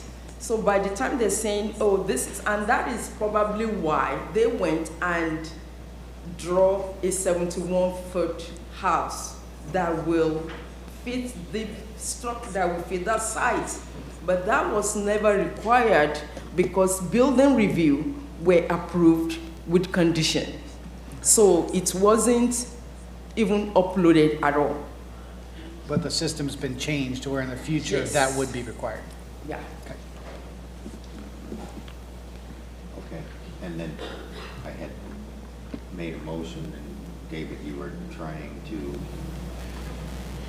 explain why this might be a difficulty for staff. Well, yeah, my issue is, if you're inclined to deny it, I think you have enough evidence today to do that. I don't know that you need additional evidence, or at least unless you tell me you need additional evidence. You could deny it based on what you have today. If you're inclined to approve it with conditions, I think that would be a legitimate reason to continue it so that staff could formulate conditions of approval to deal with the landscaping deficiency, the drainage deficiency, other issues that were talked about. But maybe staff could even make sure the landscaping is planted so it helps the neighbor's view. I mean, those are all things that could be done if you're inclined to recommend approval. But if I don't see the benefit of a continuance if you're inclined to deny it, unless you tell me you need more evidence. It's what I understand. There was no 70-foot submittal, correct, for building the home. That's what staff is testifying that that's it. Staff's testifying they didn't receive it. The applicant testified he did submit it. I withdraw the motion on the floor. They did not submit anything for 70 foot, according to the county, correct? And you're absolutely sure on that one. And yet a house of 73 foot was built, is that correct? Yeah. Yes, okay, I heard at least one yes. True? Well, I think, do you want staff to get up and say yes to these things? Because I think you No, did I'm just already. asking, I'm not I sure just who you're want asking I to. just need clarification in my mind. I'm not sure who you're posing the question to. If you're posing it to me, I can't answer it. So, or is this a rhetorical question? Okay. 73-foot house was built. Okay. All right, I withdrew my motion, and I'd like to make a new motion, and that would be for denial. And I'll second that. I'm sorry, did I cut you off, Mr. Miller? Nope. I didn't mean to. That's fine. Okay. Okay, we have a motion on the floor, and we have a second. Any further discussion on that motion? I guess just from my discussion, and, you know, again, I know this is a hardship, it's a severe hardship that's being placed on the builder, and I know there's a lot of fingers to be pointed and a lot of blame to go around to a lot of people. I expect, and I expect you're gonna appeal to the board, and my recommendation when you go to the board is to try to rectify at least some of these deficiencies that we've noted on the drainage and the landscaping, and have some type of plan to try to support your case. I mean, you built something out there that's drastically different than what the rest of the neighborhood is. I mean, yes, it's newer. Drive down the street, you see a newer house amongst some older houses, but it's drastically, the look and the appearance is different. So that's all I have to say. Just to clarify one thing, if he does appeal to the board, that appeal is limited to the record of this hearing. So he cannot bring up. He can't bring up new stuff. He can't bring up new facts. Now, Okay. the board can impose conditions, if they are inclined to approve it, they can impose conditions just like you can impose conditions, but he can't introduce new facts that were not in the record of this hearing. So if you think new facts are important, or you want him to have an opportunity to introduce new facts, then you would need to continue it so that he can provide new facts. That's up to the planning commission. Can the motion be clarified, please? Because staff is recommending denial, so are you denying staff's recommendation of denial, or you're recommending approval of staff's recommendation of denial? Thank you, sorry. Because denying staff's recommendation. I'm recommending denial of the variance, approval of staff's recommendation of denial, and for the exact same reasons that I cited during the original hearing. Thank you. Well, decided the original hearing was that they didn't comply with any of the variance criteria. Are you? That is correct. So you're okay with the way staff has written up the denial? Yes. Okay. So may I for discussion? Yes. So, Do we have a second, by the way? I did, I second. Peter Okay. seconded, yep. All right, yeah, go ahead, Derek. so I'm coming at this obviously as a non-builder. I'm a financial planner, so I'm not a builder. I'm not I don't work at the government. I'm not a government official, so I've always been the outsider to these government proceedings. And in my opinion, I feel like although there is obviously a certain amount of professional culpability, there's certain professional standard that has to be met if you're a builder. It's one thing if you're a homeowner trying to do an improvement. It's another thing if you're certified as a contractor. So yes, there's obviously culpability on that side. However, admittedly, there's culpability on the side of the county, and I don't think it was intentional on the county's part either. The county's doing a fantastic job approving what they can approve, especially with all the development and building that's going on. And I think they've identified some problems with the process, and hopefully we'll be making some changes to that process to hopefully avoid this issue in the future. That being said, I always will tend to err in favor of the private business owner, the private citizen, as opposed to government. I believe personally that the government should be held to a higher standard for their approvals, that if there was any errors made on their part, even if it was 10% of the problem, that still is an error that contributed to the situation happening. Again, not saying anything bad about the county. Everybody's human, everybody makes errors, and you're trying to streamline the process, so I commend you for that. But if there is errors being made by the government, I don't see how holding, even if there's a partial error from the applicant, I don't see how holding them responsible for any errors that were made from the county is beneficial in any way or is the right thing to do. This applicant has already suffered financial harm from this. I think he said that they definitely have learned from this as well. They've built 24 other homes or so that there was no issues on, and this has obviously turned out to be a problem, and they've suffered significant financial harm from this already. So I think some of the issues, there's the possibility for this commission to approve it with some of these conditions. There's initial conditions it was on when this came before the board back in January. That being said, that there may be appeal that may be filed from the neighbors or from anybody else that opposes a decision to approve it. And we could also impose conditions that have the gutters, have the culvert, and some of these other things that are being requested. So I understand some of the concerns of the neighbors, but we have to be fair to everyone involved, and that includes the person that at least relied partially on the county in their process, and we've had testimony from the county that there was definitely a breakdown there. So for that reason, I would vote nay against this motion. Anyway, Pete? Well, the only thing I would comment on is that the concern I had, what really moved me in the direction was the county said there is no plans in the process for a 70-foot home submitted to the county. And to me, that's a large mistake. I think any reputable builder would definitely follow up on the documentation that he needs to provide. And sometimes mistakes are made. I realize that.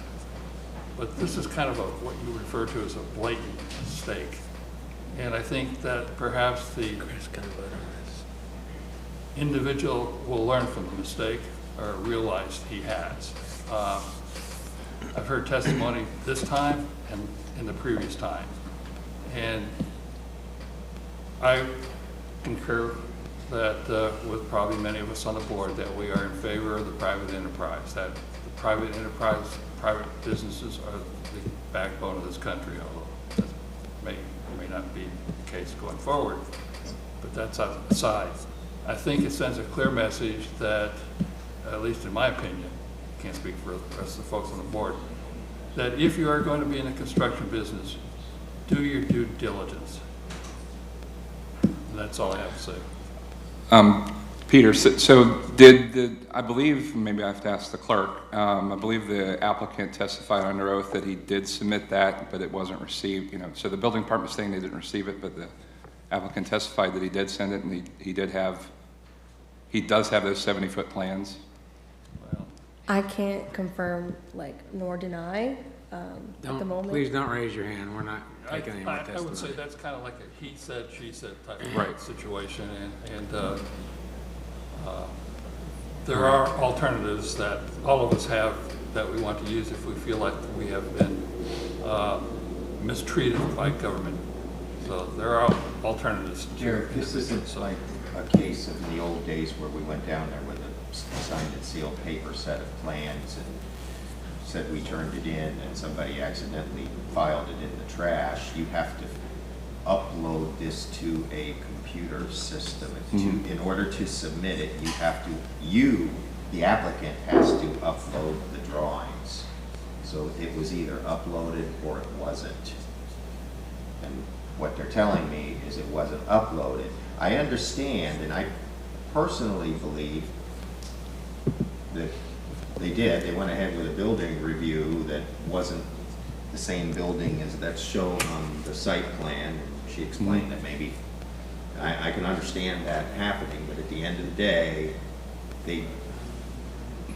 they're a group of professionals. They had a responsibility to coordinate their plans, and they needed to upload the proper set of plans and notify somebody. Today, just today, before I came here today, I submitted a revised drainage plan. Another engineer had done a drainage plan, and then somebody asked me to get involved with it. And not only did I upload the plan to the Acela system, then I sent an email and alerted the particular reviewers for that issue that was there, and that's what the responsibility is of that organization. I understand that there are some weaknesses in the building department system, but ultimately, that's why builders, contractors, engineers, architects, and the like, geologists, real estate brokers, all have to be licensed. Attorneys. Hey, it's chopped liver. Financial advisors.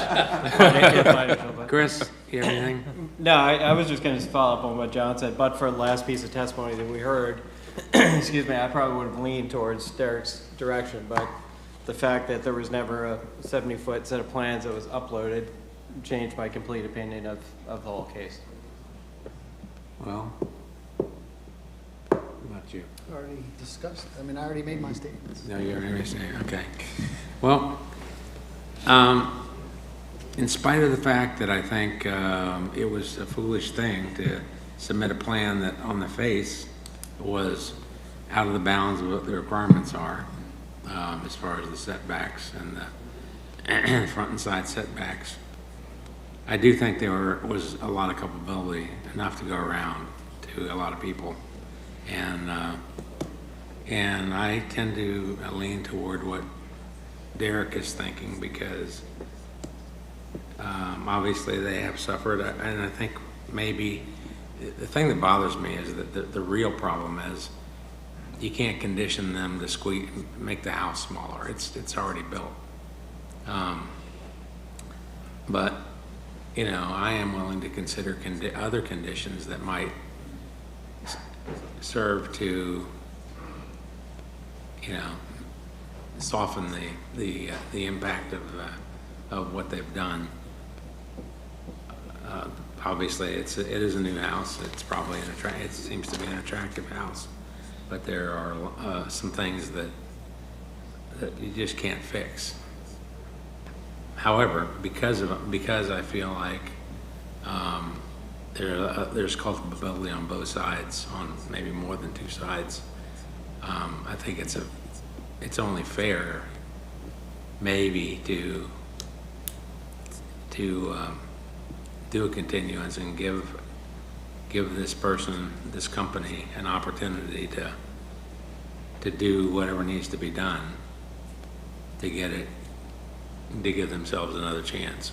I mean, I try to put myself in other people's shoes when I make a decision, and I know there's times when I've screwed up, and I wish I would have wanted a second chance, and I've been given second chances. And I also want to put myself in the shoes of the other people that live there. So that's what I try to do. And in this case, I just think, from my perspective, I would rather have a continuance and try to get some kind of reasonable agreement. I just can't see having the man tear the house down, which is ultimately what could happen. So that's how I'm going to vote. Okay, anything else? If not, we have a motion on the floor to approve the staff's recommendation for denial. Can I ask for one more clarification on the motion? Yeah. I just want to make sure we're clear that you support denial for both the front setback and the side setback. Yes. Okay. Okay, so we have a motion on the floor to approve staff's recommendation for denial. If you vote in favor of the motion, then the application is denied. Okay? So all in favor of the motion on the floor signify by saying aye. Aye. Opposed, like sign? Nay. Nay. So we'll have a roll call vote. To be clear, Mr. Williams did not vote on this. Right. Unless there's a tie. Yeah. Which hopefully, well, I don't know, we will have one. Okay, so let's have a roll call vote. Mr. Jamie Girardi? Nay. Mr. Derek Pontlitz? Nay. Mr. Peter Hensel? Yes. Mr. John Moody? Aye. Mr. Christopher Poole? Aye. And Mr. Chairman Charles Gray. Nay. So it's 3 against 3. Okay, before we have Mr. Williams break the tie, I just want to confirm that he does do that. Denise, unless you can pull up the code faster than me. Well, I'm confirming because I know the code and he does vote in ties. Okay. So, Mr. Williams. So, very difficult, but again, a house, it's a big mistake. It's going to be there a long time. So I'm going to vote aye. Okay. So the motion passes, and the application is denied. Okay, let's move on to the next one.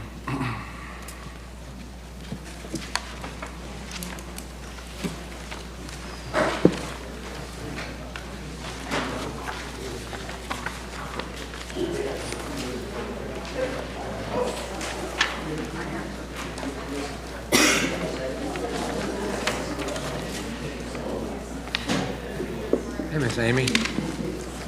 Been patiently sitting in the back for a long time. Oh, man. She's used to it. She sat there. Approaching the bench. Sure.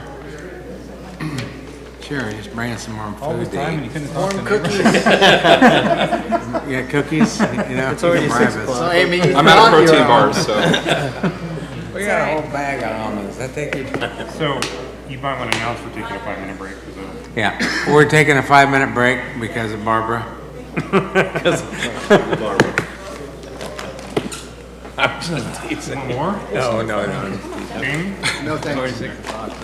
Anybody? He doesn't have anything to drink. Ron have any water down there? Ron have any water down there? Is there anybody in the building that has water? Is there a vending machine? Some in the bathroom. Nobody will volunteer? You don't like Dade City water? Yeah. Well, I need a cup. Never got to say was. So I'll I threw my other cup. Yeah, I think it's a compromise with it. I can give you a Don't come back to the tenants association behind you screaming, I don't want this in my, in other words, you go get it fixed. Maybe sway the,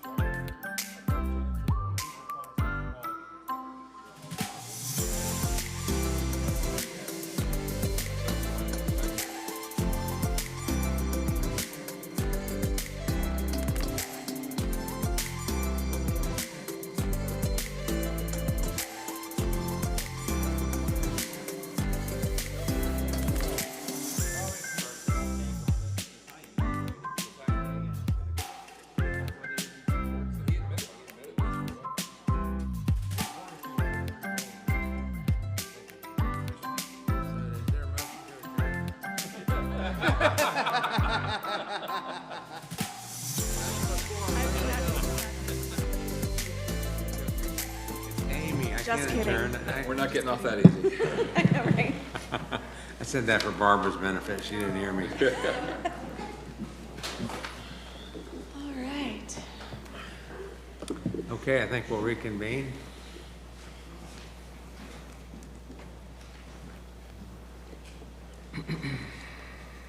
Turn my TV off.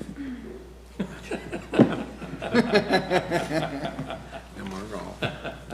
Full attention. All right.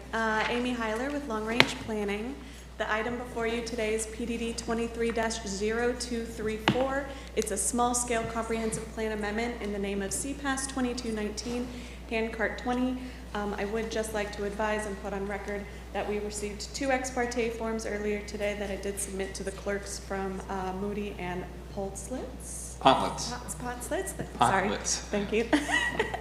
2 syllables, easy. Got it. Amy, before you start, I did have a conversation with the applicant as well. Okay, thank you. So if, I don't believe I received these ex partes. Okay. if an ex I parte sent wasn't to submitted, I will Donnelly submit. and Shane. Was that Just to today? be clear, a verbal disclosure of your ex parte is fine. Okay. You don't need to have, it doesn't need to be in writing. If you disclosed in the record that you had the ex parte communication, that's sufficient. Thank you, David. Good to know. Okay, so the property is located in the central market area. And it is also located in the unentitled area of Village of Pasadena Hills. The petitioner is requesting a small-scale comprehensive plan amendment to change the future land use designation from Res 1, residential 1 dwelling unit per gross acre, to Res 9, residential 9 dwelling units per gross acre, to allow for the development of 144 townhomes, which is equivalent to approximately 7.2 dwelling units per gross acre. Since the county does not have a future land use classification between Res 6 and Res 9, the applicant is requesting an amendment to Res 9 to allow for this level of density. The location is east of Handcart Road with access to Jesse Daniels Drive. An amendment to their resolution is an amendment of future land use, an amendment to the future land use map 2-15 and sheet 15. And there is an accompanying rezoning petition to MPUD. This was heard at the Village of Pasadena Hills Planning and Policy Committee on March 16th, and we heard the MPUD at that point in time. Here is a visual representation of the existing future land use and the visual representation of what Res 9 would look like. This is the existing zoning with the proposed MPUD. And so here's a visual of figure PH7, which is your village location map. As you can see, this is currently located in the unentitled area of VOPH. This is figure PH6, which is the Pasadena Hills 2065 future land use map. And as you can see, it is currently located as or identified as a Res 1 within this area. And this is figure PH2, which is the Pasadena Hills Land Use Vision Plan. And as you can see here, this is located it has portions of the site located within the neighborhood general and the neighborhood, I always get them mixed up. Neighborhood general and neighborhood, where is it? Edge, thank you, neighborhood edge. And this is figure PH4. This is the 2065 future transportation map. And as you can see, this area is located along Handcart Road, which is envisioned to be a 4-lane roadway. These are the policies that the proposed amendment are consistent with.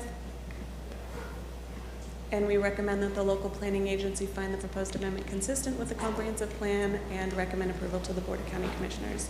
And I would be happy to answer any questions if necessary. Thank you. Amy, can I ask you a question? Yes. VOPH, I get easily confused and get kind of lost in the minutia of VOPH. One of your slides, one of your early slides said that this area was part of unentitled VOPH. What was envisioned when VOPH was adopted that this was unentitled? So for the unentitled area, and I'm glad you asked that question because I have the answer for you. So with this area, we have been using figure PH2 to kind of highlight what that area is visioned for under the VOPH plan. So even though it is unentitled, meaning it's not as part of the villages, being your village cores and where those densities and intensities are generally located, this area, as this picture kind of shows, is where it's in located in areas village, general, village, I did it again, village, general, and Edge. Thank you. And so what that means is these different areas have specific ranges of densities that they're envisioned for. And so those densities range to approximately a Res 5-ish.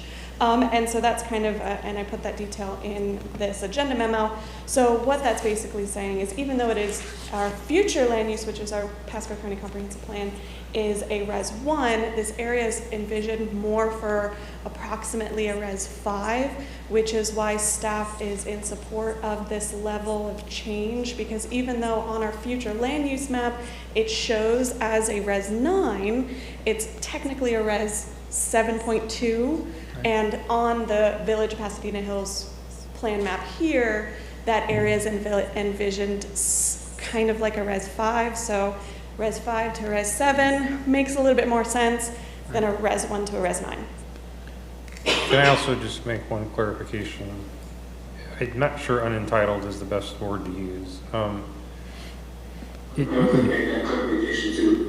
Because really nothing in VOPH is entitled until it goes through an MPD rezoning.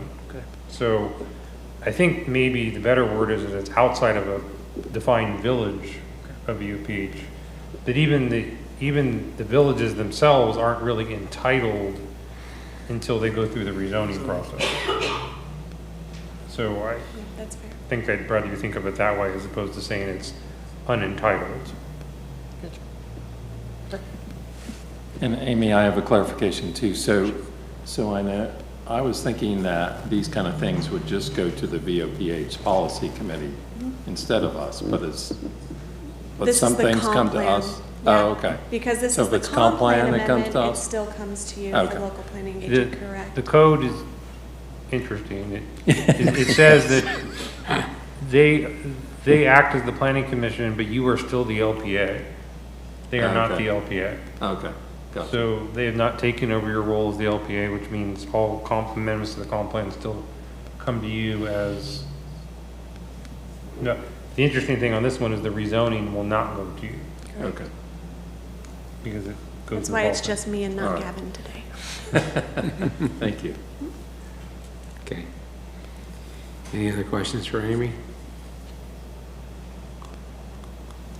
Thank you. Okay, thank you, Amy. And the applicant is present, I see.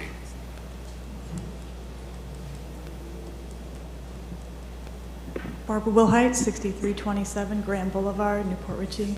Barbara, before you speak, there was somebody else on the line that was going to speak at the same time as me. I want to make sure I didn't cut them. Was that Terry or somebody else that was going to? That was Terry. Terry, did you want to add something to what I said? I was going to make a similar statement as what you did to clarify, just to point out too that the area question here, the density increase sounds like a lot from 1 to 9. As Amy noted, the VOPH area, the figure 2 there in VOPH indicated an actual density, an actual proposed density of 5. So the actual change is from 5 to 7. And the key thing to keep in mind is that this particular area, which sits between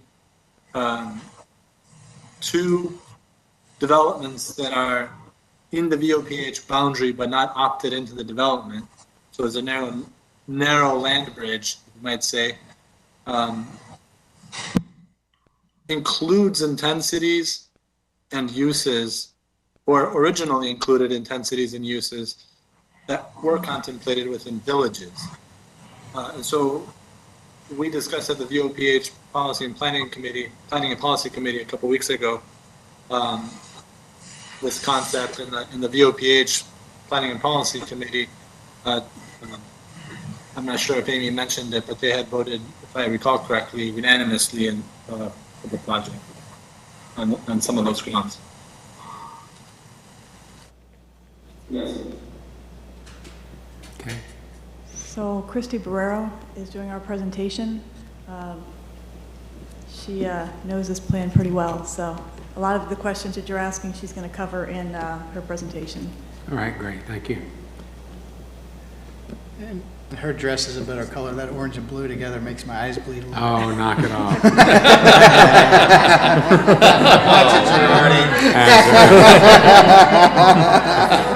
You got it. You're out of order. order. Been a long day. I had to make that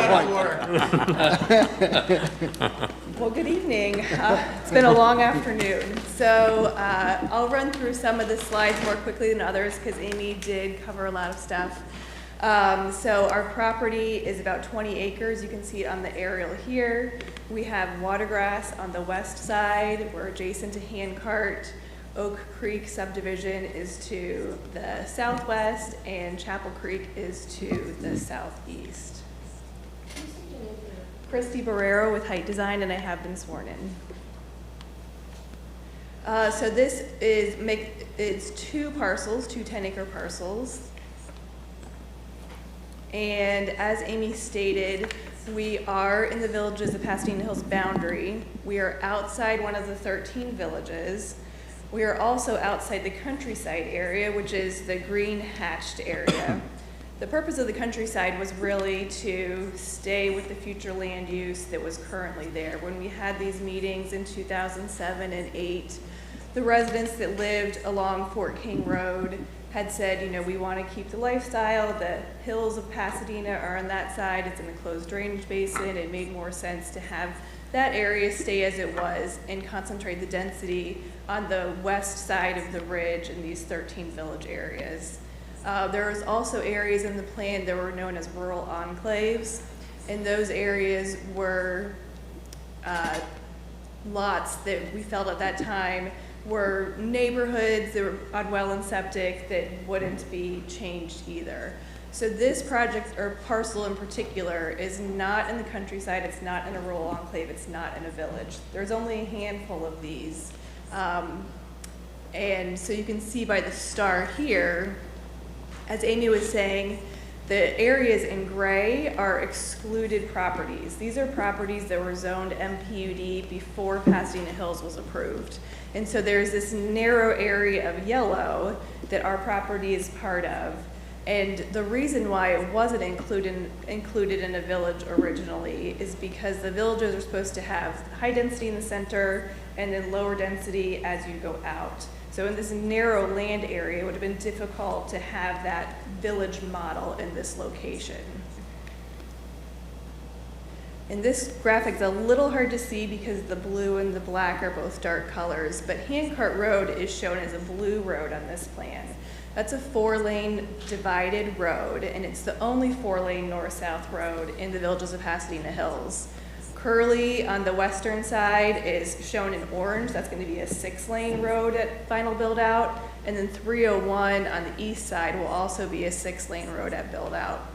And again, Handcart is the blue 4-lane road.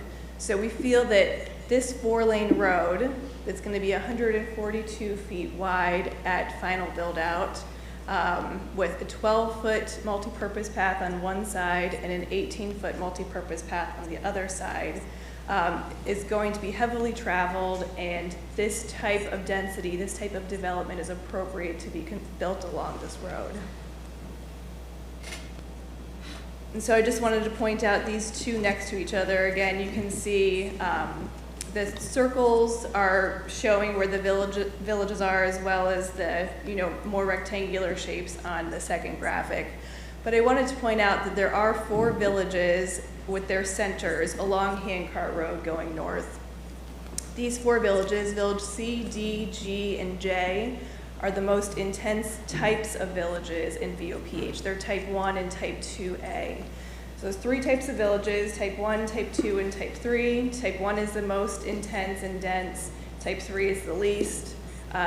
They came back with a modification to make a 2A and a 2B just to make things more difficult. But regardless, type 1 and type 2A are the most intense and dense. And there have been multiple MPUDs approved in these villages that include single-family detached townhomes and apartments all along Handcart Road. And so to summarize, we're requesting a residential 9 future land use designation on 20 acres of property. As David mentioned, you won't see the companion MPUD today. Pasadena Hills Planning and Policy Committee did hear the comp plan and the MPUD together at the March 15th hearing, and they did recommend unanimous approval. Again, this is 7.2 dwelling units per acre, not the full 9. When this goes to the board in May, they will also hear the comp plan and the zoning together, and so they'll get that full picture that unfortunately you all don't get, but the details of the MPUD plan. And so if they choose to approve the Res 9 future land use, they will also immediately have the option to approve 144 units, which will cap it at 7.2 units per acre. And again, just to restate, Handcart Road is going to be a 4-lane divided highway, not highway, but a 4-lane divided collector road with multi-purpose paths and sidewalks. The type 1 and type 2A villages are very high density, with the majority of those villages having 10 units per acre in the village core and 5 units per acre in the neighborhood general portions of the villages. VOPH has just now started to get some momentum, and there's a lot of action going on there right now. And I believe one of the reasons it's taken so long is because there aren't utilities in this area of Pasco County. This is a unique parcel that there actually is water and sewer adjacent to this property in Handcart Road. So they do have utilities today there as well. And so for all these reasons, we feel like townhomes and residential development is compatible with the other residential development in this project. I don't have a slide to show it, but I just also wanted to let you all know that Village J, the center of it, is going to be where Handcart and Overpass intersect in the future when that overpass gets continued. And there will be non-residential there. And then about 2/3 of a mile south of this site is where Eland and Handcart intersect. And it will also be where the Zephyr Hills bypass comes in. And there is existing about 80 acres of C2 zoned land there today. So there's non-residential within a mile of the property going north and south. And that 18-foot multi-purpose trail, golf carts will be able to go on that. Kids will be able to ride their bikes to those uses as well. So it's not, even though our 20 acres is just residential, there is mixed use in the surrounding area. And I'm here to answer any questions that you may have. Christy, do you know offhand how far the utilities go up Handcart right now? They go up, I believe, just north of Old Bridge right now. Okay. But that's what I was thinking. Yeah, so not much farther. Okay. Yeah. But that will change very soon. Yes, that's what I hear. Okay, any other questions? All right. I have this a little piece. I got a little piece of the job here. To get, this comes to you, you don't normally see VOPH matters because the villages don't have comp plan change. They have an overlay. So the underlying comp plan never changed when VOPH was done. So the comp plan map looked the same the day before VOPH and the day after. What happened with VOPH is they put an overlay, and so that overlay only has for the villages. So when a village comes in, that overlay then goes down on the comp plan. Since we're not in a village, we have to come in and change the comp plan.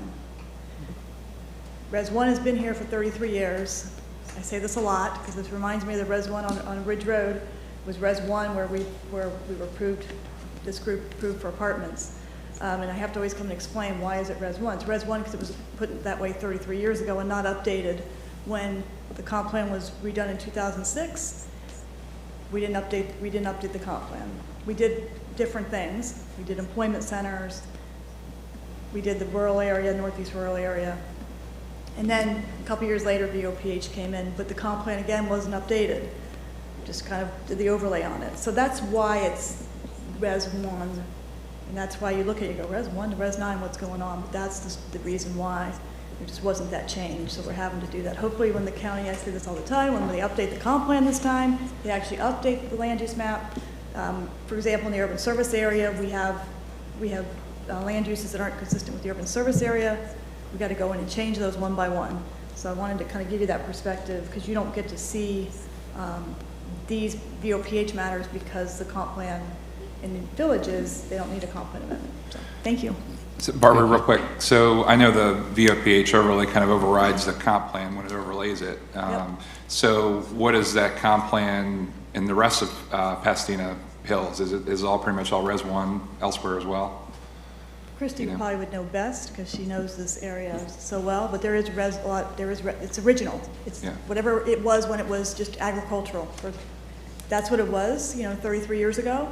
And so that's what, and then Pasadena came in and said, hey, we're going to do a plan.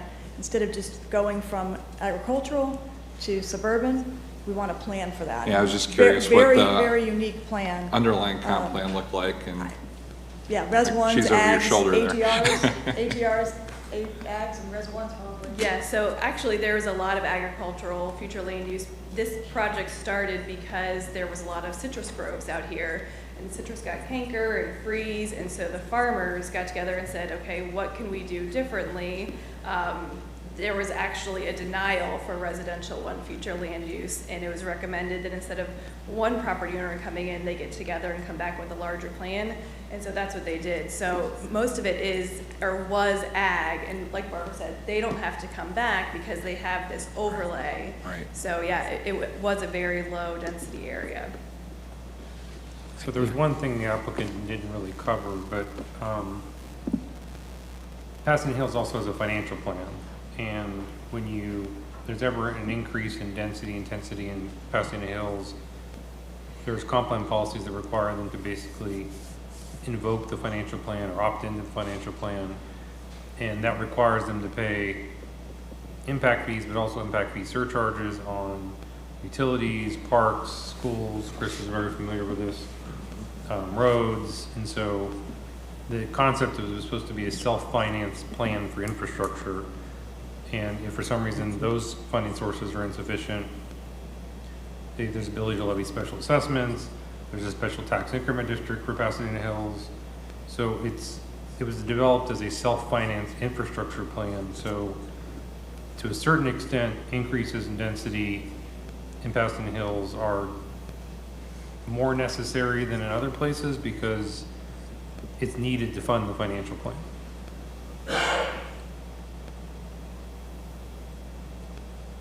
Did I say any of that incorrectly?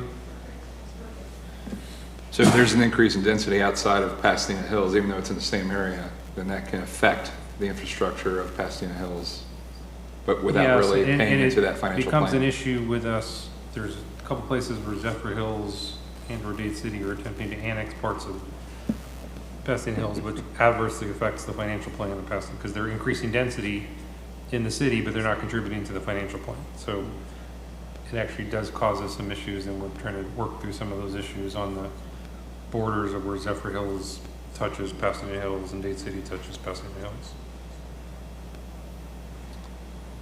Okay.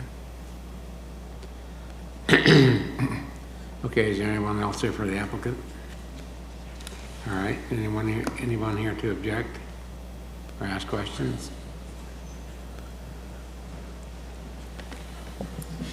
And I believe this is Ms. Gibbs? Yes. And she's been given 8 minutes.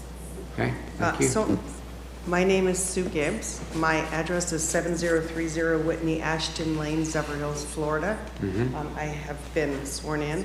I have a 30-acre cattle farm immediately to the east of the proposed Handcart 20.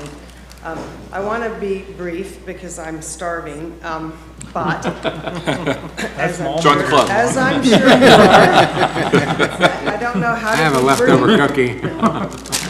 I don't know how to be brief because I'd like to take away, but also add some of what I have learned since I've presented my PowerPoint presentation. So if we could have that up, please. So I do understand that future development funds infrastructure. I understand that completely. One of my major concerns is the current lack of infrastructure now with the development that's already happened. Do I have a PowerPoint? I do? We're bringing it up. Oh, sorry. And then, thank you. So these pictures are taken looking north, about maybe 400 feet north of Island on Handcart. And we really have a tremendous roadblock there for several hours, in the afternoon. That's too far. This is clearly a problem. In fact, at the meeting of the VOPH committee earlier in March, the chairman of the committee expressed that he's fully aware of this problem and went so far as to say that in the near future, Handcart Road would be, and I quote, an abyss. So they're aware of this. And then the discussion of funding future development is difficult for me to follow. What I gathered, and I realize I may be inaccurate, and I'm willing to stand corrected, but I was under the impression that this graphic representing the future Handcart Road is actually, oops, sorry, that's too far again, starts north of Village J and does not pertain to the southern portion of Handcart Road. And this is where the infrastructure issues currently exist. And that there is no funding. I know it comes from future development, but there's been enough development already. There's still no funding planned for that area of Handcart Road at all. The green lines representing roads funded by 2032.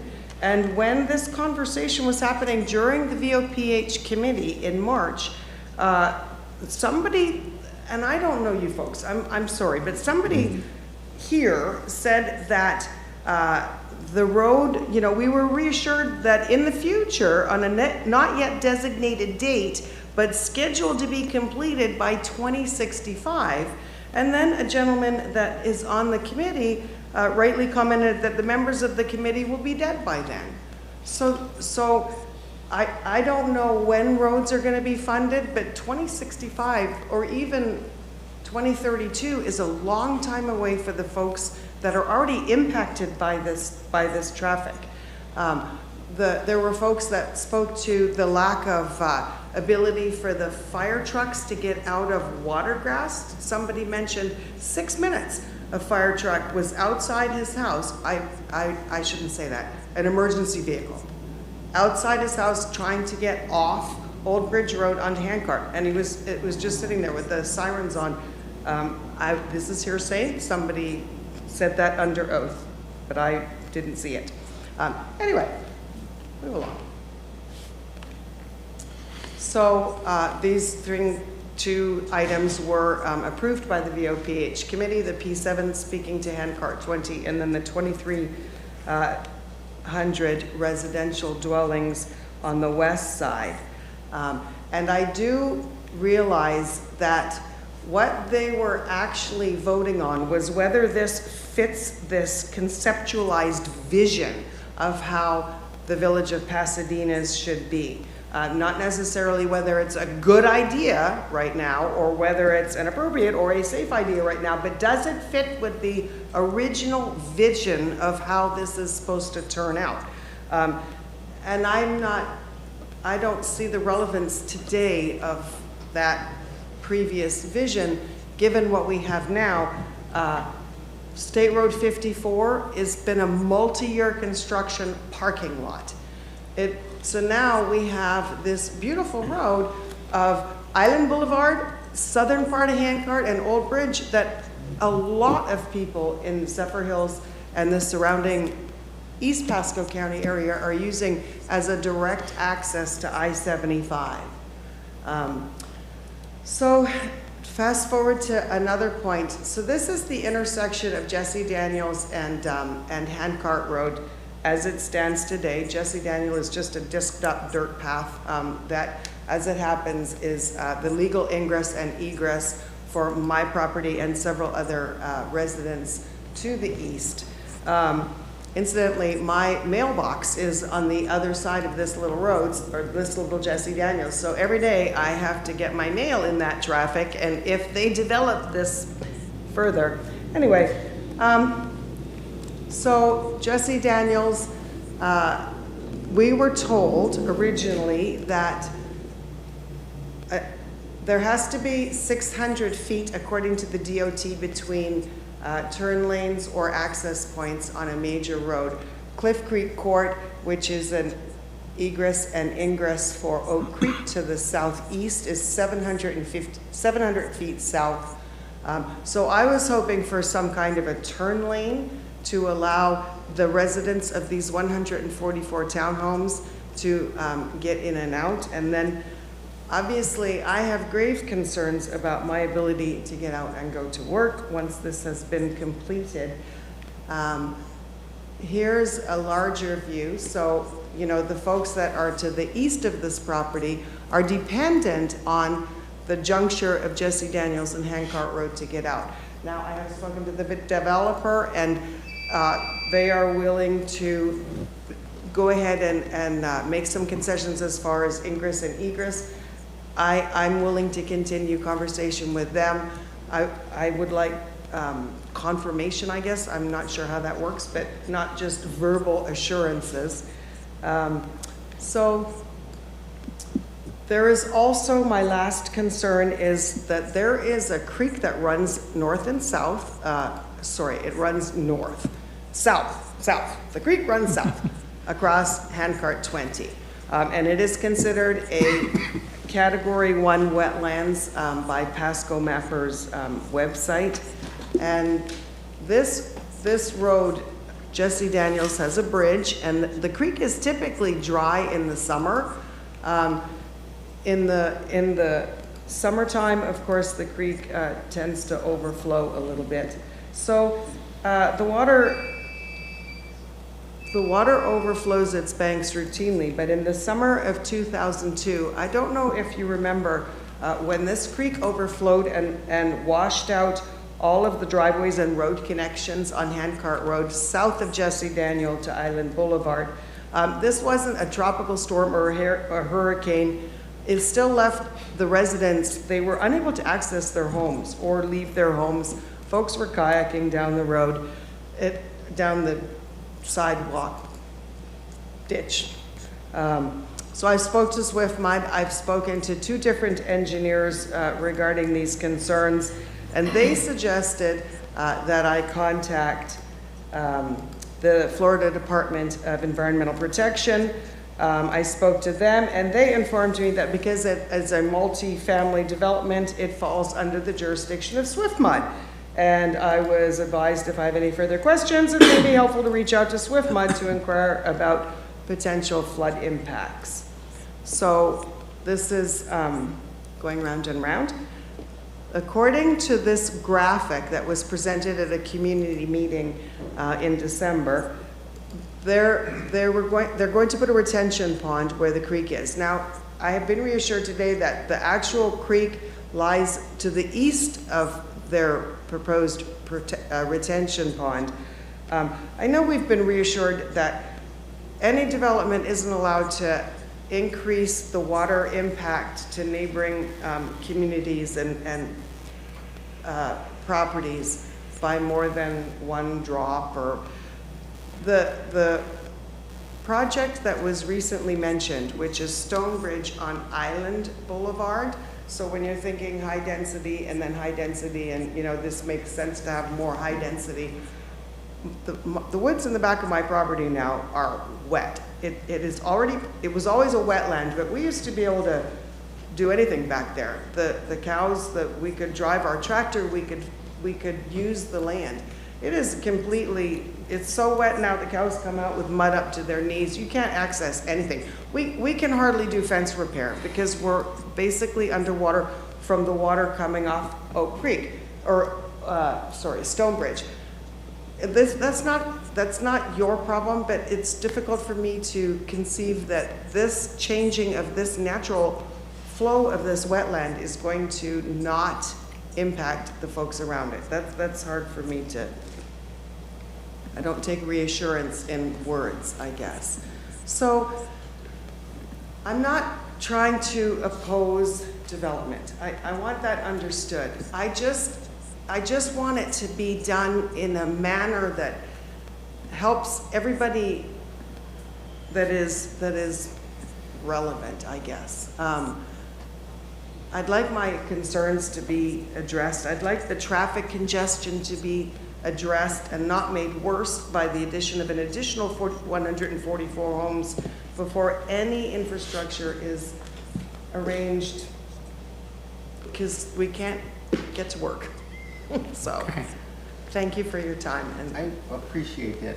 And David, if I say something wrong here, please correct me, but I'm under the impression we're sitting as the LPA, as a comp plan amendment. Correct. All we get to do is determine whether this is consistent with the comprehensive plan. We don't get, I don't think we can apply conditions to a comprehensive plan amendment, can we?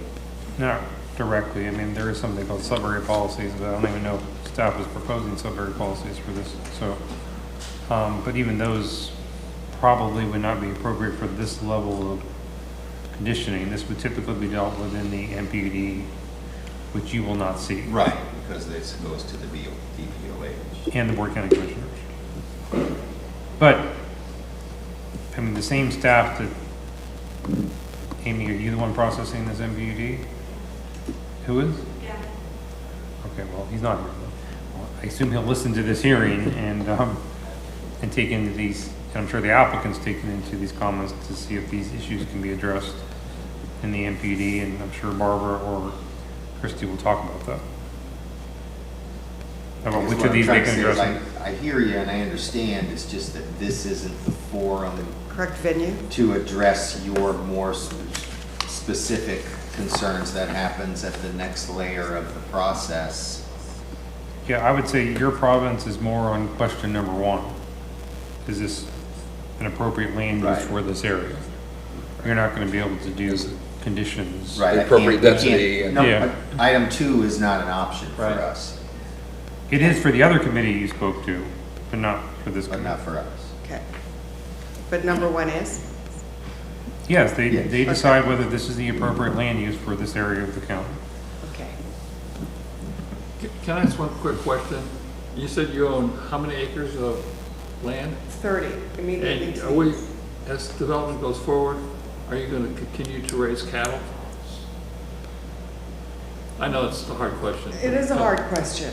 We've already turned down 2 different offers to sell to developers. Yeah.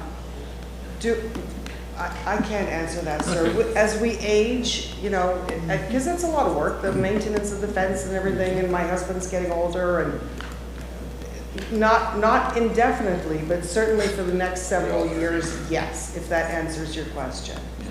The reason I bring it up, and I'm sure that some of these folks don't like me to bring it up, is my concern has always been what's going to happen down the road with agricultural products. We've already seen the the importation of oranges, for instance, in this country. But anyway, I know. I say that with whoever will listen, which is very few, right, if any. I'm equally worried about the wildlife, which is, there's no point in talking about that. But we're not opposed to change. We're not opposed to progress. We know this is happening. Please understand that. We're just wanting it to happen with some common sense boundaries so that things are addressed ahead of time or in conjunction so that the whole system isn't just bottlenecked and ineffective, or like the chairman said, an abyss. So that's what I wanted to mention. Thank you very much for your time. I appreciate it. Thank you. Thank you. Thank you for coming. Is there anyone else? Okay. Seeing no one. Barbara?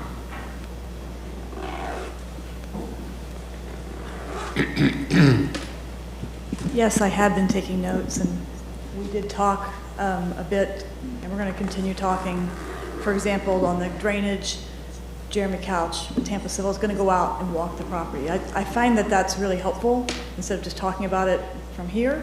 So he's going to go out with the client. They're going to walk the property and talk about drainage. Something about that when you're actually on the ground and can talk about it, that's the right way to go. Because we have time between now and this goes to the board on the 9th of May. It's hard to believe we're talking about May already. Verbal assurances always become conditions. That's something that I do. So I can assure her that the things that we agreed to will become conditions. For example, they talked about Handcart and Jesse Daniels when we were outside, and the client agreed to put three turn lanes there, one coming into Jesse Daniels, a dedicated left and a dedicated right. So as they communicate, we're finding solutions. And we'll put those in the MPUD. We also are doing turn lanes. Steve will talk traffic, but we're doing turn lanes, a right turn lane and a left turn lane, adding those to Handcart so that our traffic will be out of the travel lanes by having turn lanes. I appreciate the issue of change. This plan, VOPH plan, was about change. This area is planned to change. It's not going to stay like it looks today. This is the right land use. This is townhomes on a major road. It's on Handcart. It's the right how you do density and where you do it. Old Bridge and Handcart, there were a bunch of folks here at our other hearings, and they actually showed up from Watergrass, and they showed up at the board meeting. And you have people here staff members that know about Old Bridge and Handcart, but they're not here because their issues are getting addressed. Maybe not to their ultimate satisfaction timing-wise, but they're getting addressed. For example, at Old Bridge and Handcart, Ben Cat is here. He's studied it, and Old Bridge and Handcart will have a signal in the next 90 days. So staff is hearing the residents' concerns. They're also looking at overpass, the connection. There's a piece of overpass that's missing between overpass and Handcart, and that's why cars are using Old Bridge, but they're looking at how to expedite that as well.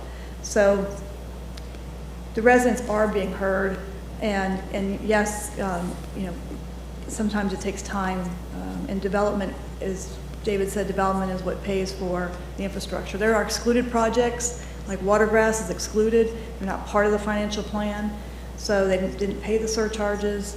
So we have that goes on as well. I cannot speak to traffic very well, so I think it might be helpful if Steve just gives you a few minutes of how the VOPH plan works. This is an area the county has actually got a financial plan, master roadway plan, utilities plan. It has the plans in place. So let me have Steve talk to you, and then we can answer any other questions. All right, thank you. Steve? Good evening. Steve Henry, Links & Associates, 5023 West Laurel, and I have been sworn. And as David indicated, this is kind of a unique area to the county. It actually developed a financial plan for this area. And part of the financial plan is the roadway. And the roadway system within this area has a financial plan to show how it is financially feasible to build the roadway system that's necessary for this area. And Handcart being one of them, that it is financially feasible to build it from Island all the way up to Clinton Avenue. And in fact, right now, as David knows, there's a master developer agreement that it has gone around with, where there are a number of roads that are being built by developers as a part of the development within VOPH. We talk about the Dupree piece, the 2,300 acres that you spoke of. They are building north-south roads that will parallel a Handcart road. So the reality is what's happening here, unlike other areas of the county where somebody comes in and develops, they pay their mobility fees and we hope roads get built. Here they're actually building the roads. So it's a much different area in this part of the county than anywhere else in the county other than Connected City, where the developers are actually stepping forward and building the roads as they develop. But the reality is to build the roads, you've got to have the development. And that's why I think David said that you got to have the density to be able to build the financial plan to build those roads. But one of her comments was Handcart. It is part of the financial plan. The 4-laning is a part of it. That southern portion is a part of the financial plan to build that road. Barbara talked about Handcart and Old Bridge and the improvements there.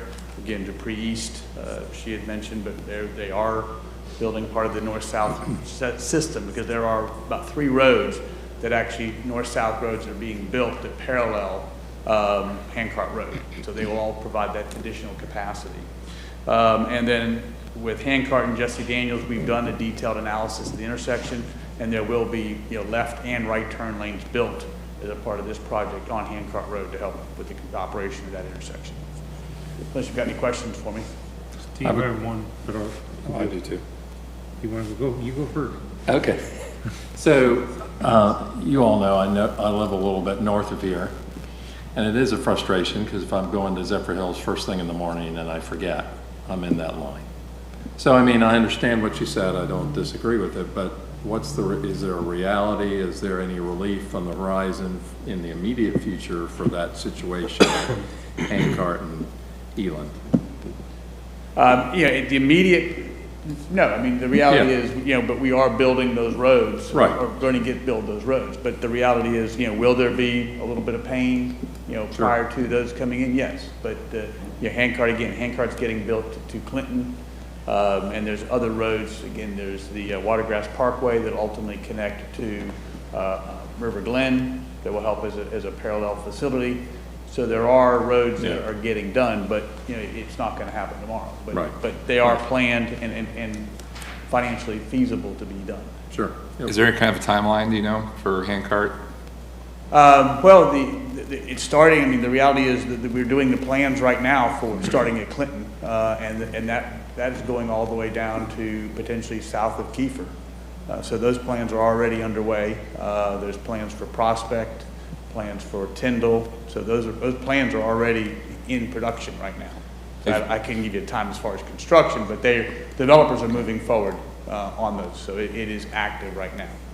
And the other reality, I would assume you would agree, like if some of those other things come to pass, like Kiefer, then certainly the potential is for people can just find a variety of routes to try to find the easiest way through there. Yeah, Tyndall's getting brought over to Handcart, so there are going to be alternative ways to get in and get out. Yeah. So my question is, I guess this is odd to me because for the most part, there's been no development of VOPH yet. So there's no way that VOPH could have caused the traffic that's out there today. Where is this? Why is there a traffic situation? I mean, where is all this traffic coming from, in your opinion? On Handcart? It can't be VOPH's fault because there's not a single building permit that's been pulled in VOPH. Is it all Chris Williams? I mean, that's what I'm thinking. Well, it's Watergrass. There's traffic, and then when you look at what's going down on Island, and part of it is with the overpass opening up, the interchange, you're seeing more people using Old Bridge and overpass to get to the interstate. So we are I guess seeing. I'll ask Chris, has traffic on Handcart picked up since the interchange opened? I don't know if I've been down there since, but I know there's a big backup from going south on Handcart and hitting Island. I don't know. I would assume it's people out of Watergrass. I don't know if they're going down to Island and getting over to 301 or if they're just going down to Morris Bridge going to Tampa. I mean, those are possibilities, but it seems to be since they opened up Old Bridge to get to Handcart, that's all that is flowing from the west, coming east, going down Handcart south to Island and probably going either Morris Bridge or cutting over to 301. I'm just trying to figure out when we extend overpass to 301, well, will that relieve Handcart? Yes, I would think it would help. Yes, it will. Yeah, because you're seeing a lot of the traffic that is going, and at the intersection of Handcart and Island, it's about a 50-50 split between people making a left and a right. So when you extend that over to 301, it will relieve that section of Handcart, I believe. You'll get a fairly significant reduction. And then also, once Watergrass or River Glen is connected to overpass, that will also help. So with those two things going on, you're going to get a pretty significant diversion of traffic because now people can get from Watergrass, you can get down to 54 ultimately. Once that's done. Do we have timing of that overpass to 301? Well, You have project management staff here, maybe they can answer that question, or. I'm just curious. I know it's a ways away. I know it's not happening tomorrow.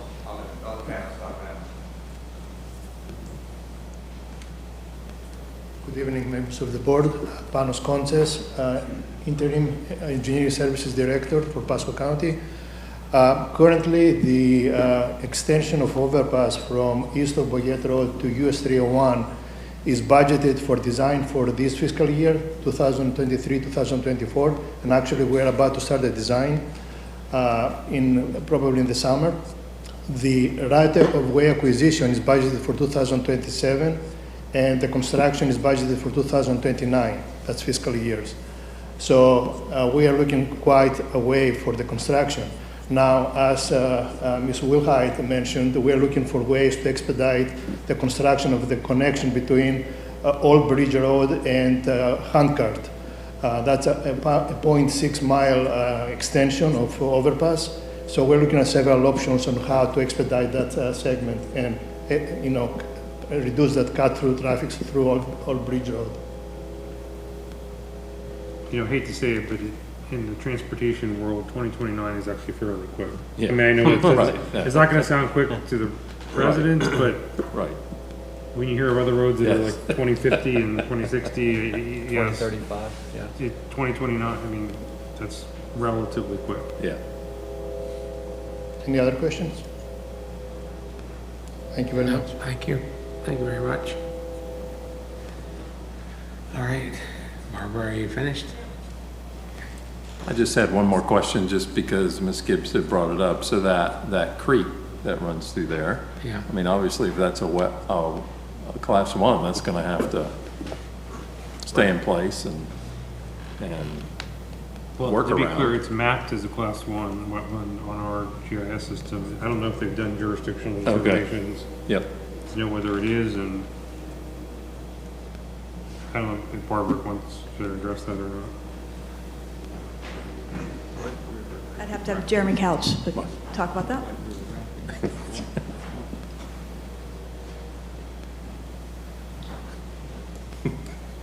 Good evening, Mr. Commissioners. Couch. Jeremy Couch, 17937 Hunting Bow Circle, Lutz. I have been sworn. What was your question, sir? So the creek that runs through that. Yes. I guess through that property, obviously, that's going to have to be It's a accounted category for one, and We'll- yeah. Yes, we will have to cross it to access the eastern portion of the site. But like every project, we're gonna have to get permits with the SWIFMA, we're gonna have to get permits with the county, and we're gonna have to demonstrate that we're not creating any adverse effects to that floodplain. So we'll have a lot of time. I committed to the resident that I'm gonna meet with her and see it firsthand, and we'll get a good handle on it. Do you know offhand, in that whatever year, the early 2000s, when all that water was flowing, that was before I got over there, but do you know if that was like a 100-year storm event or? I'm gonna research that particular event. Typically when you see those kind of things, sometimes it's probably related to some kind of construction sequence where something was blocked or something wasn't yeah. open. Yeah. And you see that kind of thing, it's typical. You'd see it a lot more often if that was, Right. kind of a systemic error. Yep. Thank you. Okay, thank you, Jeremy. All right. Any further discussion? I was just going to say, because VOPH, was an overlay, and I'd like to think pretty well thought out and thought about utilities and roads and as well as schools. So we own about over 100 acres right around Handcart and Overpass for a future school site. So as the need arises, eventually we'll build that campus. Okay. To again, as budget and students demand, we'll certainly activate that campus, as well as other sites in VOPH. So from what I can see, it looks like the project has a little bit of collateral damage to some of the other infrastructure improvements that have been done recently, especially the completion of the overpass road interchange. And so I get the feeling that's directing a lot of traffic down Handcart if people don't live anywhere in the area. So unfortunately, it's caused a hardships on people that do live in the area, but it's not really anybody's fault that lives in the area. So, but ultimately, we just have to determine whether or not this meets the proper use of the land and density and all that. So, for that reason, I'd make a motion to approve as submitted. I'll second. Okay, so we have a motion, and who seconded it? Chris? Yes. Chris, okay, motion is second. Okay, any further discussion on the motion?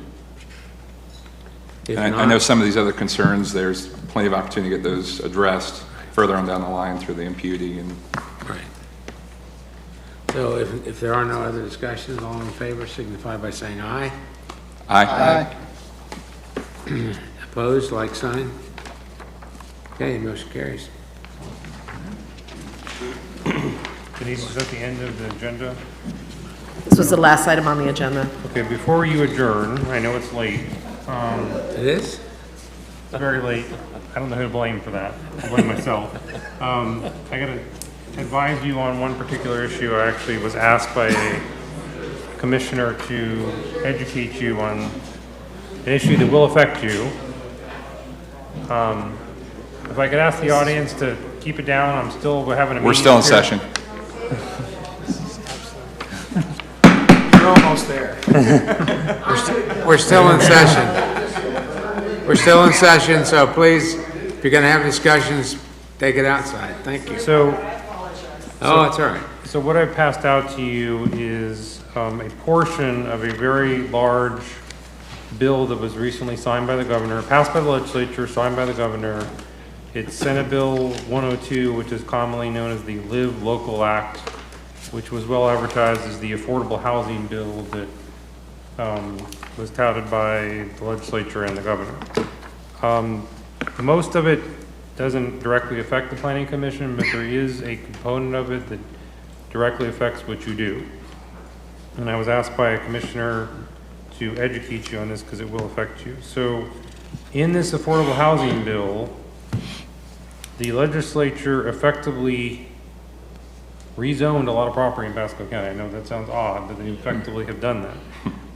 They've imposed a requirement that we must authorize multifamily and mixed-use residential as allowable uses in any area zoned for commercial, industrial, or mixed use if at least 40% of the residential units in the multifamily rental development are for a period of 30 years affordable as defined in that section. That section defines affordable as affordable to a family that's making up to 120% of the average median income in Pasco County. So it's typically defined as low or moderate. Some people consider it workforce housing. But if 40% of it is that type of housing, we have to authorize multifamily, even in industrial areas, even in commercial areas, and even in areas that are zoned for mixed use. And I guess to add insult to injury, as far as the counties go, we have to do it at the maximum density in Pasco County. So, In that case, we're 24. I don't know, remember what our maximum density is, but I think it's 24. yeah, well, isn't, even in EC, isn't there 32 units per acre? Yeah, there's 32. And we cannot restrict the height or density or the use. Now, luckily for us, this particular provision of the law says it expires in October 1 of 2033, but that's 10 years from now. The caveat that 40% has to be affordable might dissuade some folks from attempting to do this. I don't know, because it depends on the other incentives that were put into the bill. There are some property tax exemptions. There's some direct incentives they can get from the state in this bill. But the concern that's been raised by staff, some of our board members, is that areas that you are zoning today for industrial, commercial, mixed use, under this bill, there's no guarantee they will be industrial, commercial, mixed use. So Right. literally you could be zoning a property C2, think you're zoning it for commercial. Under this bill, it could become multifamily. Not even necessarily mixed use multifamily, just plain multifamily.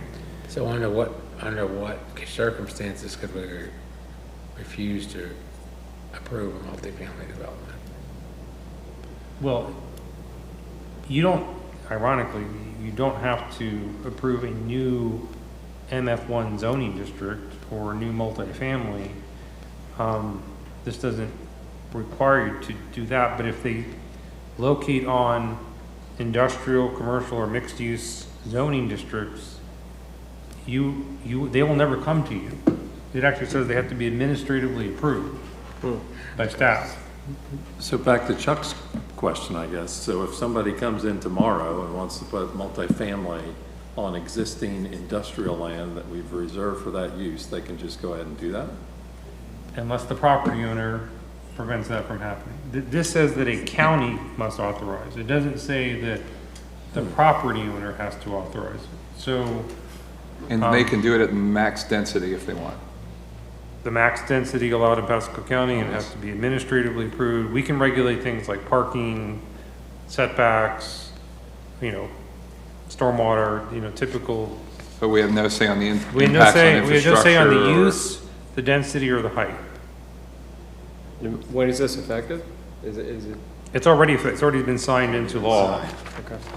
Now, as I mentioned, it doesn't require the property owner to allow this to occur. So if you are approving a new industrial, commercial, or mixed-use zoning, you do have the right to ask the property owner, are they willing to restrict it themselves? I mean, the property owners sometimes do voluntary deed restrictions. It's a worthwhile question to ask, because this just came up. We had a large industrial tract that I think you remember came to the planning commission off of the Suncoast near Shady Hills area. Yep. I asked Barbara at the board meeting, are you willing to restrict this industrial tract so that it isn't multifamily? She said she would. So, I mean, it's an issue that we may be able to address on new industrial, commercial, and mixed-use zonings. The applicant may be willing to voluntarily restrict their property either through a deed restriction or conditions. Or there's probably a bigger problem is stuff that's already been zone industrial, commercial, or mixed use. There's no guarantee that you will get what you zoned under this bill. So I had nothing to do with the drafting of this. I've got my personal opinions on whether this is the most effective way to assure affordable housing. Right. One might argue that if you don't have a job, that you can't afford housing, no matter how affordable it is, and we reserve some of these areas for job production. But apparently the legislature has more wisdom than me, I don't know.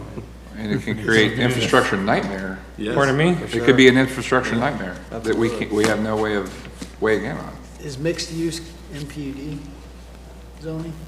That's unclear. It just says mixed zone for mixed use. We don't, we have one comp plan category called mixed use that doesn't even exist anymore. We have some PDs that could be considered mixed use. It's unclear this is the problem when the legislature gets into zoning. They don't know what they're talking about. And so I don't know how to define that, but probably we do have some MPUDs that have areas that are designated that are actually labeled mixed use. So if we had an MPUD with an area labeled mixed use, it's probably a good argument that it's zoned for mixed use. I'm not sure the entire MPUD, I mean, because we have some MPUDs that have some residential pods in them that don't allow non-residential uses. I think it'd be a stretch to say that's mixed use just because there's a commercial pod next to it. Am I making sense? In the news media reports, so take it for what they're worth. This bill came out of Southeast Florida, and Jamie, to your question, the way it was explained was what we look at as mudroom and vertically integrated mixed use is what they're aiming for. The problem is that you have the problem as I see it is this may work for Metro Dade, but it may not work for Pasco County. It's a one-size-all-fits. It's one Yeah, I mean, size all, yeah, we're not all the same. if you go to Metro Dade, they probably have some industrial and commercial tracts that are sort of redevelopment type tracts Right. that are probably sitting there unused. Right. And it might make some sense that they get developed with multifamily. That's not Pasco County though. I mean, we have mostly greenfield development and a lot of our industrial and commercial tracts are both. We had TBRPC did a study saying we were lacking large industrial tracts. And so we've zoned a lot of stuff industrial with the hope that it would generate jobs in Pasco County. Well, and that's my concern, because we've done that, trying to plan for that future. And I'm afraid somebody now comes in and approaches an owner in the middle of that industrial zone and say, hey, I want to put a bunch of apartments in. Now, we do have some industrial tracts and maybe even some commercial ones where the county has given financial incentives for that type of development. And it's documented through an incentive agreement. And I think I'd have a strong argument that they could not do it in those areas because it would impair our existing contracts. Yeah. But we have a lot of industrial and commercial that is not subject to any incentive agreement. It's just straight C2 I1 zoning that it would be very difficult to prevent multifamily from occurring. So I only bring it to your attention because you want to ruin our day. Well, I think your day was already ruined. Because one day when we drive down 52 and say, hey, we approve industrial there, and we see a bunch of apartments, I think and if the number's we don't call you. 711 million in goodies that they're incentives that they're going to pass out to try to encourage affordable housing. We'll have to see how that goes. Sometimes, and I can think about that with a couple of years ago, the solution on roofs, and they allocated a bunch of money that never actually got distributed, so we'll see how that actually plays out. Yeah, but that's a little misleading to say it's 700. That's how much the state is giving out. There are actually property tax exemptions that the county involuntarily has to give out for this as well. So that it's not just 711 million. When you provide this, if you provide at least 70 units of affordable housing, you also get property tax exemptions too. This applies to city and county. They're similar. This, I only copied you the one from the county, but the cities were subject to the same requirements. But in Pasco County, our cities don't have a lot of large tracts zoned for industrial and commercial. So they may have some, I'm not saying they have none, but the majority of Pasco County is industrial and commercial, and mixed-use tracts are probably in unincorporated Pasco County. So I only bring it to your attention because if you start seeing applicants voluntary deed restrictions to address this issue, or MPD conditions addressing this issue, that's the reason. And you have to be cognizant if somebody's coming in for a rezoning to I-1 that you would normally say, hallelujah. Yeah. You've got to be cognizant of this issue. We should try to restrict it. Problem is, these are voluntary deed restrictions. So if an applicant came in and said, I don't want to restrict it, I want it to be I want the opportunity to put affordable housing in it, you would just have to take that into account when you're making your decision. Got it. So sorry to be the bearer of that news. Well, there's no doubt that we need workforce for affordable housing, but, you know, there's people that can't afford to. The interesting thing though is there's no requirement here that the areas that we have zoned for multifamily be affordable. Right. So the areas that we already have zoned for multifamily, you would think, apparently don't have to be affordable. Yeah, why would you? Right. It's just ironic. I don't know. Fortunately or unfortunately, creating new commercial under our comprehensive plan is not easy either. So it's not like we're going to go out and entitle a bunch of sites that they can use for this. True, but I think I don't know really how much you realize how many C2 rezonings you have on your consent agenda that you're routinely approving. I mean, you have more than you think. So we didn't know this was going to happen. Because there was one today. We thought it was for Or was commercial. it continued, or it was continued. I don't remember what you had on your agenda. I'm just saying that it's fairly common for you to get zonings to C2. All right, well, happy Easter. Happy Easter. Motion to adjourn. Feels like it's Easter Second. already. Somebody Yeah, just waited. I was already there. What? Yeah, on a small C2 tract, I think it's unlikely to be an issue.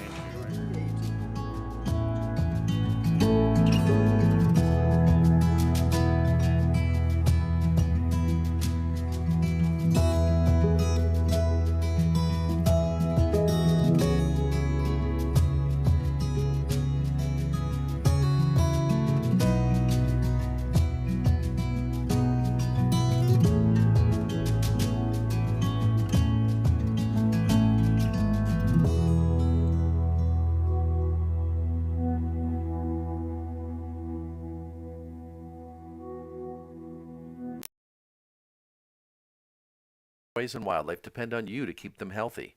Excess fertilizer, grass clippings, trash, oils, and pet waste wash into gutters and storm drains when it rains. Stormwater carries these pollutants directly into our lakes and rivers, creating an unhealthy environment for fish, waterfowl, and other aquatic animals. Storm drains are meant for clean rainwater. Most other discharges are illegal. If you suspect an illicit discharge, please contact Pasco County Department of Public Works at 727-834-3611.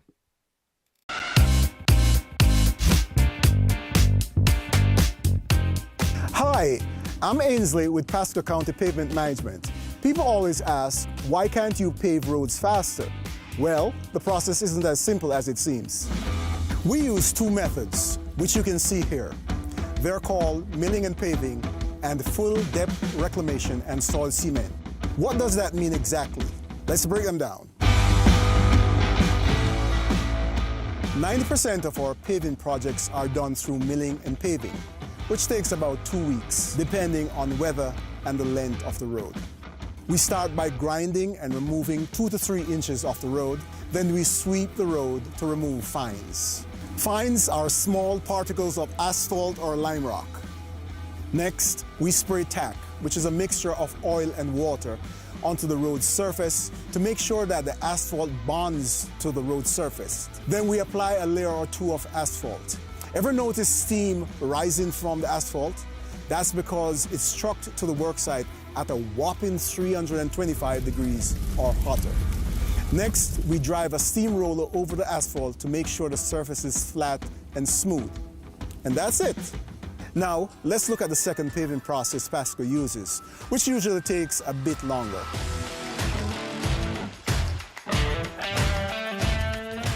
Our geotechnician team drills into the roadway at the job site and takes samples to a lab to help us determine what mix to use.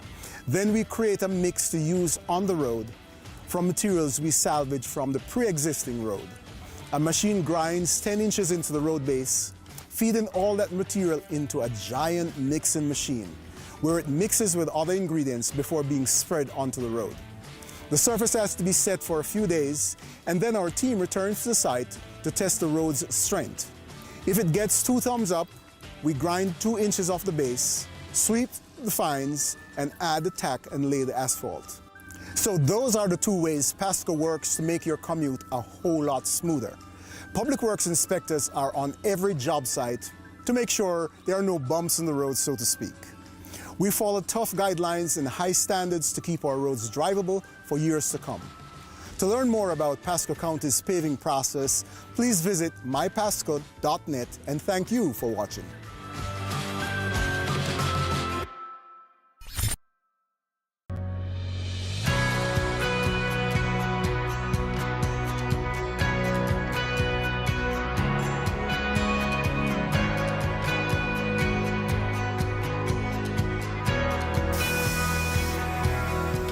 They serve, as I did, to fight for our freedoms. We here at Go Pasco want to return the favor by serving you. Go Pasco offers all active duty military and veterans unlimited free rides on our fixed route buses. When you step on the bus, just show the driver one of these forms: military ID card, DD Form 2, valid VA card, V on your driver's license, or Go Pasco Veteran ID. Go Pasco, where veterans ride free.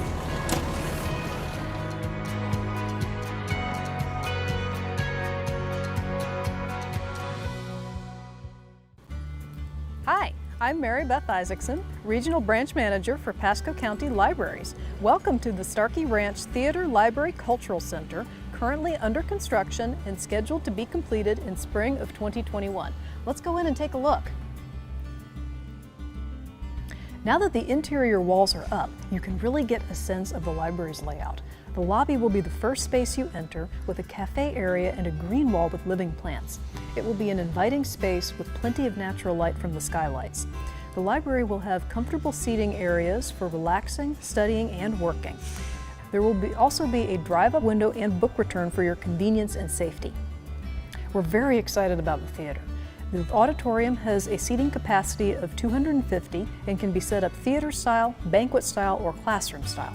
The stage is equipped with curtains, lights, and theater sound, so it will be able to accommodate a wide range of performances. There are attached dressing rooms and a catering area. The enclosed courtyard also features an outdoor stage and presentation area. The library is on the same campus as Starkey Ranch K-8 school and will serve a dual purpose as the school's media center. The youth room is very large and will hold thousands of books, plus study rooms and other learning areas, including a separate story time room and a teen room. We look forward to having lots of kids in this space, and there will be plenty of activities for students and families. Starkey Ranch will have 3 maker spaces. One maker space is dedicated to ceramics with a kiln and 2 pottery wheels. The other 2 maker spaces will offer a wide range of equipment and activities, such as jewelry making, sewing and textile arts, and painting. The maker spaces will have both scheduled instructor-led classes and open hours when community members can come work on their own projects.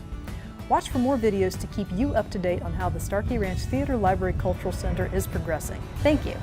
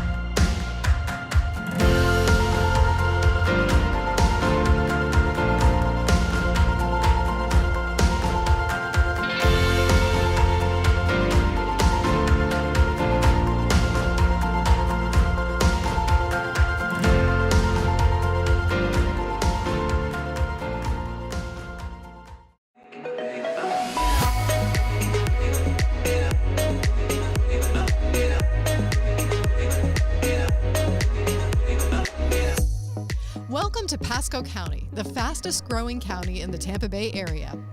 The Pasco Board of County Commissioners is a high-performing organization with 2,700 employees representing 57 lines of business, serving nearly 600,000 people over 740 square miles, and we're always looking for talented people to join our team. This is your opportunity to help make your community a better place to live, work, and play. If you're ready to be part of a great success story, consider a career with Pasco County government, recently recognized as a top workplace for 2021.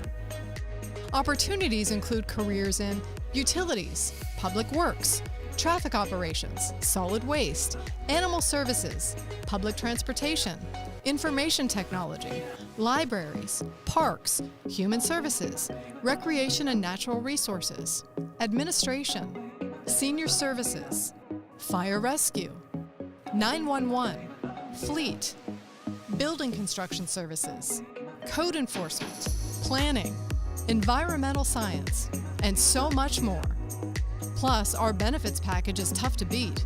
We offer employee wellness centers, health, vision, and dental benefits, paid holidays, and tuition reimbursement, just to name a few. We are local government reimagined. We're progressive, innovative, and in many areas, Pasco County is leading the way. Want to learn more about what we do and how you can be part of it? Visit mypasco.net and click on Job and Volunteer Opportunities. Our team is more than 2,700 strong. Your neighbors, friends, and even family members.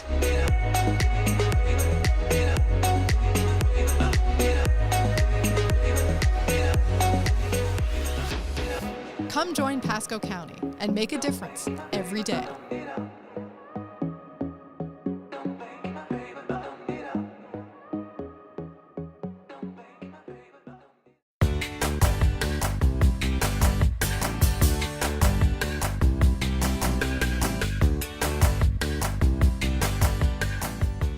Finding Rover is an application that is used both on website and smartphones, and you can download the app or use the website to upload photos of your own pet to help find them if they become lost.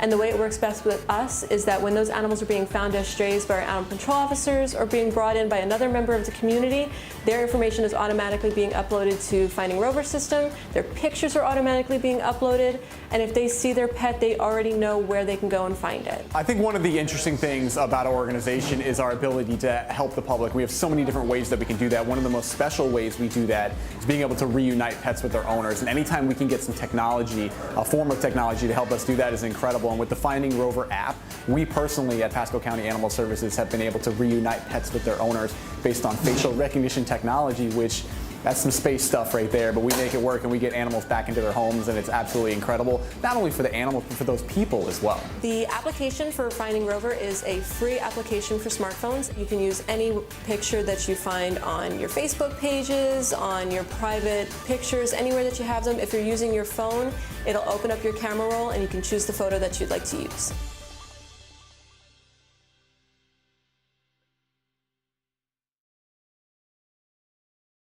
Hello, I'm Catherine Seavey, Branch Manager at the Centennial Park Library. We're putting the finishing touches on at your favorite branch. There are lots of changes inside and out, starting in the parking lot. It's been repaved and new sidewalks and landscaping have been installed. We've also added a bright new sign to keep you informed of events and happenings at the library at a glance. There's a covered entrance now to help you keep dry and in the shade. Inside, the flooring is complete, along with the ceilings and lighting. An expansive new front desk is the hub of the library, with friendly staff ready to assist you quickly and efficiently. The furniture, shelves, and fixtures are in place, and we're preparing to deliver the books to the branch soon. The loft is the new makerspace devoted to studio arts such as painting and arts and crafts. There's plenty of room to conduct classes in the makerspace or to explore your artistic side on your own. We know you're anxious to enjoy the remodeled Centennial Park Library, and we're eager to show it off. Follow our social media pages and pascolibraries.org for updates and the opening date. Thank you.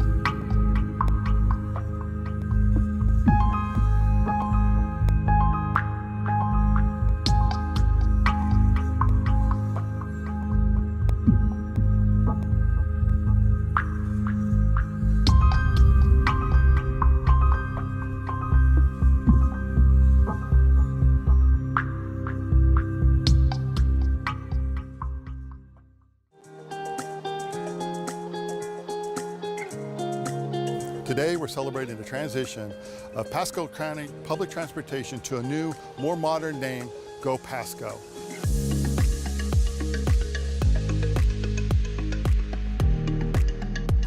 It's time for a change. It's so much brighter, so much better colors. The buses look a lot better. Goodbye, PCPT. It was always a hard time to remember those initials, and to have Go Pasco is going to be amazing for our citizens to remember, even for us to remember. We've been PCPT for 25 years. Go Pasco envisions exactly what we mean. We're here in Pasco to go where you need us to go. I think we're looking forward to the future, showing that we have a lot of pride in our community. We get to people actually liking that a lot. And like I said, they just think the modernization's a lot better. It makes us more reliable. Go Pasco tells you who we serve. We serve Pasco. For PCPT, it was tough to determine that. So that's why we went to this new name and new brand. Again, vibrant colors help us get that message across. Thank you to the team for putting this all together. This has been a 20-something years we've been PCPT. Goodbye, and see you on Go Pasco.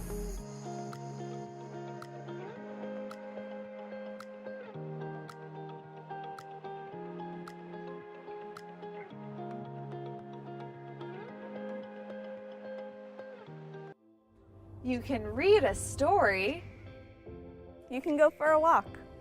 So why not combine both? Welcome to our story walk. Here at J.B. Starkey Wilderness Park, we have installed a new story in our story walk.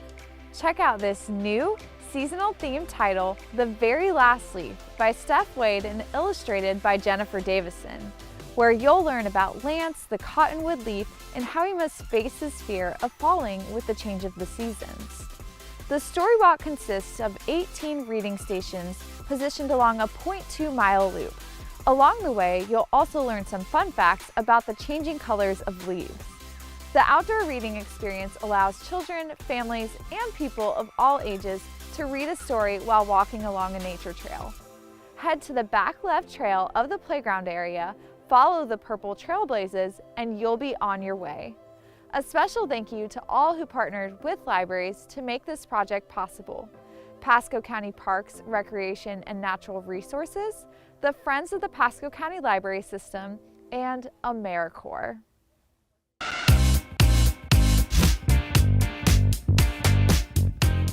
Hi, I'm Ainsley with Pasco County Pavement Management. People always ask, why can't you pave roads faster? Well, the process isn't as simple as it seems. We use two methods. which you can see here.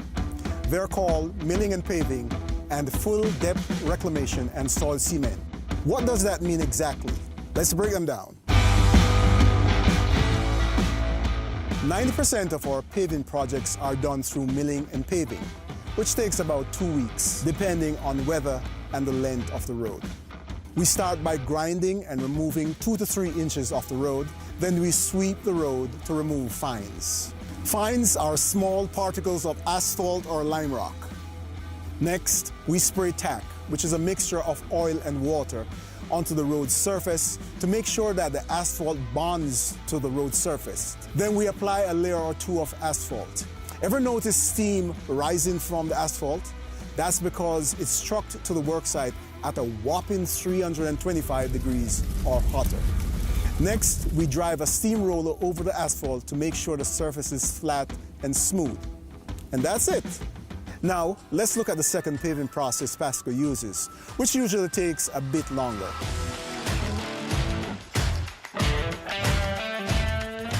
Our geotechnician team drills into the roadway at the job site and takes samples to a lab to help us determine what mix to use. Then we create a mix to use on the road from materials we salvage from the pre-existing road. A machine grinds 10 inches into the road base, feeding all that material into a giant mixing machine, where it mixes with other ingredients before being spread onto the road. The surface has to be set for a few days, and then our team returns to the site to test the road's strength. If it gets 2 thumbs up, we grind 2 inches off the base, sweep the fines, and add the tack and lay the asphalt. So those are the 2 ways Pasco works to make your commute a whole lot smoother. Public Works inspectors are on every job site to make sure there are no bumps in the road, so to speak. We follow tough guidelines and high standards to keep our roads drivable for years to come. To learn more about Pasco County's paving process, please visit mypasco.net, and thank you for watching.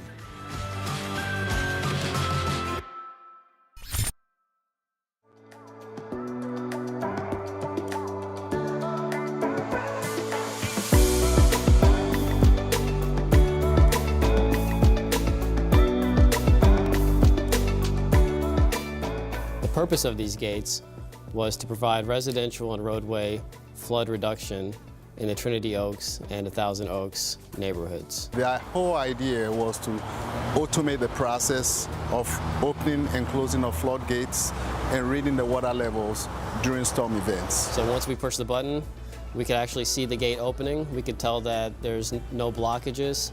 We could tell that there's been no debris buildup. So it gives us real perspective from the office. So as before, we would have a crew of workers that would have to go out to each site, manually hand crank the actuator wheels.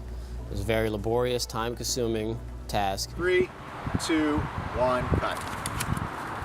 SCADA is an acronym for Supervisory Control and Data Acquisition System. I call this very transformative. In many other municipalities or counties, they have this system.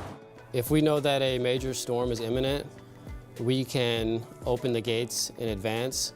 What this does is this will allow the water in those watersheds to recede. This gives us information. It's very insightful. It allows us to make decisions here in the office. I think it's a very handy tool to have that capability from the Public Works office. So now we can electronically monitor the levels of the water. And so we know way ahead of time now if we have an issue or if we've reached that level where we can go ahead and open that gate. Before, we would have had to send someone out, sometimes in really bad weather, to go see what's happening at each gate. It's going to be reduced to maybe 1 or 2 people who can read these things in our offices. That means that these other people will now have something else to do in our operations. I can see this kind of technology spreading throughout the county as we tackle each different area. This kind of technology will bring comfort and assurance to our community that we're going to get those floodwaters out in a timely manner.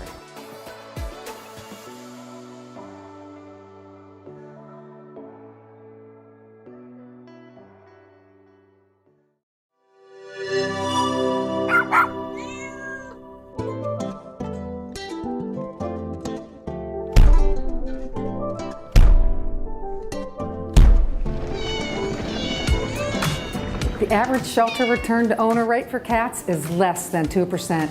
That means if you bring a community cat to our shelter, it's not likely they'll end up being returned to their caregivers. Cats in our communities often have one or more caregivers, and they usually hang out in their home area. The best thing to do for these cats is to leave them be. Share that message and you too can help battle pet overpopulation. If you're concerned that kittens have really been orphaned, meaning they haven't been moved, or you're sure mom hasn't been back in at least 8 consecutive hours, then you can step in and care for the kittens. Animal Services offers resources on our website about kitten fostering, spay and neuter services, trap rentals, and vaccinations. Whether you have a single community cat or a bunch of kitties, we encourage you to contact us at 813-929-1212 or through our website for more information on our SNP Trap, Neuter, Vaccinate, Release program. This means healthier and fewer community cats in your neighborhood. Healthier because we can prevent diseases like rabies, and fewer because all of the cats that we treat are also spayed and neutered. Cats are eligible for the program at 8 weeks old. Pasco County is a strong and growing community, and through our combined efforts, we can help save lives with 3 simple words. Leave them be.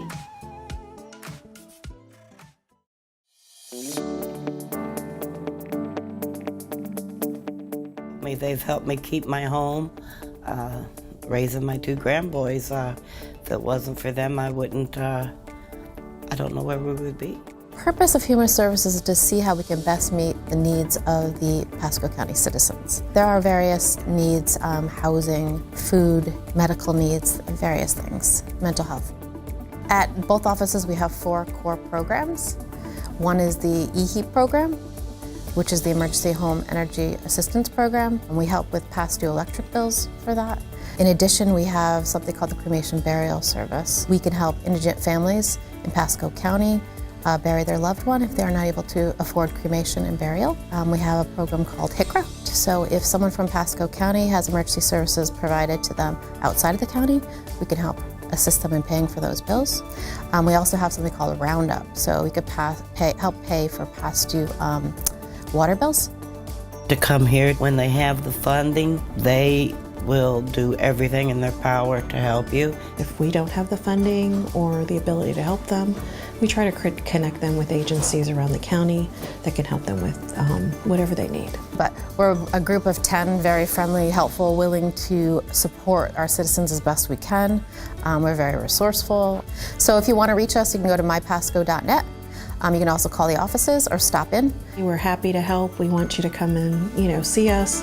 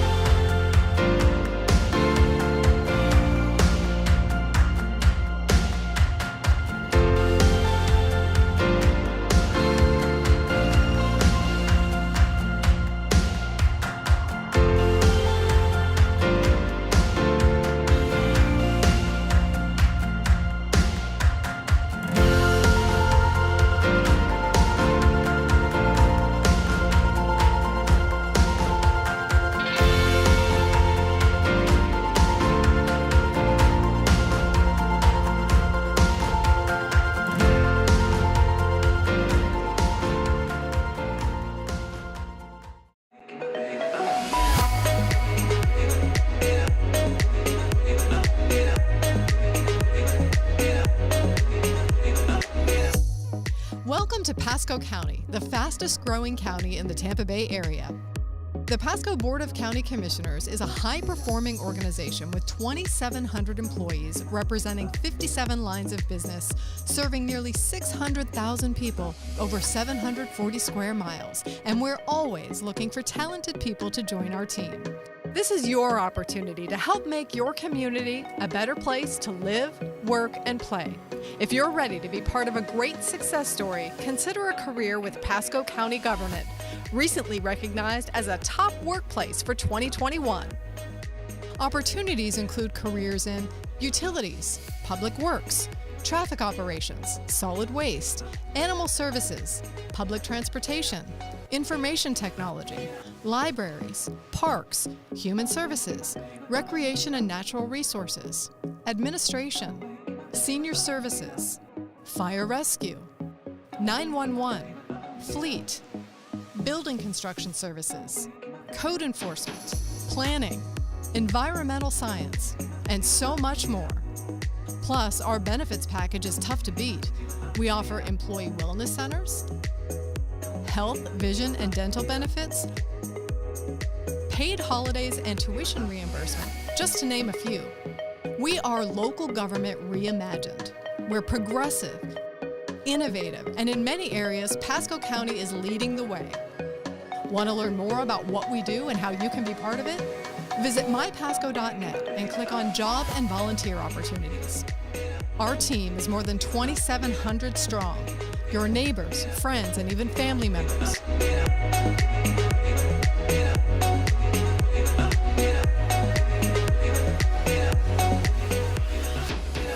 Come join Pasco County and make a difference every day.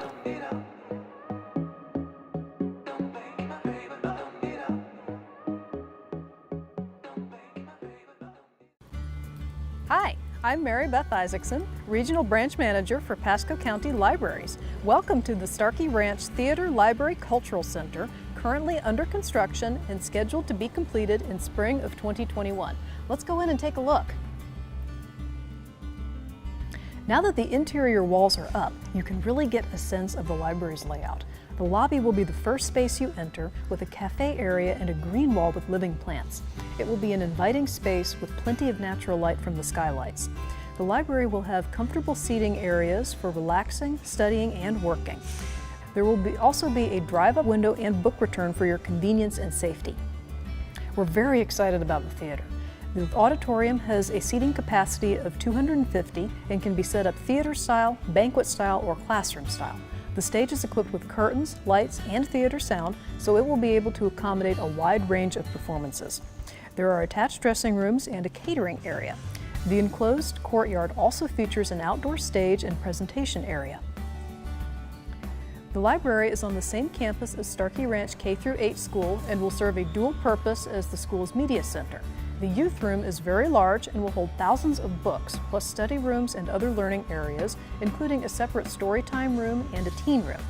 We look forward to having lots of kids in this space, and there will be plenty of activities for students and families. Starkey Ranch will have 3 maker spaces. One maker space is dedicated to ceramics with a kiln and 2 pottery wheels. The other 2 maker spaces will offer a wide range of equipment and activities, such as jewelry making, sewing and textile arts, and painting. The maker spaces will have both scheduled instructor-led classes and open hours when community members can come work on their own projects. Watch for more videos to keep you up to date on how the Starkey Ranch Theater Library Cultural Center is progressing. Thank you.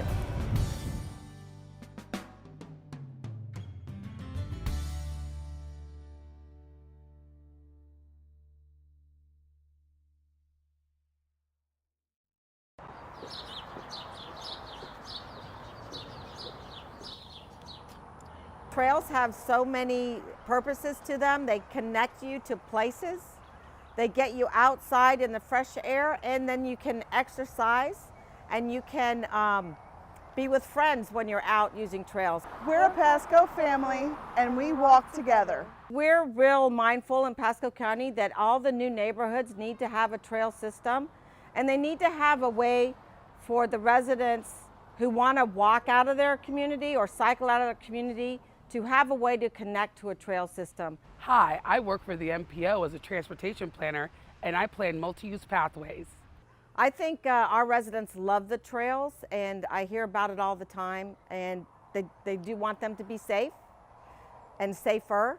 Soon we'll be building some of our first overpasses in the county, pedestrian overpasses, which will help a lot. One of the reasons that I moved to Pasco County 2 years ago was for the numbers of trails, pathways that I could walk on. I'm a frequent walker. I try to walk 2 to 3 miles a day for health and fitness. My name's Tina Russo. I work for Pasco County. I'm a cyclist and I love to ride for my health and just to be outside in the great outdoors of Florida.